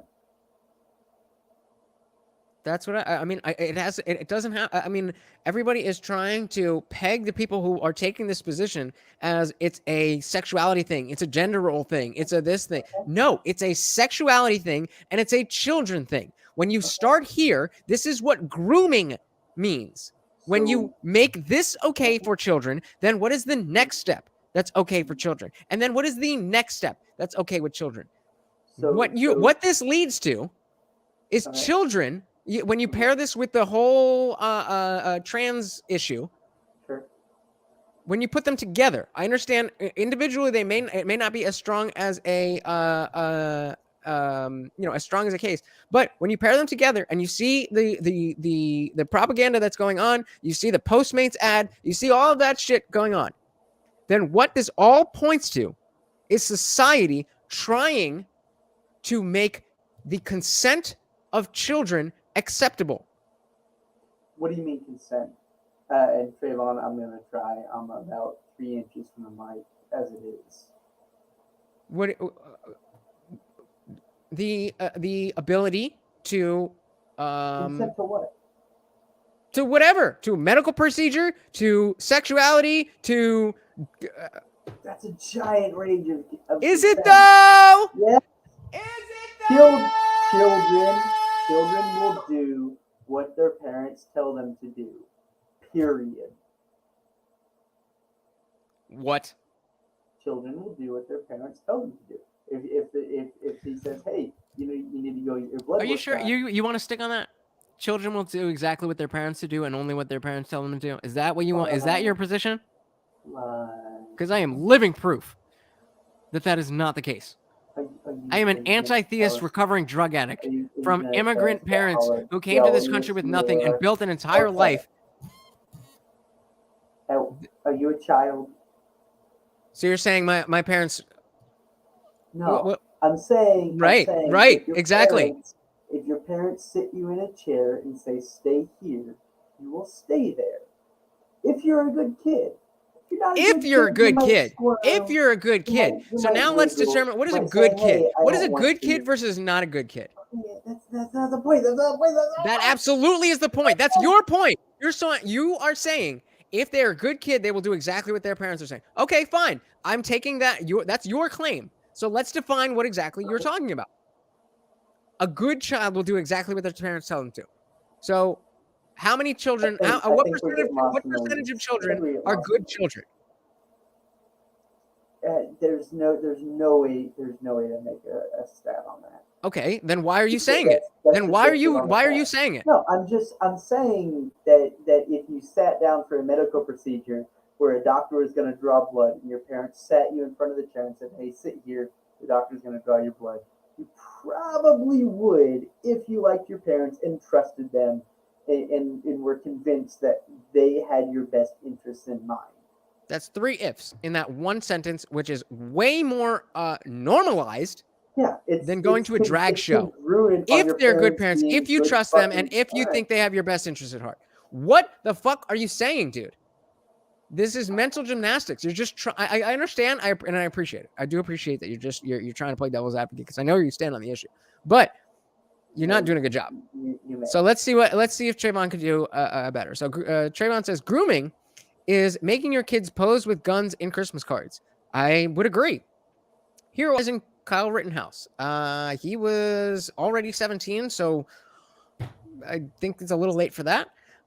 Being told that their, quote, God-given right to own, I don't know why that's in quotes. It is even, God-given is a turn of phrase, and even if you don't believe in God, it is given by whatever creation you believe in. So natural right. It is a natural right. So no quotes needed. But being told that their natural right to own a gun is under attack, which pretty sure I've heard politicians say, we are coming for your guns. I think one of them is named Beto O'Rourke. And Biden was pretty strong about it. But just to finish his comment, the right to own your guns is under attack, but that the rights of others are not. Again, I have to disagree with you. I don't believe that there is anything on, quote, the right that says that other people's rights are not under attack. In fact, I would say the entire rally cry of the right is that all of our rights are under attack. So, Trayvon, if you're still here, I'd like to appreciate and where exactly in the South are you from? And the reason being is because I've lived in several places in the South, and guns, and I've had this echoed several times, guns are culture. 6, 7-year-olds my first real gun was given to me when I turned 14. It was a shotgun, 410 gauge, and that's just part of who we are. So that a Southerner, as you call yourself, Trayvon, is against guns, I'd like to know, just for posterity's sake. And I've been to Mobile a lot. I've been to New Orleans a lot. I've been to South Carolina, all the major cities, Charleston, and none of them seem to be particularly adverse to guns. So if you call Austin the South, then I might disagree with you there. Oh, don't worry. Just Because finish what you're saying. I got you. Finish what you're saying. Austin is not the South. But that kind of culture is indoctrinated, and I say that specifically, from a very young age. And the people who like and enjoy guns can be 6, 7-year-olds, and they will do so responsibly, and they will do so safely.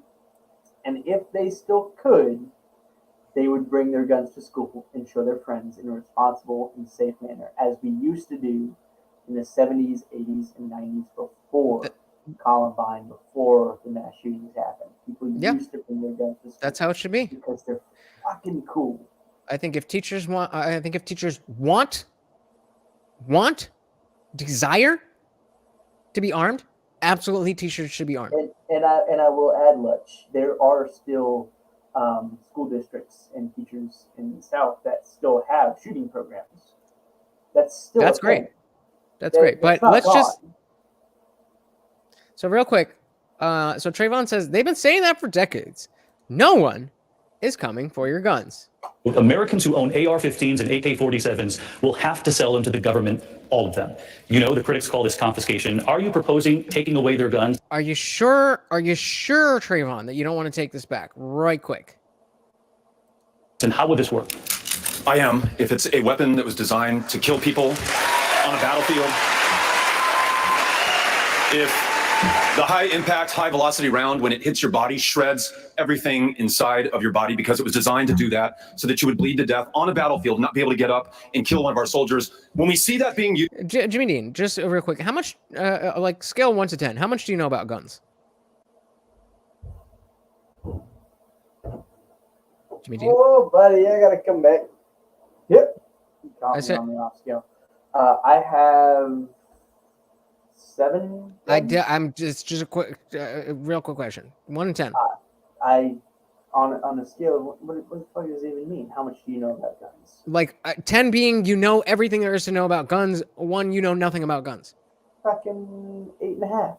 Okay, so has Beto said anything in this 36 seconds that has made any sense about guns? There are certain rounds that you can put into certain guns. There are things called rip rounds. The AR-15 has a high enough velocity to pierce like 15 and 20 Kevlar vests because they're just that fast. But opposed to what Joe Biden says, it cannot blow a lung out. The most that it can do is like pulverize an arm, a bicep, like is shown in the Rittenhouse trial. Well, yeah, good point. So let's just finish up what Beto was. Motherfucker, do not fucking tell me to hold on. Used against children. And in Odessa, I met the mother of a 15-year-old girl who was shot by an AR-15, and that mother watched her bleed to death over the course of an hour because so many other people were shot by that AR-15 in Odessa and Midland. There weren't enough ambulances to get to them in time. Hell yes, we're going to take your AR-15, your AK-47. So what was that, Trayvon, about they've been saying that for decades, but nobody's coming for your guns? I think Trayvon was saying that ironically, to be honest, because there is literally a subreddit that I'm subscribed to called "No One Wants to Take Your Guns," NOWTTYG or some shit like that, and it's literally everything that the right and the left are saying, and they just post it like what Beto said, and it's like, "Hey guys, look, no one wants to take your guns," and then they'll post that clip of Beto, and it's like, yeah, they're fucking coming. And this is what I said to my friend. John, shut up, John. It is very, very first in the beginning of 2021 when Elvis was starting to go down. I said, they've got the House, they've got the Senate, they've got the executive. They're going to pass. They're going to wait. They're going to pass some gun legislation. If there's anything that we have to stop, it's that. I don't give a shit about transgenders in the military. I don't give a shit about anything else. That's the thing that we have to protect. Why is that? Why is it so important? That's the defense against tyranny. Well, I mean, according to Trayvon, there was 765 unintentional shooting deaths from children in over the course of 5 years. That's almost that's like 130 a year. That's a horrible tragedy. Those parents should educate their children on proper gun safety, as my parents did. What is a sexy gun? I was gonna ask the same exact thing. So Trayvon says, yeah, he's talking about a sexy gun, not about guns in general. So you already know that that handguns are more heavily regulated than the quote unquote sexy guns that you're talking about. Yes, and it is a constitutional. Not you. I'm talking Trayvon saying that. I'll say it. I had to wait till I was 21 to buy a handgun, and it was a constitutional infringement that I had to wait until I was 21. If 18 is the age in which you are an adult and can do adult things like voting and dying for your country, then I should be able to do all the things that are granted. Go ahead. So,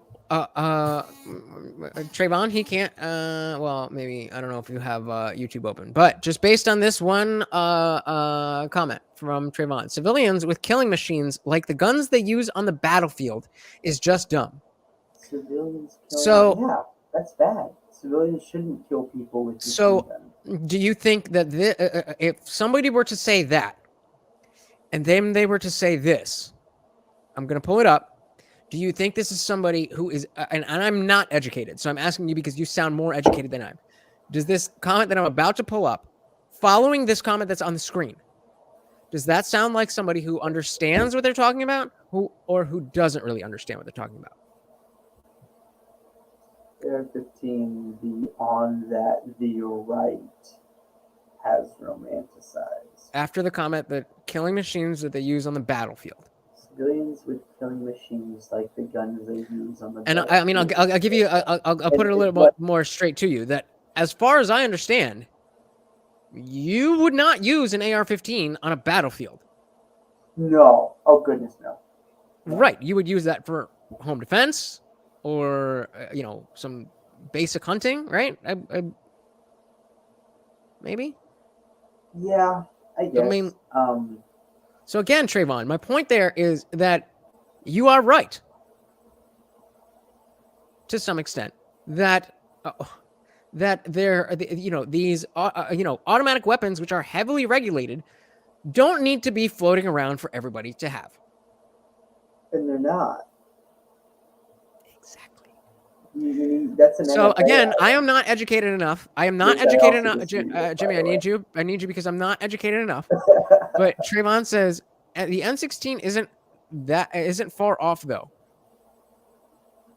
The M16 is a 3-round burst. You're talking about the M4, which is fully automatic. The M16 is a Vietnam era weapon. So here again, we find Trayvon that very much like myself, these ideas, the notions of what you're saying ring true. But when you actually break down, okay, what is actually happening? Do we have battlefield weapons in the hands of civilians? No, we don't. The AR-15 is not a battlefield weapon. It is specifically a civilian consumer tool. Well, the dude. Wait. No, so I'm no, going to disagree with you on that. Okay, correct me. I'm going to disagree. So the SCAR H, he was talking about. If Trayvon pulled up the SCAR, I don't have the chat log. The SCARs, the M216, also known as the SCAR A, SCAR L, is a 5.56 variant of the SCAR. You're getting. Okay, but okay. So then, because that's a little bit amorphous. So then let's go to his next comment. He says, "Okay, you get my point though. The AR-15 is similar to weapons used in war. Yeah, sure. It's as close as you can get. Okay. In what way? And in what way would a gun, being a gun, be different enough from a battlefield weapon that you would be okay with people having it, Trayvon? Because it's not similar at all in caliber, none of this matters. In what? None of this matters. It matters to Trayvon, and what Trayvon says matters to me. So I'm asking Trayvon. Okay. If you don't care, I mean, I could drop No, you off. no. It's just missing the point. Like when Joe Biden says that you shouldn't have a weapon for hunting deer because they're not wearing Kevlar. Like it's missing the point. Like this is a 30-round magazine, right? Okay. It only holds a 22. Like this is not a person killing cartridge. But that is what would be considered high capacity. Yes, it is high capacity for killing squirrels, not people. So when we dig into that and we say, okay, we need to get rid of high capacity magazines, but not talk about, let's just, for example, say, just for example, again, because I'm very uneducated on the issue. Let's say the difference of the legality of calibers or the legality of, like hollow points versus whatever's not a hollow point. That's a more relevant conversation, correct? No, all that's missing the point. If you've gotten to the point where you're talking about calibers, you've already lost the war. Why is that? Because guns are meant to be a protection against tyranny. I agree with that, but the Trayvon, I'm trying to give to Trayvon. Okay, so let's see. He says, Jimmy Dean. Yeah, Jimmy Dean. What the gun can do is similar to the damage that's done, the time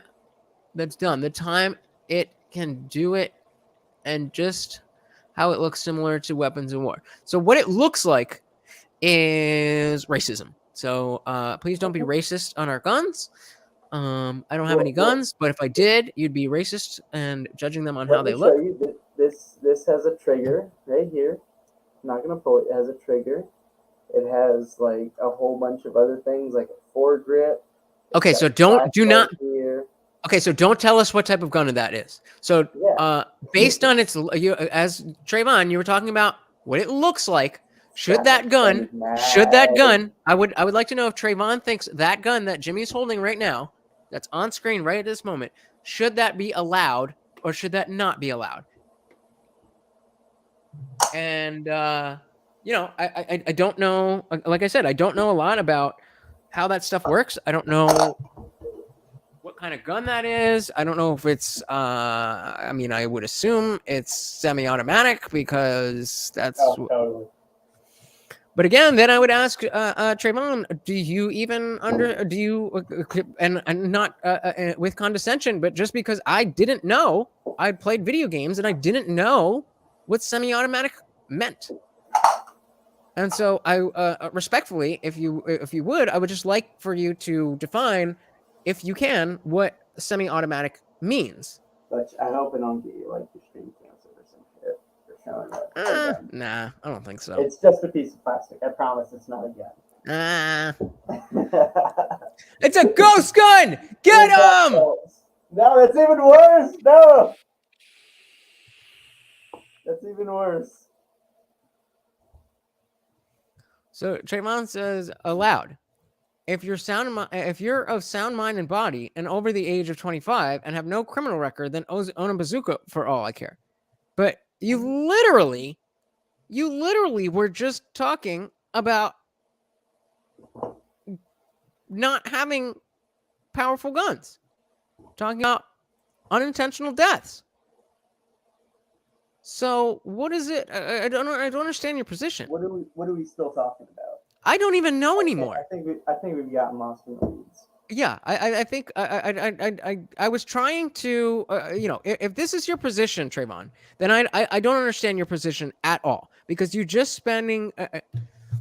So his position is banning AR-15s. So why AR-15s? Why AR-15s, and why not the M6? Why bazooka? Why not? Why not? Yeah, why not the bazooka? Why ban an AR-15 and allow a bazooka? Let's just make sure that we're saying banning AR-15s. Yeah. I mean, the previous comment, ghost guns should be banned. Okay, sure. And allowed to the gun that Jimmy was holding. What kind of gun is that? It's the Vector 22 LR. So that thing. And a bazooka, but you want to ban AR-15s. Please make that make sense. It's basically a BB gun. Please make that make sense. It's a big black scary looking rifle that shoots like a squirrel cartridge. I mean, Trevor, I would love for you to come up, but if you're not going to, you got to make that make sense. Come on, man. If I mean, the fact of the matter is, like, it's okay. Dude, I'm not. Again, he says, okay, don't ban them. God, make them hard to be able to get to own them. Like, bro, I'm not trying to frustrate you and like get you to say what I think. That's not the point here. You said that you don't care if people have bazookas, but you want to ban AR-15s. How does that make sense? Or are we just going to say, okay, you realize that you don't really know what you're talking about, as I barely do. Hey, look, how about them transies? That's where we started, right? Yeah. That's what all of this was about. Let's get back to that, just because this. All right. Well, I wasn't ready to go straight into it like that, but well, I'm finding. Jesus Christ. Of course. So let's see. To estrogen, and if I went off, yeah, and I believe that in the marketplace of ideas, that's the consensus. I don't want to lose my gigs. I don't want to lose my friends. I don't want to cause trouble. So we're gonna, go along with this. But consenting adult game, that's the thing. This LGBTQ movement and narrative, it's no longer about consenting adult homosexuals. So okay, we're gonna jump back in here because, and we're not gonna go too much longer because the point of this really was about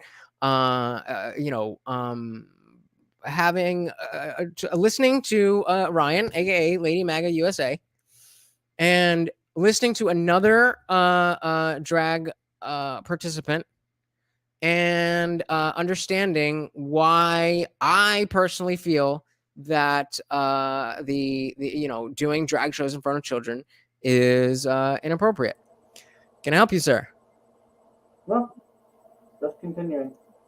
Oh, you just wanted to be here for the ride. Yeah. We're erased. No, we're continuing. We're not even part of it. Every grand marshal in so-called pride, predator, pervert parades across America was like a black trans woman of color. Good old-fashioned gay people, we're not part of it because nobody cares about that. It's not lucrative for the Human Rights Campaign and the Democrats and GLAAD. Isn't that exactly what Scott, aka Kelly, said from What is a Woman? That I believe it was $70,000 on the head of every girl you can convince that they can be a boy. $70,000. And that's exactly what Lady MAGA is talking about. Is she saying talking about that forensics are not minorities anymore? Yeah, definitely. Who cares if your neighbors are lesbians who fix your roof? No, or drives a Subaru. No one. Yeah, no one cares. And it's they're creating a new hatred.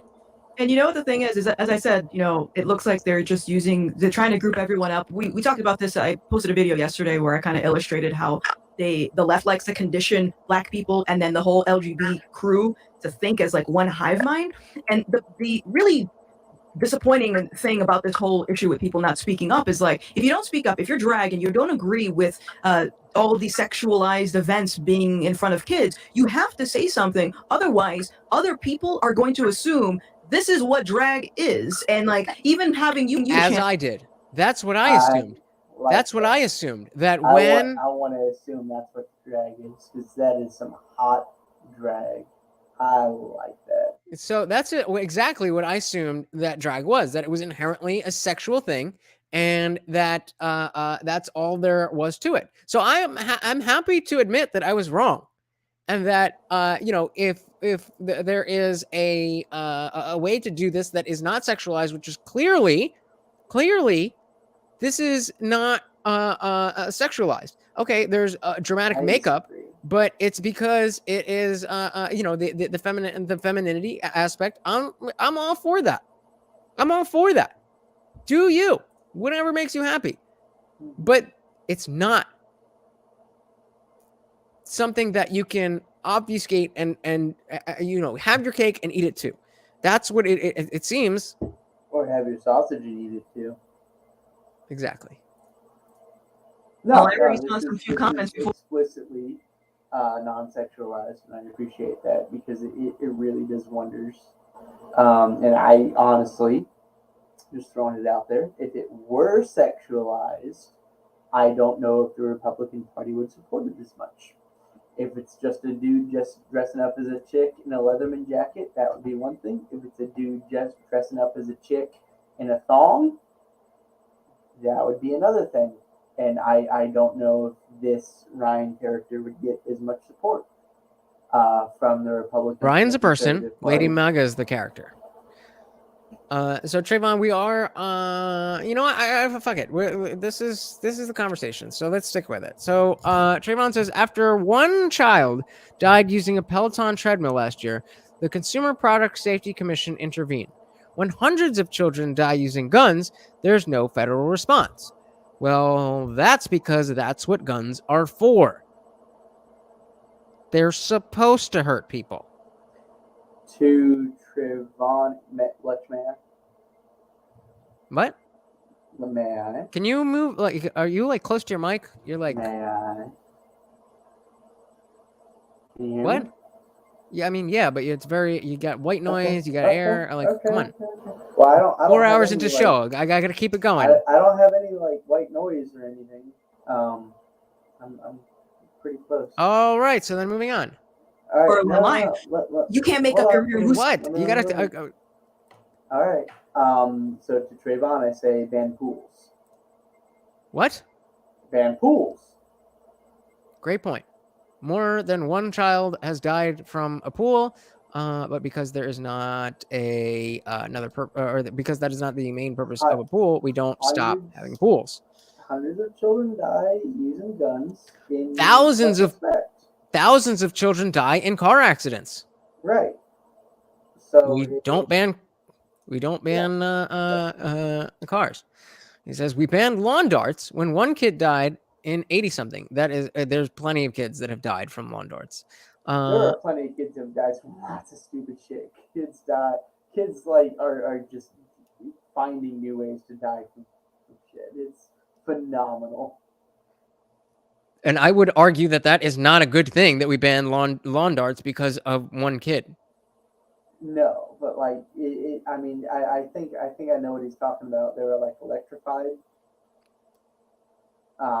If Trayvon. No, I mean, the idea is that just because the minority, like, you can't base the majority on the minority. You can't change everything and that is the entire point, because there is.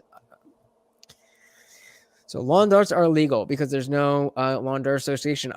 You're probably right. That doesn't make it a good thing for that to be illegal. If I was dictator of the world and somebody came to me and was like, hey, lawn darts are not super safe, but is that really our purview? Should we be making these illegal? Yeah, I'd say, fuck no! Make them legal. Yeah. There's adults in the world. Yeah, lawn darts are a small part of the economy. If kids were dying because of like big oil springing out of the ground, that might be a different thing. We might see something about that. But lawn darts, Yeah, I'm sorry. It's just not. So I just want to big get enough. I just want to get a. I mean, there's not many of us here, so I do want to do what we want to do. But there's we only got 3 people here, and I'm assuming that's you, me, and Trayvon. So if you do not want the gun conversation to continue, and you just want to continue with Lady Maga, type a 1 in the chat. Otherwise, we're going to follow the conversation where it goes. Trayvon says they reacted to Peloton and darts, but not when kids dies from mass shooters. Again, the idea is that they should not have reacted to Peloton. They should not have reacted to darts. That's the position. The position is that just because one person fucked up doesn't mean that everybody is not allowed to do the thing. How many people die skydiving? Should we not do skydiving? How many people die in pools? Should we not have pools? How many people die in cars? Should we not have cars? How many people die eating food? Should we not have food? I think we should have pools. I think we should have food too. I've been in the car before. I think we should have cars.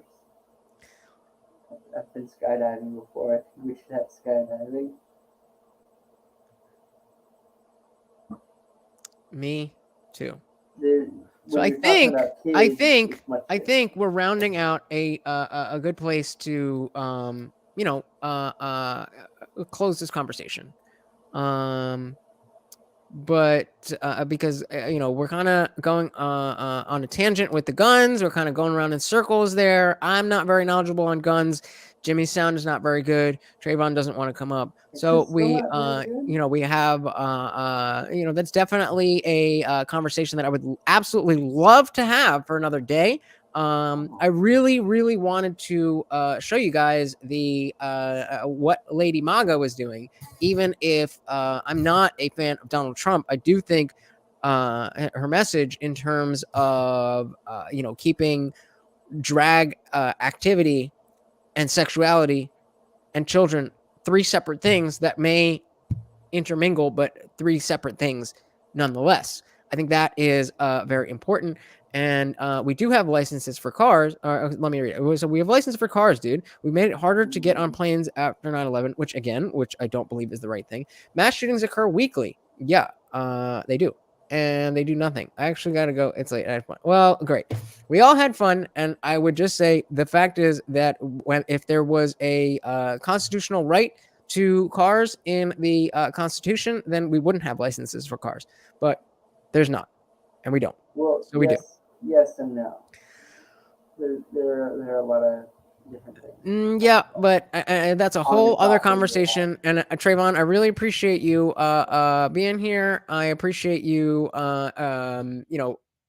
adding to the conversation. It definitely wouldn't have been the conversation it was without you. So I very much appreciate you being here, and I hope you come back. And the next time we have something to talk about, you'll give your thoughts there too. There's a number of things that you said that I agreed with. There's a number of things that you said that I thought I knew different, and you pointed me in the right direction. So I appreciate that. This is what I'm trying to do. Finally, I'm getting to that place where I can jump on, and there's some of you guys here. So I really do appreciate that we were able to have this discourse, and I hope that, like I said, you'll be back for the next one, and that maybe it's something that will be on the same side, maybe it's not. Either way, I would absolutely love if you appreciated what I'm doing here. I have just sat in this chair for 4.5 hours. So if you could hit those support links in the description, no problem, says Trayvon. This was fun. Tell Jesse to have you on again. I will. Thank you. Those support links will definitely help me to do more of this stuff. Work is slow right now, and I'm still in the building process. So the more I can do, the more I can do. You know what I mean? But if you don't want to do all of that, it is absolutely free to like, comment, subscribe, and share this with your friends. So please do that. But even if you don't want to do any of that, you just want to sit at home, think how awesome I am and how great this channel is, you could do that too. Until the next time, I am the Indian Jesus. I am out of here. Bye.